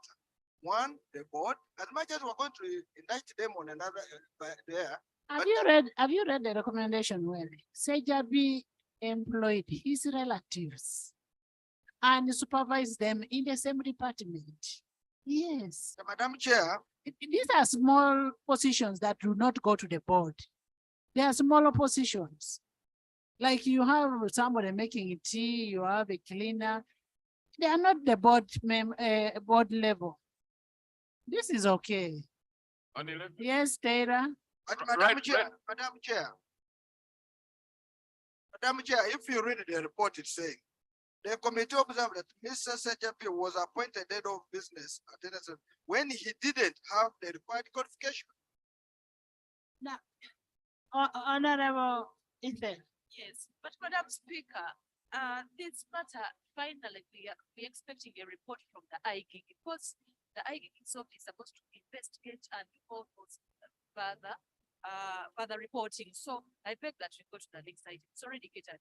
If all departments are going to be investigating, it's already gated. Taylor. Thank you, Right Honorable Speaker. Right Honorable Speaker, I think we have not picked the facts right. One of the people whom Sajabi is accused of recruiting is in the business development department. These are not casual jobs, Right Honorable Speaker. They are professional jobs. Right Honorable Speaker, below in that very recommendation, there is a suggestion that a thorough forensic HR audit be done. Right Honorable Speaker, why don't we subject all this to the scrutiny of the entire department at once without singling out individuals? Yeah, Honorable Taylor, the board appointed Sejabi. Now it is Sejabi who abused his powers by going to recruit other people, including those without qualification, without declaring conflict of interest either. Right Honorable Speaker, Sajabi as an individual, I don't think has the powers to recruit individuals within the NSSF. It's a process of recruitment. Oh. They make applications, Right Honorable Speaker. They are shortlisted, they are interviewed, and then they are recruited. Can I give information? Honorable Karim. Thank you very much, Chair. On this recommendation, why particularly we are focusing on Mr. Sajabi is because they have the human resource manual at the NSSF. Hey, are you listening? They have a human resource manual that was followed by Sejabi. Yes, so it's Sajabi who faulted. He knew what the human resource manual says. I can see people being lobbied in this house. 12? 12? Yes, 12. Right Honorable Speaker, I've not yet been lobbied. I want to put it on record. But I'm concerned about section 322, which actually talks about Anti-Corruption Act. Yeah, I'm still on 11. We haven't moved from 11. We haven't yet moved. That's where we have a contention with the speaker. Right Honorable Speaker, I've not yet been lobbied. Maybe they will lobby me afterwards. But I'm making reference to this NSSF Human Resource Policy Manual. So this Sejabi recruited these relatives or brothers or sisters under this NSSF Human Resource Policy Manual. And you cannot tell me that the supervisors of this man, Sejabi, did not know.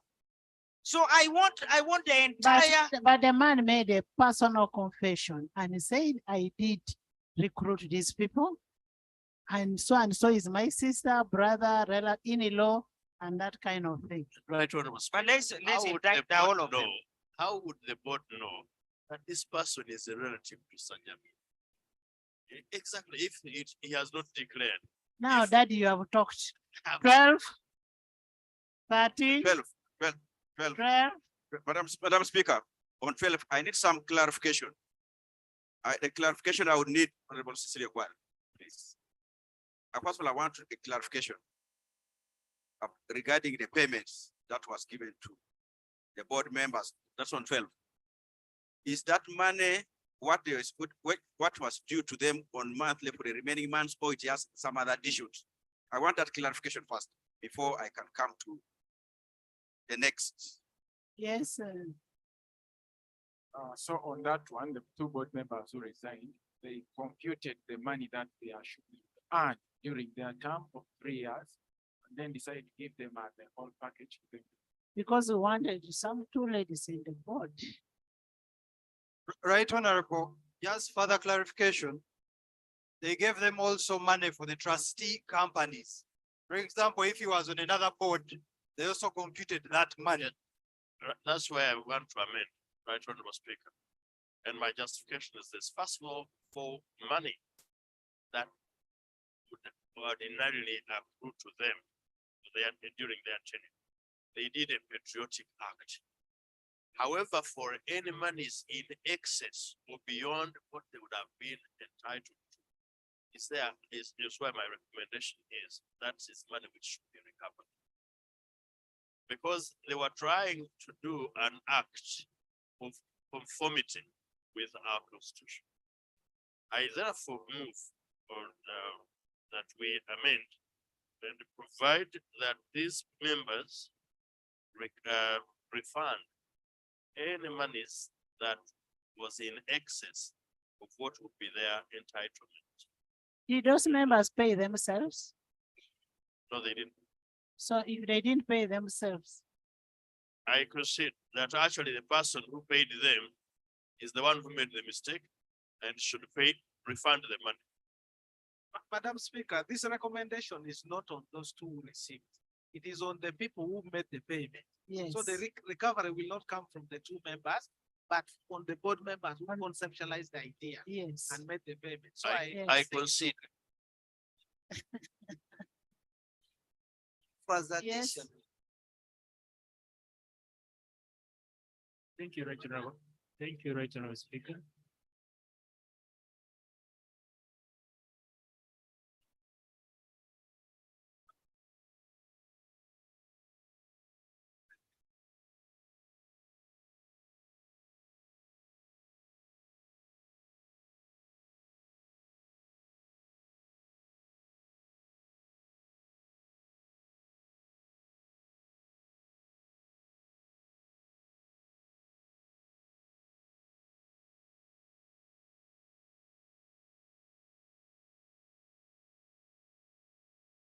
Honorable, he's from court. I was only trying to help my young No, brother. he's from court, and he informed me. And you know how we dress when we are from court. Right, Honorable Speaker? No, we need to protect the Honor- integrity of that. profession. Honorable members, he's going to put on a tie, don't Yeah. worry. No, he doesn't need to put on ties because they are not applicable, but to put on bands.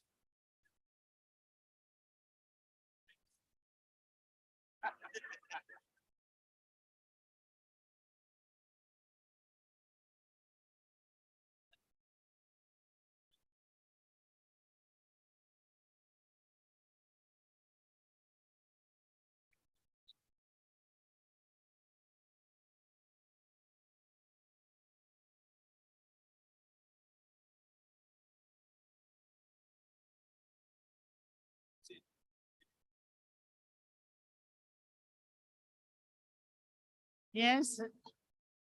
By the way, on this 12,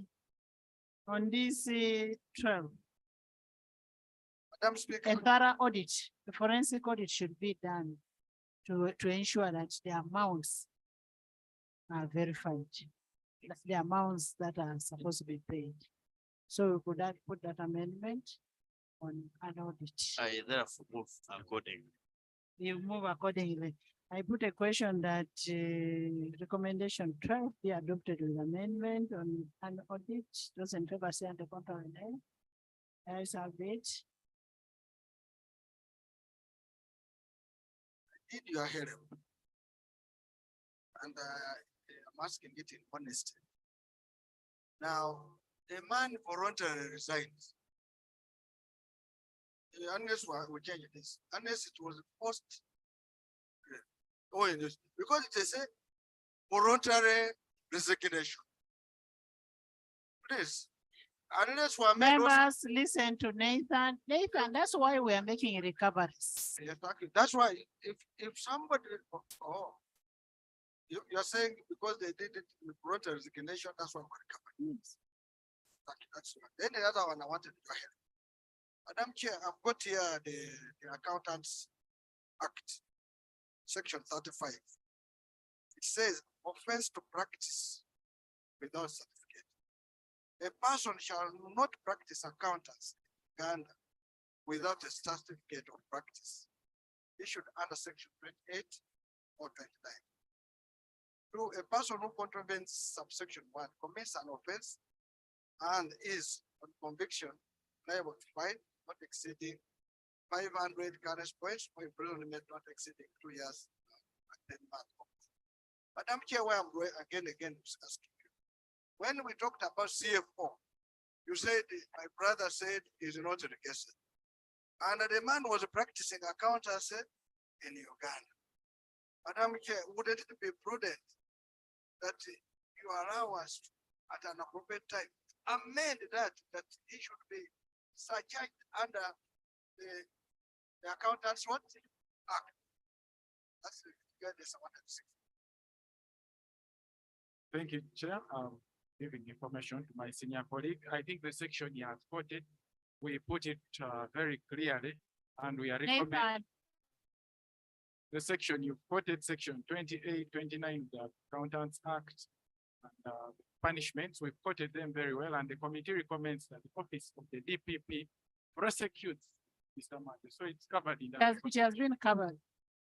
No, but Madam Speaker, for the record, the House must be clear. We can only recommend that the DPP takes interest because we can't direct the DPP to second under the Constitution. We recommend they are our staff.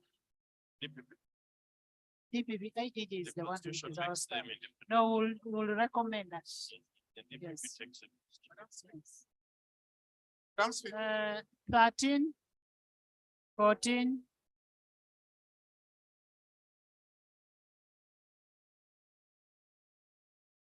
13. Speaker, I would like you and Honorable Nandala to guide me.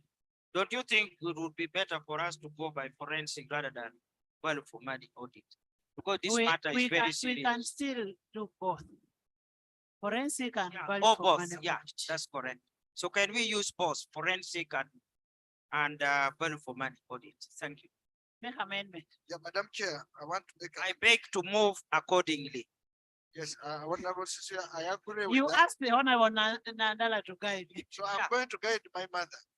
Yes. Madam Speaker, if I guide my mother, if we restrict ourselves to rural housing, NSSF, we are making a mistake.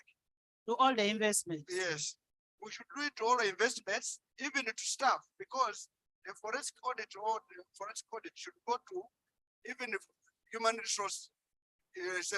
There is a recommendation on forensic audit. So, Madam Chair, Madam Speaker, what I want to say, what my mother said, but the committee recommends that the Auditor General should conduct the forensic and value for money audit on all the investments of NSSF, including among others, all investments. All investments, leave it at that. And the human resource. No, there is another recommendation on forensic audit. Then all And the human NSSF. resource. And the Okay. human resource audit. I put a question that recommendation 13 be adopted with the amendments from Honorable Nandala. Those in favor say on the contrary. No. Guys have it. 14, 15.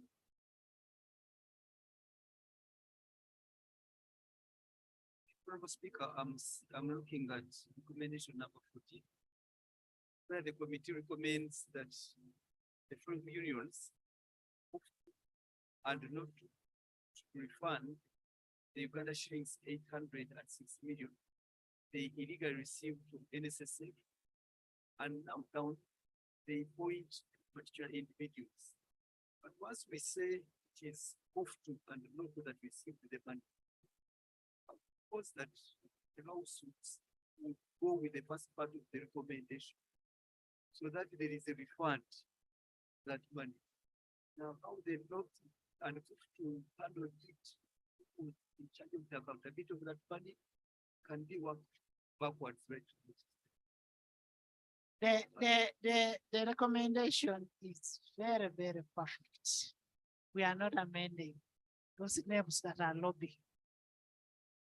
I bet- 15? I bet, 15, Madam Speaker, on 15. Thank you. yes, Madam Speaker, on recommendation 15, if you look at where the committee stated that 33.3 billion was paid to staff in terms of bonus. And look at the recommendation, Madam Speaker. The recommendation is too lenient and too soft. I feel, Madam Speaker, this 33 billion save us money paid in terms of bonus to staff. This money should be recovered, Madam Speaker. According to the committee only say they should desist from such, and I think the recommendation is too lenient. The money should be refunded. Additionally, yes, yes, on 15, right, Honorable Speaker, I take very serious note of the expenses on the board grew by 90% and by 51% on the, is it the directors or whatever? Now, right, Honorable Speaker, the general practice for pension funds is that the expenditures on staff, board, and whatever it is should not exceed 2% of the saving. It is very important that this matter should be looked at further. Maybe the auditors should be able to help us understand how have they breached the borderline, because they are not supposed to, and UPRA should have advised us, because they are supposed to be restrictions. Thank you. so what is your amendment? The amendment is that Right Honorable Speaker, if the lawyers could help me, I beg to move that that we amend recommendation 15 to advise or to move that the increase in the expenses on servicing the board of directors and other staff be looked into to ensure that does not exceed the acceptable level by the general practice, whatever it is. Yeah, no, they can help. My grandfather can help. Then plus the one of Honorable. Yeah, I beg to move. Honorable Gilbert. Sit on the same. Madam Chair, we want to ask a question. 85 members went to buy. Now, just for simple mathematics, a ticket is about $500. If you multiply, that's already 2 million shillings. Yeah, just giving an no, we're taking economy. About 5 months. I'm taking the minimum, maybe 5. Now 500 times this already 500 is about 2 million shillings. If I multiply 2 million by 85, it's already 170 million. And those people might have stayed there for 2 weeks. And they had said, so this 200 million, I think, is an understatement. There must be a right value somewhere. So, Madam Chair, I would, I'm very worried that the 85 they understated. So, Madam Chair, don't you think we need to get the exact figure here? That's why she is preferring for an audit on this. Yes, but now what we want to say that we want to tell them that this staff of NSSF illegally went to Dubai. Whoever got money must what? Refund. Because there is no way you can go. Honorable Nathan, they did not solicit to go there. You sent them there. So the person who sent them there should be the one to pay, not the beneficiaries. Now I want to move an amendment addition to my matters. Yeah. That the one who authorized the 85 staff to go to Dubai should refund this money with interest. Madam, the justification is that this was illegal from. Hey, Jonathan. Right, Honorable Speaker, on the same, 33 billion being declared as bonus is too much. I wanted to amend the recommendation, put a monetary, a freeze on declaration of bonuses in the fund for the next probably 5 years. There should not be any declaration of bonuses. And by way of adding all the recoveries as a matter of principle should be having interest. All the recoveries and refunds as a matter of principle must be with interest. Right, Honorable Speaker. I can appreciate where my brother Jonathan is coming from. I'm only concerned, one, that you're using the example of bad people in the past, prejudice and deny those in service now. That's point number one. Point number two, you must also look at the intention, the necessity, or the motivation to declare bonuses. It is to encourage staff. So we may work to improve, but also destroy the fund. I think my view is that the fund management and the board will definitely learn from the experience of this investigation. But when we put a moratorium and say don't declare bonuses, we may cripple the motivation within the fund, and that may be counterproductive, especially I being a voluntary server with that fund. Yes, I receive information. Can we finish that clause? Madam I Chair, mean, that's. yeah, I want to give my answer. The information I want to give, there's no way an organization would determine its own bonus. For example, let me give an example of URA. I thought the board does. That's No, that's it what the doesn't work go of. even beyond the board. Yeah, from set targets. And what you see here, Madam Speaker, 33 billion is quite big amount of what? Money. And if it is that, because usually bonus is 1 month pay. Are you telling us that the salary of those guys? We have looked at that Right, already. Honorable Speaker, if I may clarify to my son, I didn't know that age actually matters. Right, Honorable Speaker, under 13, sorry, under 13, we agreed. I think somebody moved that we broaden the recommendation, not only to restrict it specifically on 13, but to broaden it.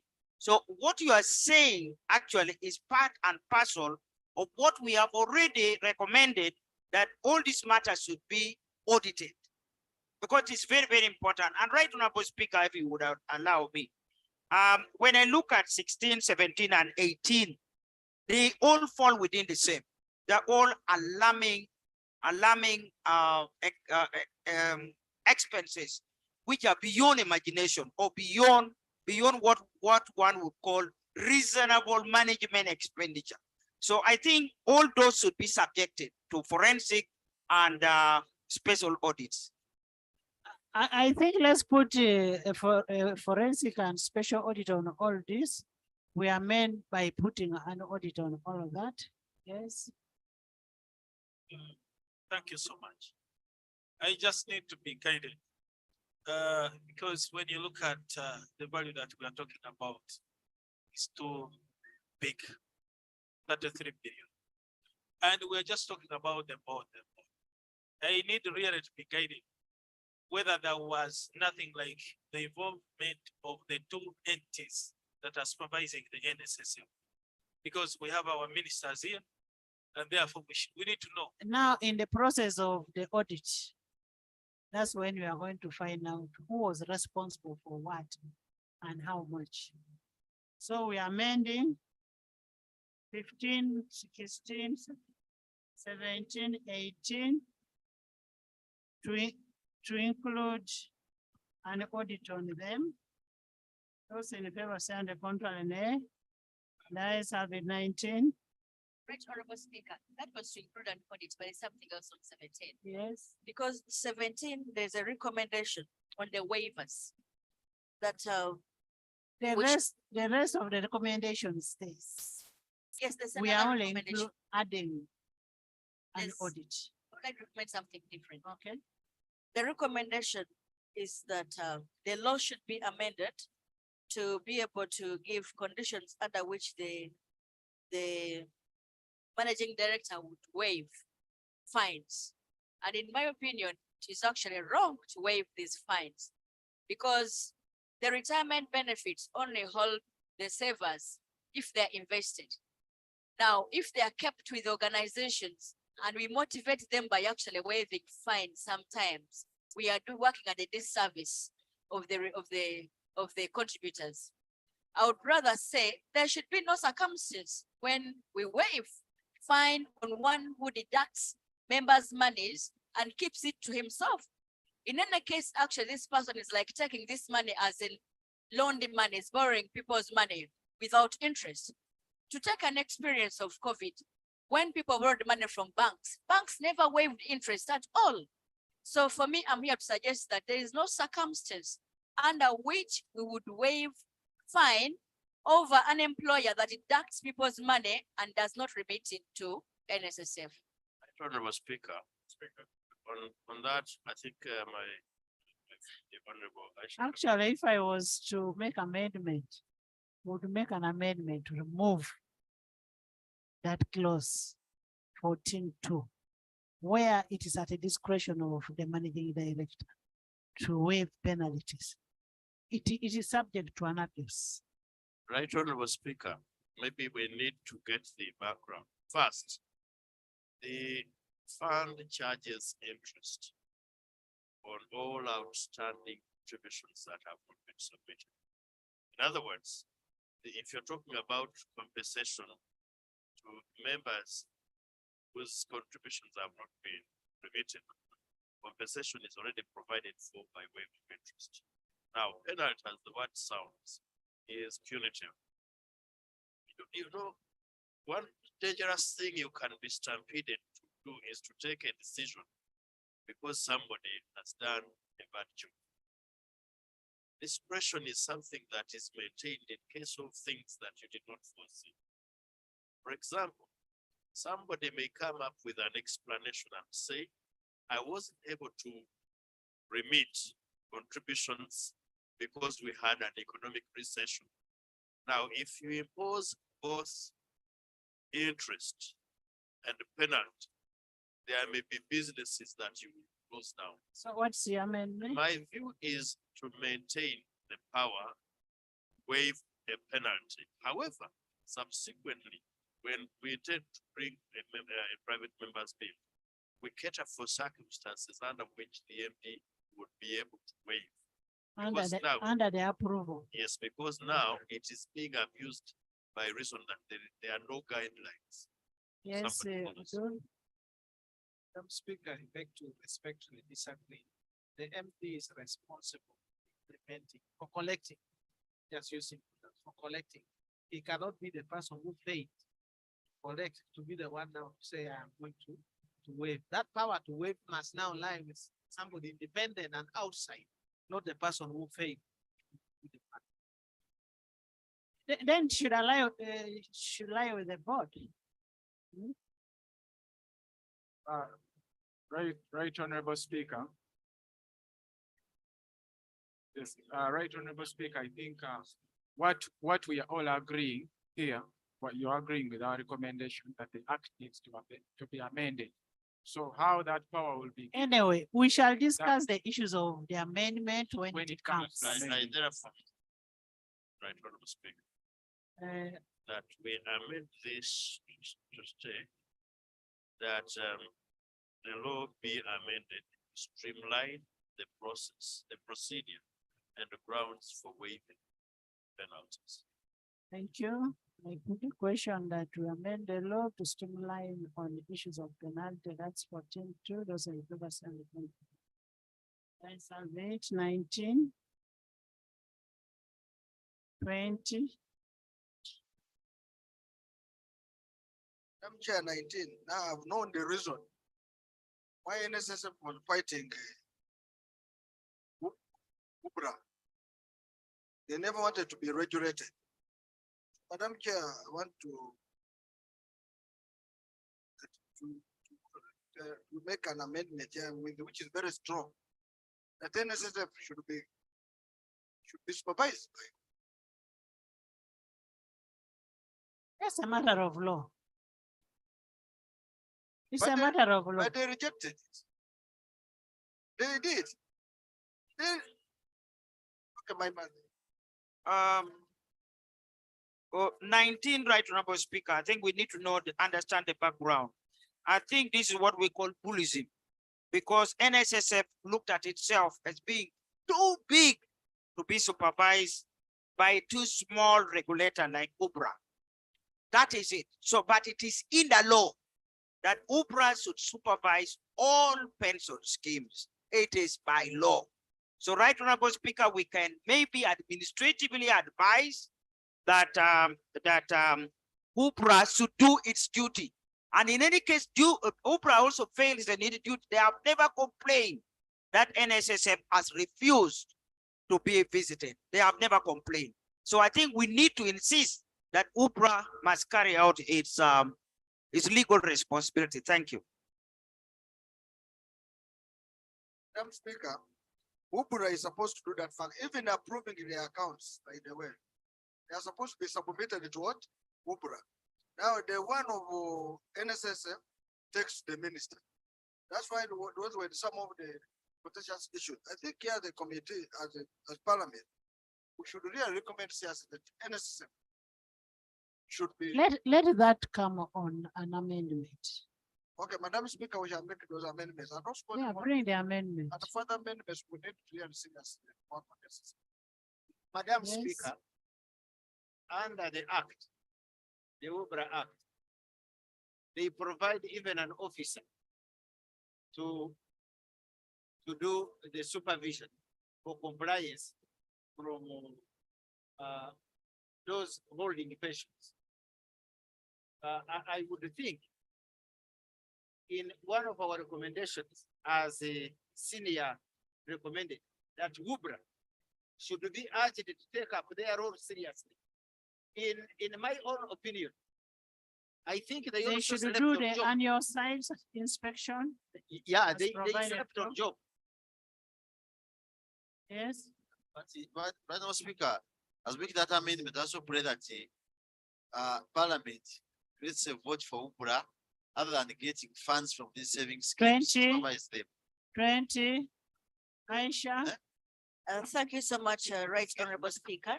Honorable members, this is a consequential amendment. There is already an amendment that we made where we say the person who paid. The beneficiaries, for me, I benefit. So it is your role either to recover from the person you paid, not making the person who received to pay. Yes, Aisha. Thank you so much, Right Honorable Speaker. 20 is about the 10% deductions or benefits that the board members got from NSSF. Two things. Number one, the board members owe their membership a fiduciary duty to protect and grow the fund. In that way, they have a responsibility to look at all the irregularities that are within and correct them. Therefore, the board members ought to have seen the irregularity that was in the appointments, because the appointment letters clearly carried an irregularity. So they owed their members that fiduciary duty to correct that was wrong. So they owe the duty and have to pay. But that's not enough. This falls short of the responsibility that the two ministers should have taken. The Minister of Finance that expressly wrote and signed to pay.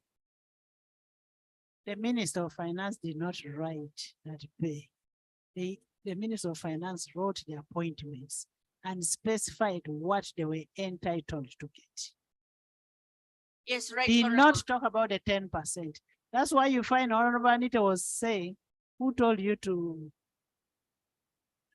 There was a word she used to encourage on the savers' money. Right, Honorable Speaker. I have a copy of the letter here. We can read that clause is there. It said they were entitled to NSSF benefits. No. We can refer to Can it. I have that letter? Yes, it is there. We can read it, ma'am. It is there. And leaving them go scot-free without taking their Can I have responsibility. that letter? Yeah, right, Honorable Speaker.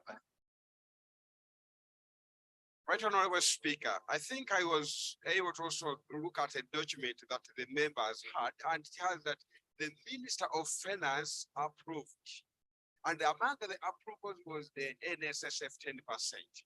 So that, Do you have that letter of yours of appointment? Madam Speaker, I was here. The Can I- minister read.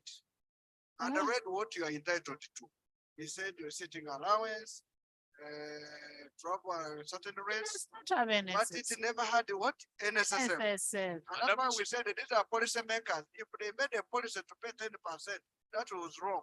There is a letter of appointment, is the one I want, not that one, So not that if you schedule. want the one of that sense, Madam Chair, the letter carried the word if eligible. If eligible. Those are minutes.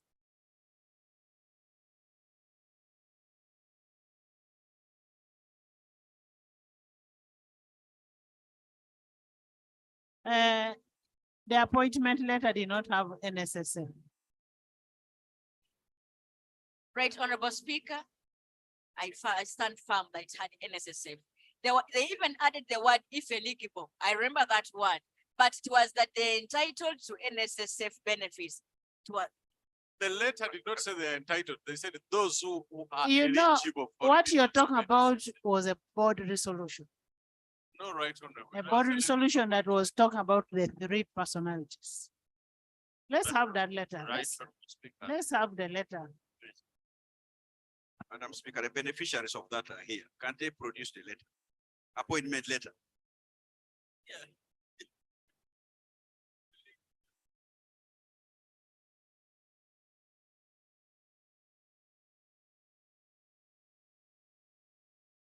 The letter is dated 4th, 2019 to Mugole Stephen, National Organization of Trade Unions.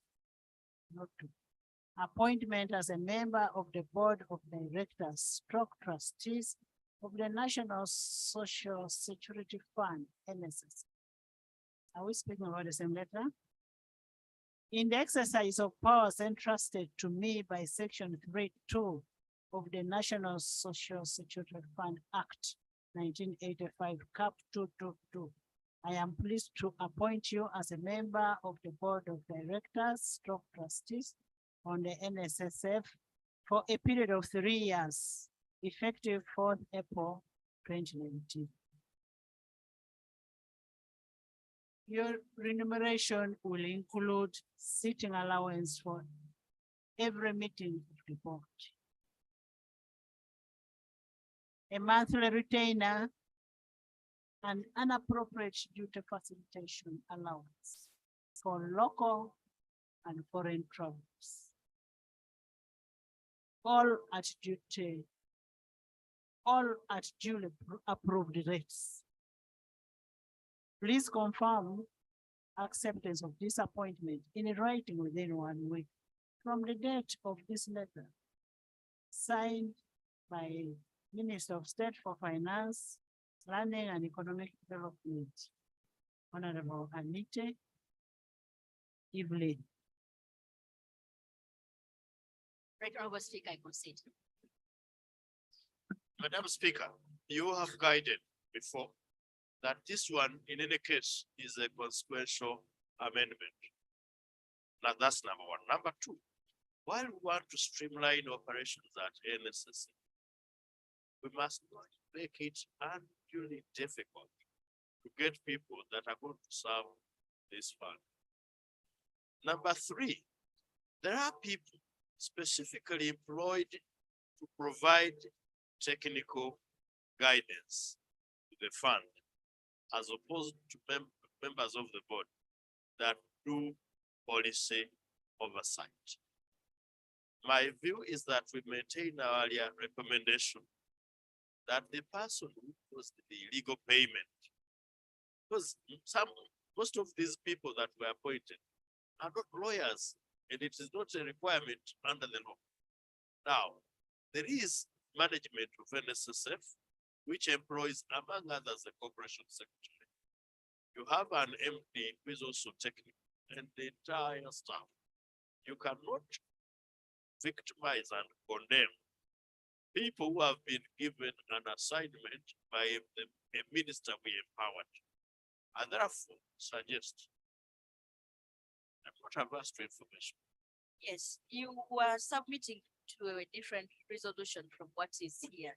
What is here is that the committee recommends that the above NSSF board members who have been receiving the money should refund it within 7 working days or face prosecution by the office of the DPP. So the committee recommend actually they should pay, but not that those who paid them. So you may speak to different things. So that's why I'm moving an amendment. from what There is was an provided. amendment that was made that was consequential because we have already passed an amendment in relation to almost the same. In principle. And yes, it's a principle. And of course, the other issue would be they should immediately stop any other payments. So we move the I amendment. therefore move, Right Honorable Speaker, that the person that authorized or caused the payment of 10% NSSF contributions to board members be caused to refund the same with interest at the NSSF rate. Because there's, and that such payments should stop with immediate effect. Right, Honorable Speaker, this could be very good useful information. It was the board that It is the decided. board that sat The and board resolved that sat to and pay resolved themselves. pay should be held accountable and should make good use the payment. I put a question that clause 28B, recommendation 20 be amended as suggested by Honorable Second and Honorable Aisha. Those in favor say on the contrary. The ayes have it. 21.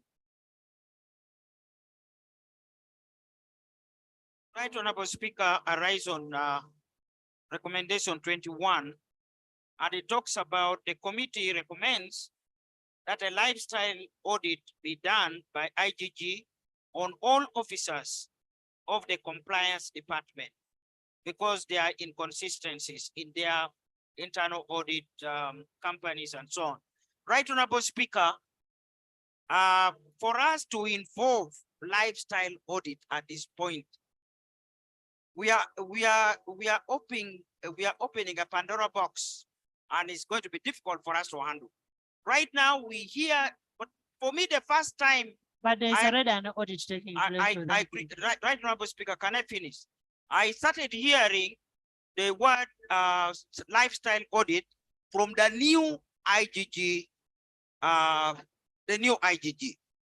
But before that, and I had anticipated that the new IGG would come to this house with some kind of request for us to dress up that lifestyle audit with some kind of legal bill or act to regulate that. Now, what are the mechanisms for conducting lifestyle audit? I understand it as the dictionary explains, but now you are going to subject it to law. So how I see my speaker, I'm not supposed to speak about my speaker. My speaker wears a suit. I don't know how much it costs. It may cost 100 million, may cost 1 million, may cost 500. Can we How drop can you? 21?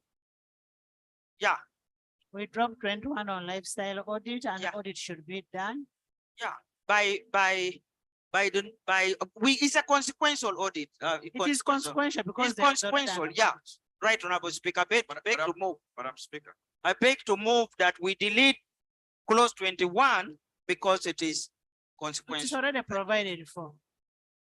Madam Speaker. Those in favor of deletions, the ayes have it. Madam Speaker. 22. Madam Speaker. Members. As we go to 22. Members, I have a bill that must pass. 22. Yes. Thank you, Madam Speaker. Madam Speaker, my concern for 22 is if we could allocate time to it. The committee says that they should expedite the processing of those land titles. But as we know, time can be a big factor in land titles. And knowing that the Ministry of Lands is really in the hands of government, I don't see a reason why we wouldn't allocate. He wants time. How much time can we put here? How much time for us to have the title for Honorable Whip? How much time? Madam Because you Speaker, are the one going to make a phone line. Madam Speaker, Whip, Madam Speaker, whip. Madam Speaker, if I can give you some information, Can I hear from the whip? Are you the whip? just some information, Madam Speaker. Madam Speaker, you could go with what we did with the issue of Natalie, on the Kusasa report. We gave them 3 months, and indeed the Minister of Lands within that was able to sort that Let issue. me hear from the whip. How much time do we give for them to process the titles? Right, Honorable Speaker and honorable members, considering the circumstances of the matter at hand, I would kindly request for within 3 months. Thank you. I put a question that clause 22 be adopted with the, not clause, recommendation 22 with amendment of 3 months. Those in favor send the contrary nay. Ayes have it, 23, 24, 25. Lifestyle is removed in the audit of 25. Madam Chair, It's consequential. Madam Speaker, I think when we remove the word livestock, we just put the word investigation. Yes. Lifestyle is removed. Those in favor say on the contrary nay. Ayes have it, 26. 27 the same. Any new amendment?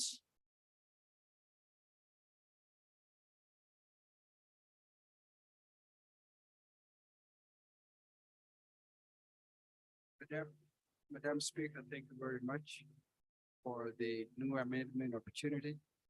I've heard members giving in feedback in terms of recoveries, then refunds, then prosecution. Madam Speaker, the more we talk. What is your amendment? My amendment, Madam Speaker, is that the names are clearly known and the people are clearly identified. Madam Speaker, would indeed be in order, if it pleases you, Madam Speaker, that I ask that the people mentioned in line of investigation deposit their passports with the relevant officers. Please listen to me.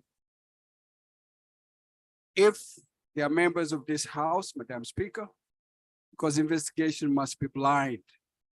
And Presumption of innocence. yes, Madam Speaker, that the passports, if their colleagues in the House, their passports be deposited with the clerk to Parliament. But Honorable, we do not have powers to restrict anybody's movement. We don't have those powers. I wish we had, but we don't have. I now put a question that the report of the Select Committee on the state of affairs of the National Social Security Fund be adopted by this House. Those in favor say on the contrary, nay. The ayes have it. Item 7, bill second reading. The Microfinance Deposit Taking Institutions Amendment Bill 2022. Bills Committee stage.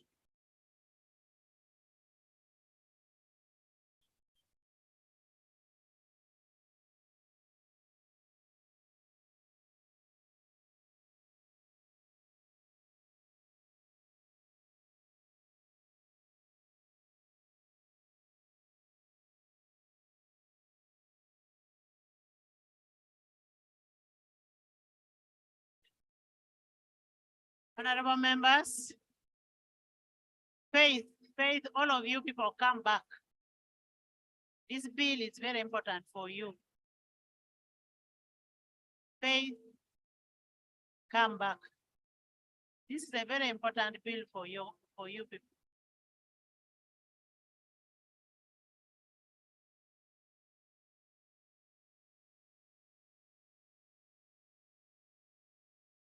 Honorable members, as you may recall, we commenced the consideration of this bill, the Microfinance Deposit-Taking Institutions Amendment Bill 2022 on February 28, 2023.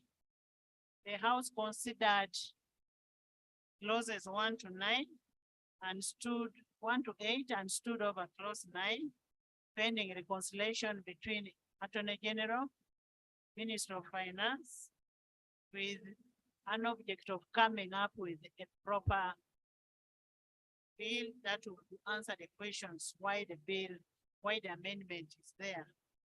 I now ask Attorney General to come and report, or if you cannot report, we ask the chair.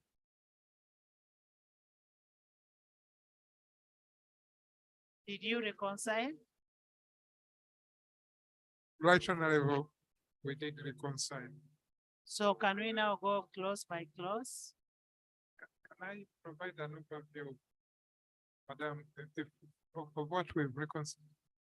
But we have a report, they want a recommittal on clause 1, which is a consequential, clause 4, and clause 5. There is a recommittal on that. Right Honorable, there is also a recommittal on clause 2 to define microfinance.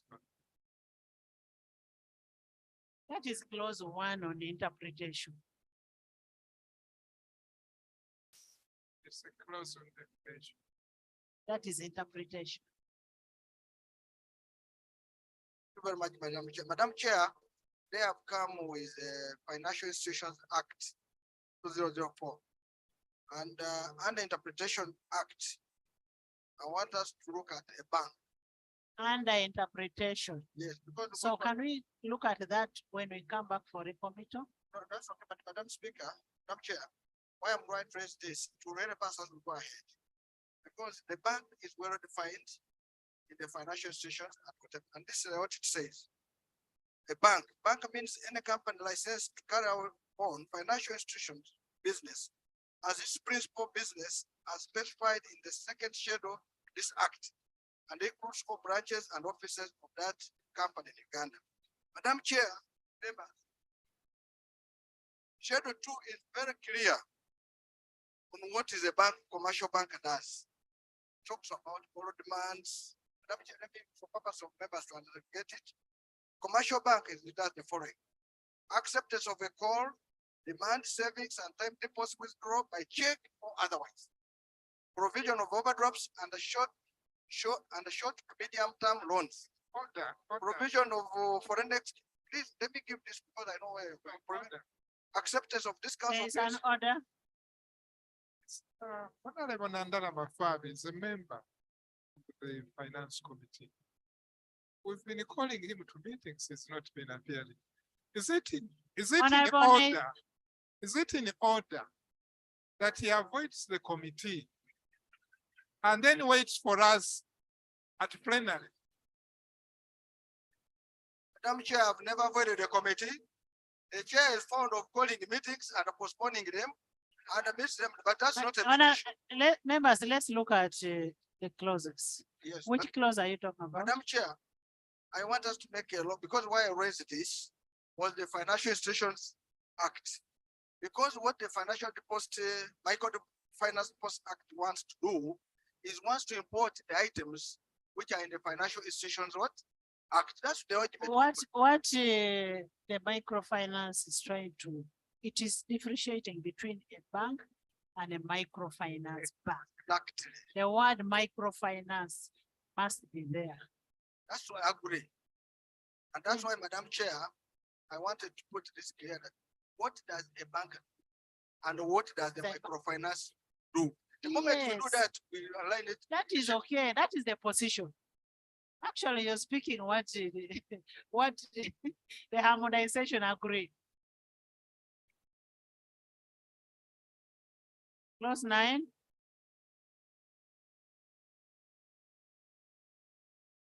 Clause 9, Chair.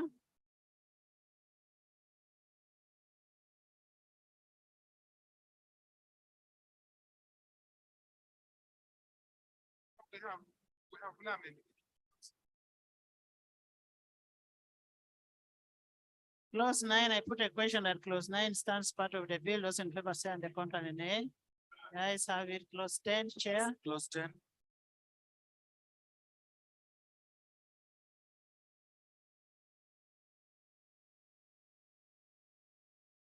We have an amendment on clause 10. Madam Chair. I put a question that clause 10 stands part of the bill. Those in favor say on the contrary, nay. The ayes have it. Clause 11. I put a question that clause 11 stands part of the bill. Those in favor say on the contrary, nay. The ayes have it. New clause. New clause. Chair, new clause.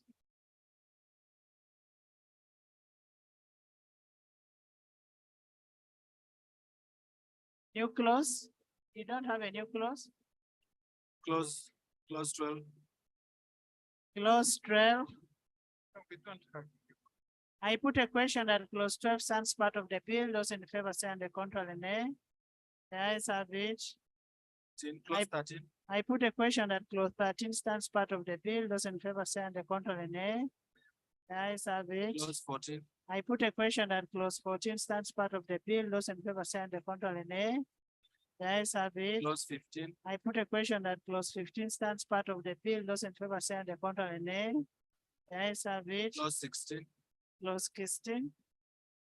Clause 16 is amended, 16B is amended. Clause 16B is amended by deleting that section 16B because it's referring to registered societies. It's a consequential amendment. We're just doing that. I put a question that clause 16 be amended as proposed. Those in favor say on the contrary, nay. The ayes have it. Clause 16 as amended. I put a question that clause 16 as amended stands part of the bill. Those in favor say on the contrary, nay. The ayes have it. Clause 17. I put a question that clause 17 stands part of the bill. Those in favor say on the contrary, nay. The ayes have it. Clause 18. I put a question that clause 18 stands part of the bill. Those in favor say on the contrary, nay. The ayes have it. Clause 19. I put a question that clause 19 stands part of the bill. Those in favor say on the contrary, nay. The ayes have it. Clause 20. I put a question that clause 20 stands part of the bill. Those in favor say on the contrary, nay. The ayes have it. Clause 21. I put a question that clause 21 stands part of the bill. Those in favor say on the contrary, nay. The ayes have it. Clause 22. I put a question that clause 22 stands part of the bill. Those in favor say on the contrary, nay. The ayes have it. Clause 23. I put a question that clause 23 stands part of the bill. Those in favor say on the contrary, nay. The ayes have it. Clause 24. I put a question that clause 24 stands part of the bill. Those in favor say on the contrary, nay. The ayes have it. Clause 25. I put a question that clause 25 stands part of the bill. Those in favor say on the contrary, nay. The ayes have it. Clause 26. I put a question that clause 26 stands part of the bill. Those in favor say on the contrary, nay. The ayes have it. Clause 27. I put a question that clause 27 stands part of the bill. Those in favor say on the contrary, nay. The ayes have it. Clause 28. I put a question that clause 28 stands part of the bill. Those in favor say on the contrary, nay. The ayes have it. Clause 29. I put a question that clause 29 stands part of the bill. Those in favor say on the contrary, nay. The ayes have it. Clause 30. I put a question that clause 30 stands part of the bill. Those in favor say on the contrary, nay. The ayes have it. Clause 31. I put a question that clause 31 stands part of the bill. Those in favor say on the contrary, nay. The ayes have it. You have a new clause? Immediately after section 22 of the Principal Act, we insert clause 22A, audit committee. Wait, one, so it's 22A, audit committee. One, there is established a board audit committee comprised of 3 independent non-executive directors, the executive director, and a non-executive director who are persons of integrity. 2, the audit committee shall serve a term of 3 years, renewed once. That's it. Is that in agreement with you, the minister? No objection. I wish to, Yes. You are auditing the executive director. And you're putting him on the audit committee. It is very dangerous. That's why audit committees always have people from outside. So Madam Chair here is the audit committee for president, independent and executive director. Because you are coming and auditing the audit, the executive director, that's where the report will come. And if a man is being, they have brought the report before him, fight it. So Madam Chair, I wanted to ask you, the chair, to agree that the executive director. Honorable Nathan, I think you heard badly. There is established board audit committee comprised of 3 independent non-executive directors for every institution. Executive director. Non-executive. After that, they This is come a up. harmonized position. We sent them for harmonization. We sent your committee. yeah, right, Honorable Madam Chair. Madam Chair, unlike the young Honorable Bafami, I'm not a member of this committee. He echoes my concern. The concern of the executive director being part of this. Now, even Daddy has not heard. They are saying we insert a clause, a new clause. The insertion of a new clause, immediately after section 22, there is established board audit committee comprised of 3 independent non-executive. It's clarified. My addition is the word integrity being very wide and ambiguous. When we are drafting, we use the word proven integrity. So, I'm the word proven integrity.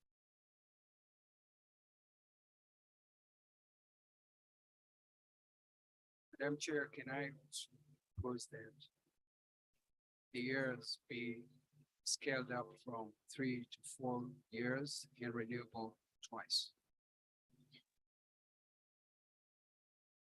Now 4. No, 4 is standard now. Madam Chair, under the PFM, the audit committee served for 3 years. I think that has been like. Honorable Atkins is not an auditor. He did social sciences. I put a question that a new clause be inserted as proposed. Those in favor say and the contrary nay. The ayes have it. Clause 32. Clause 32. You have any insertion? I put a question that clause 32 stands part of the bill. Those in favor say and the contrary nay. The ayes have it. Clause 33. I put a question that clause 33 stands part of the bill. Those in favor say and the contrary nay. The ayes have it. Clause 34. I put a question that clause 34 stands part of the bill. Those in favor say and the contrary nay. The ayes have it. Clause 35. I put a question that clause 35 stands part of the bill. Those in favor say and the contrary nay. The ayes have it. I put a question that the title stands part of the bill. Those in favor say and the contrary nay. The ayes have it. Motion for resumption of the House. Honorable Minister.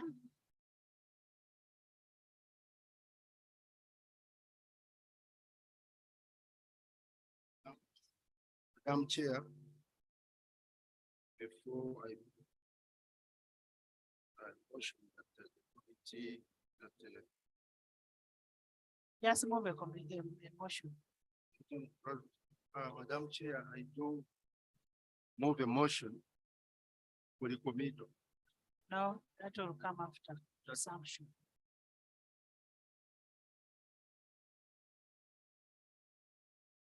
Move a motion that the House does resume. Madam Chair. Government Chief Whip. motion that the House resumes and the committee of the whole House puts their in. I put a question that the House does resume and the committee of the whole House reports there too. Those in favor say and the contrary nay. The ayes have it.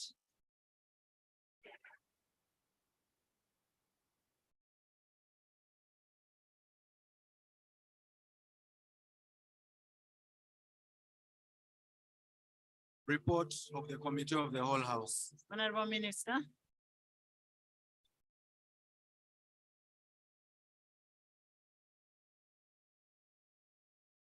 But now, Speaker, I do move the report of the Committee of the Whole House.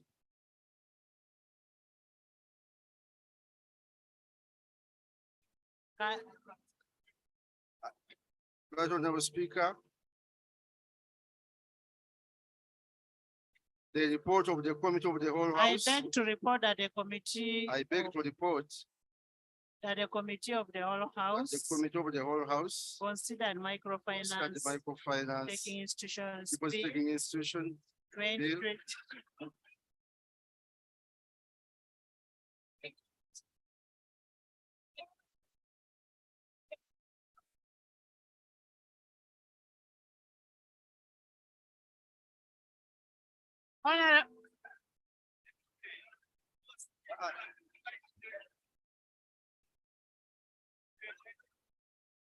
Right, Honorable Speaker, I beg to move that the Committee of the Whole House has considered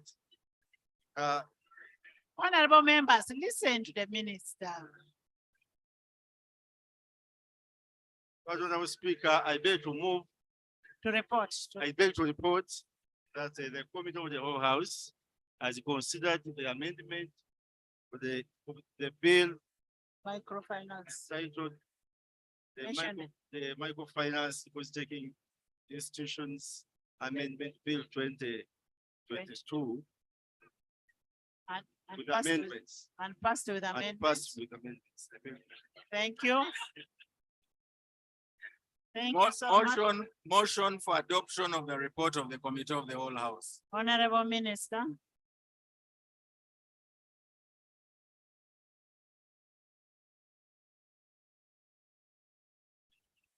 Right, Honorable Speaker, I beg to move that the bill entitled Moving to first. You beg to move that the House adopts the report of the Committee of the Whole. Right, Honorable Speaker, I beg to move that the House adopts the report of the Committee of the Whole House.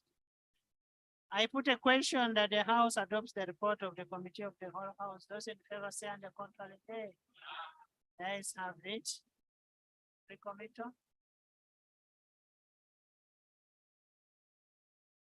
Move a motion for recommittal.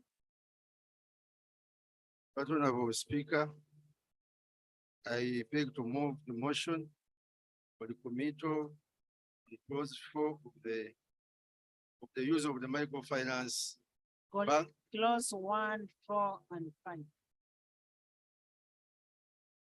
Clauses 1, 4, and 5. I beg of the microfinance. Is the motion seconded? Seconded by Honorable Musasi C. Silwani, UPDF, Alan. By the whole of. Including the Attorney General. Can you justify your motion? Justify your motion? Right, Honorable Speaker,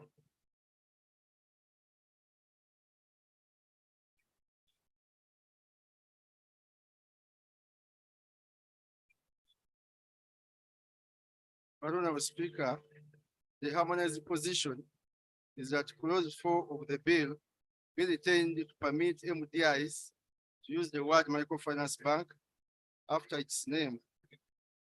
And the justification is that the word microfinance bank is to clearly distinguish institutions regulated by the central bank, that is financial institutions and microfinance deposit-taking institutions from other credit and non-deposit-taking institutions regulated under the Tier 4 Microfinance and Money Lenders Act 2016. Another justification, Right Honorable Speaker, is to allow the MDIs to mobilize deposits. And this is because the existing customers opt to deposit their monies with the commercial banks that they perceive to be safer because they carry the word bank. These same customers, however, run to MDIs for borrowing because they think that it is just for borrowing or for getting credit, and they don't, because it doesn't bear the name bank. To them, they feel that it lacks credibility, and they don't understand that it is regulated by Bank of Uganda. So if microfinance was taking institutions, not on a speaker, are called microfinance banks, it will create confidence among the savers and the customers, so that they trust, they save and deposit their monies with microfinance, microfinance banks. But honorable speaker and honorable colleagues, there is also a clear distinction between a bank, as Honorable Nandala alluded to, as specified in the Financial Institutions Act. That act talks about commercial banks as defined by Honorable Nandala Mafali. But here we are talking about the microfinance bank, and it is going to be defined in the as it is in the microfinance deposit-taking institutions. So we are going to retain that definition. We want to retain that definition for purposes of allaying the fears of some members like Honorable Nandala Mafabi, so that there's a clear distinction between the commercial bank and the microfinance bank. Thank you. Chair, Thank you. I want the minister to explain to us, if you want to use the word bank, why don't you want them to operate under the same definition of the Financial Institutions Act? And I don't know if the minister has heard of the word passing off in intellectual property. It can be aided by the Attorney General sitting next to him. How can we legislate passing off that these MDIs can go around behaving as if they are banks? They operate under different legal regimes. They have different qualifications and are regulated differently. They, everything, they are regulated and run differently. But simply because you're saying some people might not be persuaded, that cannot be from legislation. In fact, in legislation, our duty is to keep the regimes separate and clear, because they are different.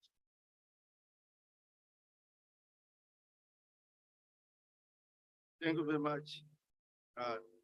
Maybe let's first agree. Let's first hear from the land attorney how you came up with this position. Putting in mind, we have 4 tiers in the banking sector: tier 1, tier 2, tier 3, tier 4. Tier 1 is of central banks. Tier 4 that we are talking about is of SACCOs. The MDIs are tier and 4. Yes. As the land attorney comes, probably he may want to clarify whether the position being moved by the minister does not actually demand that other legislations are amended, because it's an invitation to alter other existing legal regimes that regulate. Can we be advised that the land attorney comes that we can also agree on the extent of our comfort in causing those subsequent amendments?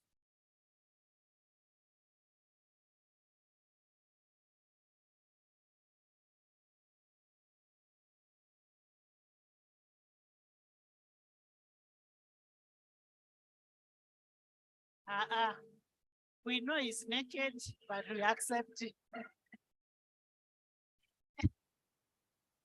Thank you very much, Mr. Speaker. Maybe for the record, this is not the press. Today we had a commemorative session in the Court of Appeal for the late Justice Kenneth Kapuga. I would be happy if you and we had the ceremonial court session. So it's the reason I'm pressing. The Right Honorable Speaker required us to hold an organization meeting, which we did. Our understanding is that naming MDIs as microfinance banks creates enough difference as opposed to commercial banks. And on the basis of that, I believe we are not causing a confusion as the Honorable Segona states. That nomenclature, that naming means that we have created a clear distinction that these are smaller deposit-taking institutions that have different qualifications, that have not hit the requirement for commercial banks. They are operating at a lower level.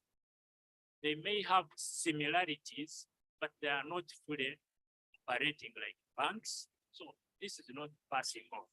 The distinction is that they are microfinance banks, they are deposit taking, they do not issue checks, they do not operate forex bureaus, they do not have the minimum deposit requirement required commercial banks. So they are operating at a lower level, and that's why we are calling them microfinance banks, as opposed to commercial banks. Now, the intention is to use the word microfinance bank to differentiate from the word bank. Clause 5 provides for notwithstanding to any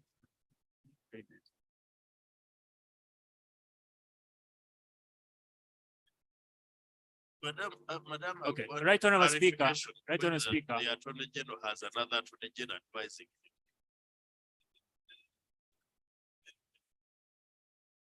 Right Honorable Speaker, our position is that we have created enough distinction, and we go ahead to assert that whereas Honorable Segona insists that this appears to be passing off, microfinance deposit taking institutions that we intend to have referred to as microfinance banks operate at a lower level and at tier 3 banking institution as opposed to commercial banks. Honorable Speaker, you are dealing with a population that is not going to. Let me hear from Nathan. As a clarification. Madam Chair, that's why I read the law. And the law is very clear about something to be called a bank. I want the Attorney General also maybe prepare another schedule, meaning this definition of this bank in microfinance definition. Because a bank deals in the following issues.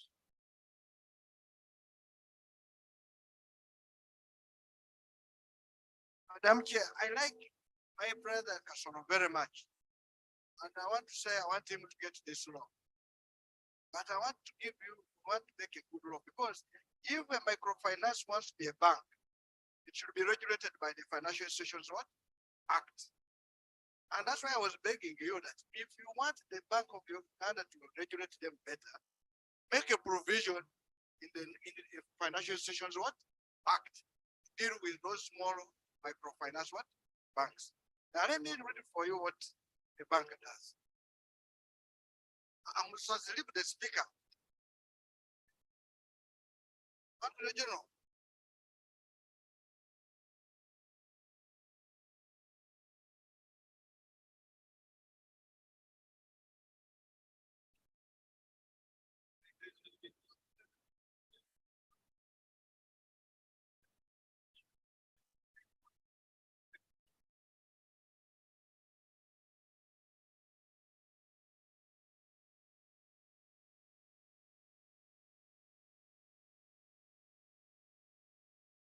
Madam Speaker, should we ask the soldiers to join you also?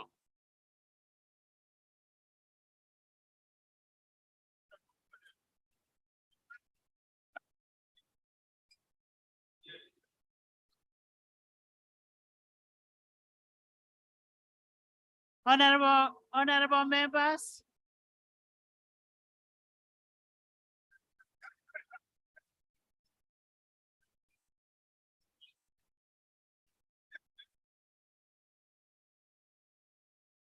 Madam Speaker.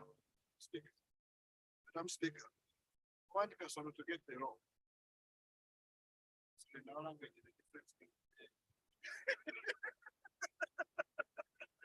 Honorable members. Honorable Nandala and the rest have a point. You're talking about the bank vis-a-vis a microfinance institution. That you should not lie people when I'm a microfinance institution, that I am also a bank. A bank remains a bank that should be taking deposits, checking, fixed deposits. The issue is, and even the contribution differs. The contribution differs. For me, my suggestion to the minister, since we are already past these clauses, drop the pocket. Honorable. Madam Speaker. Madam Speaker, I concede.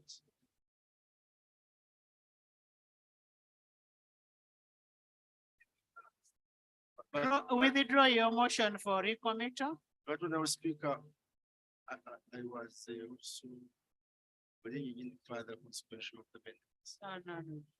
The first one has collapsed and everything collapses. But this is to do with the distant society. Because that's consequential. Yes, but there are other.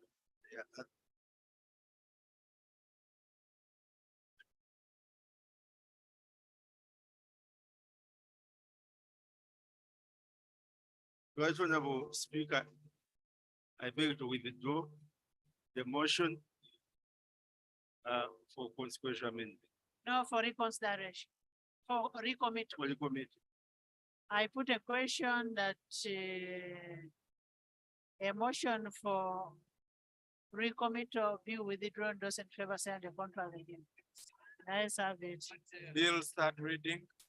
The Microfinance Deposit Taking Institutions Amendment Bill 2020. Honorable Minister. Honorable Speaker, I beg to move that the bill entitled the Microfinance Deposit Taking Institutions Amendment Bill 2022 be read the third time to pass into law. Honorable members, I put a question that the Microfinance Deposit Taking Institution Amendment Bill 2022 be read for the third time and do pass. Those in favor say the contrary. The ayes have it today. Odur is also saying aye. A bill for an act titled the Microfinance Deposit Taking Institutions Amendment Act 2022. Bill passed and title settled. Honorable members, thank you so much for passing this very important bill. I want to thank the committee. I want to thank Minister of Finance, Attorney General, and the shadow. Thank you so much, and the whole house. Thank you for enduring to stay in the house. As I said before, we'll have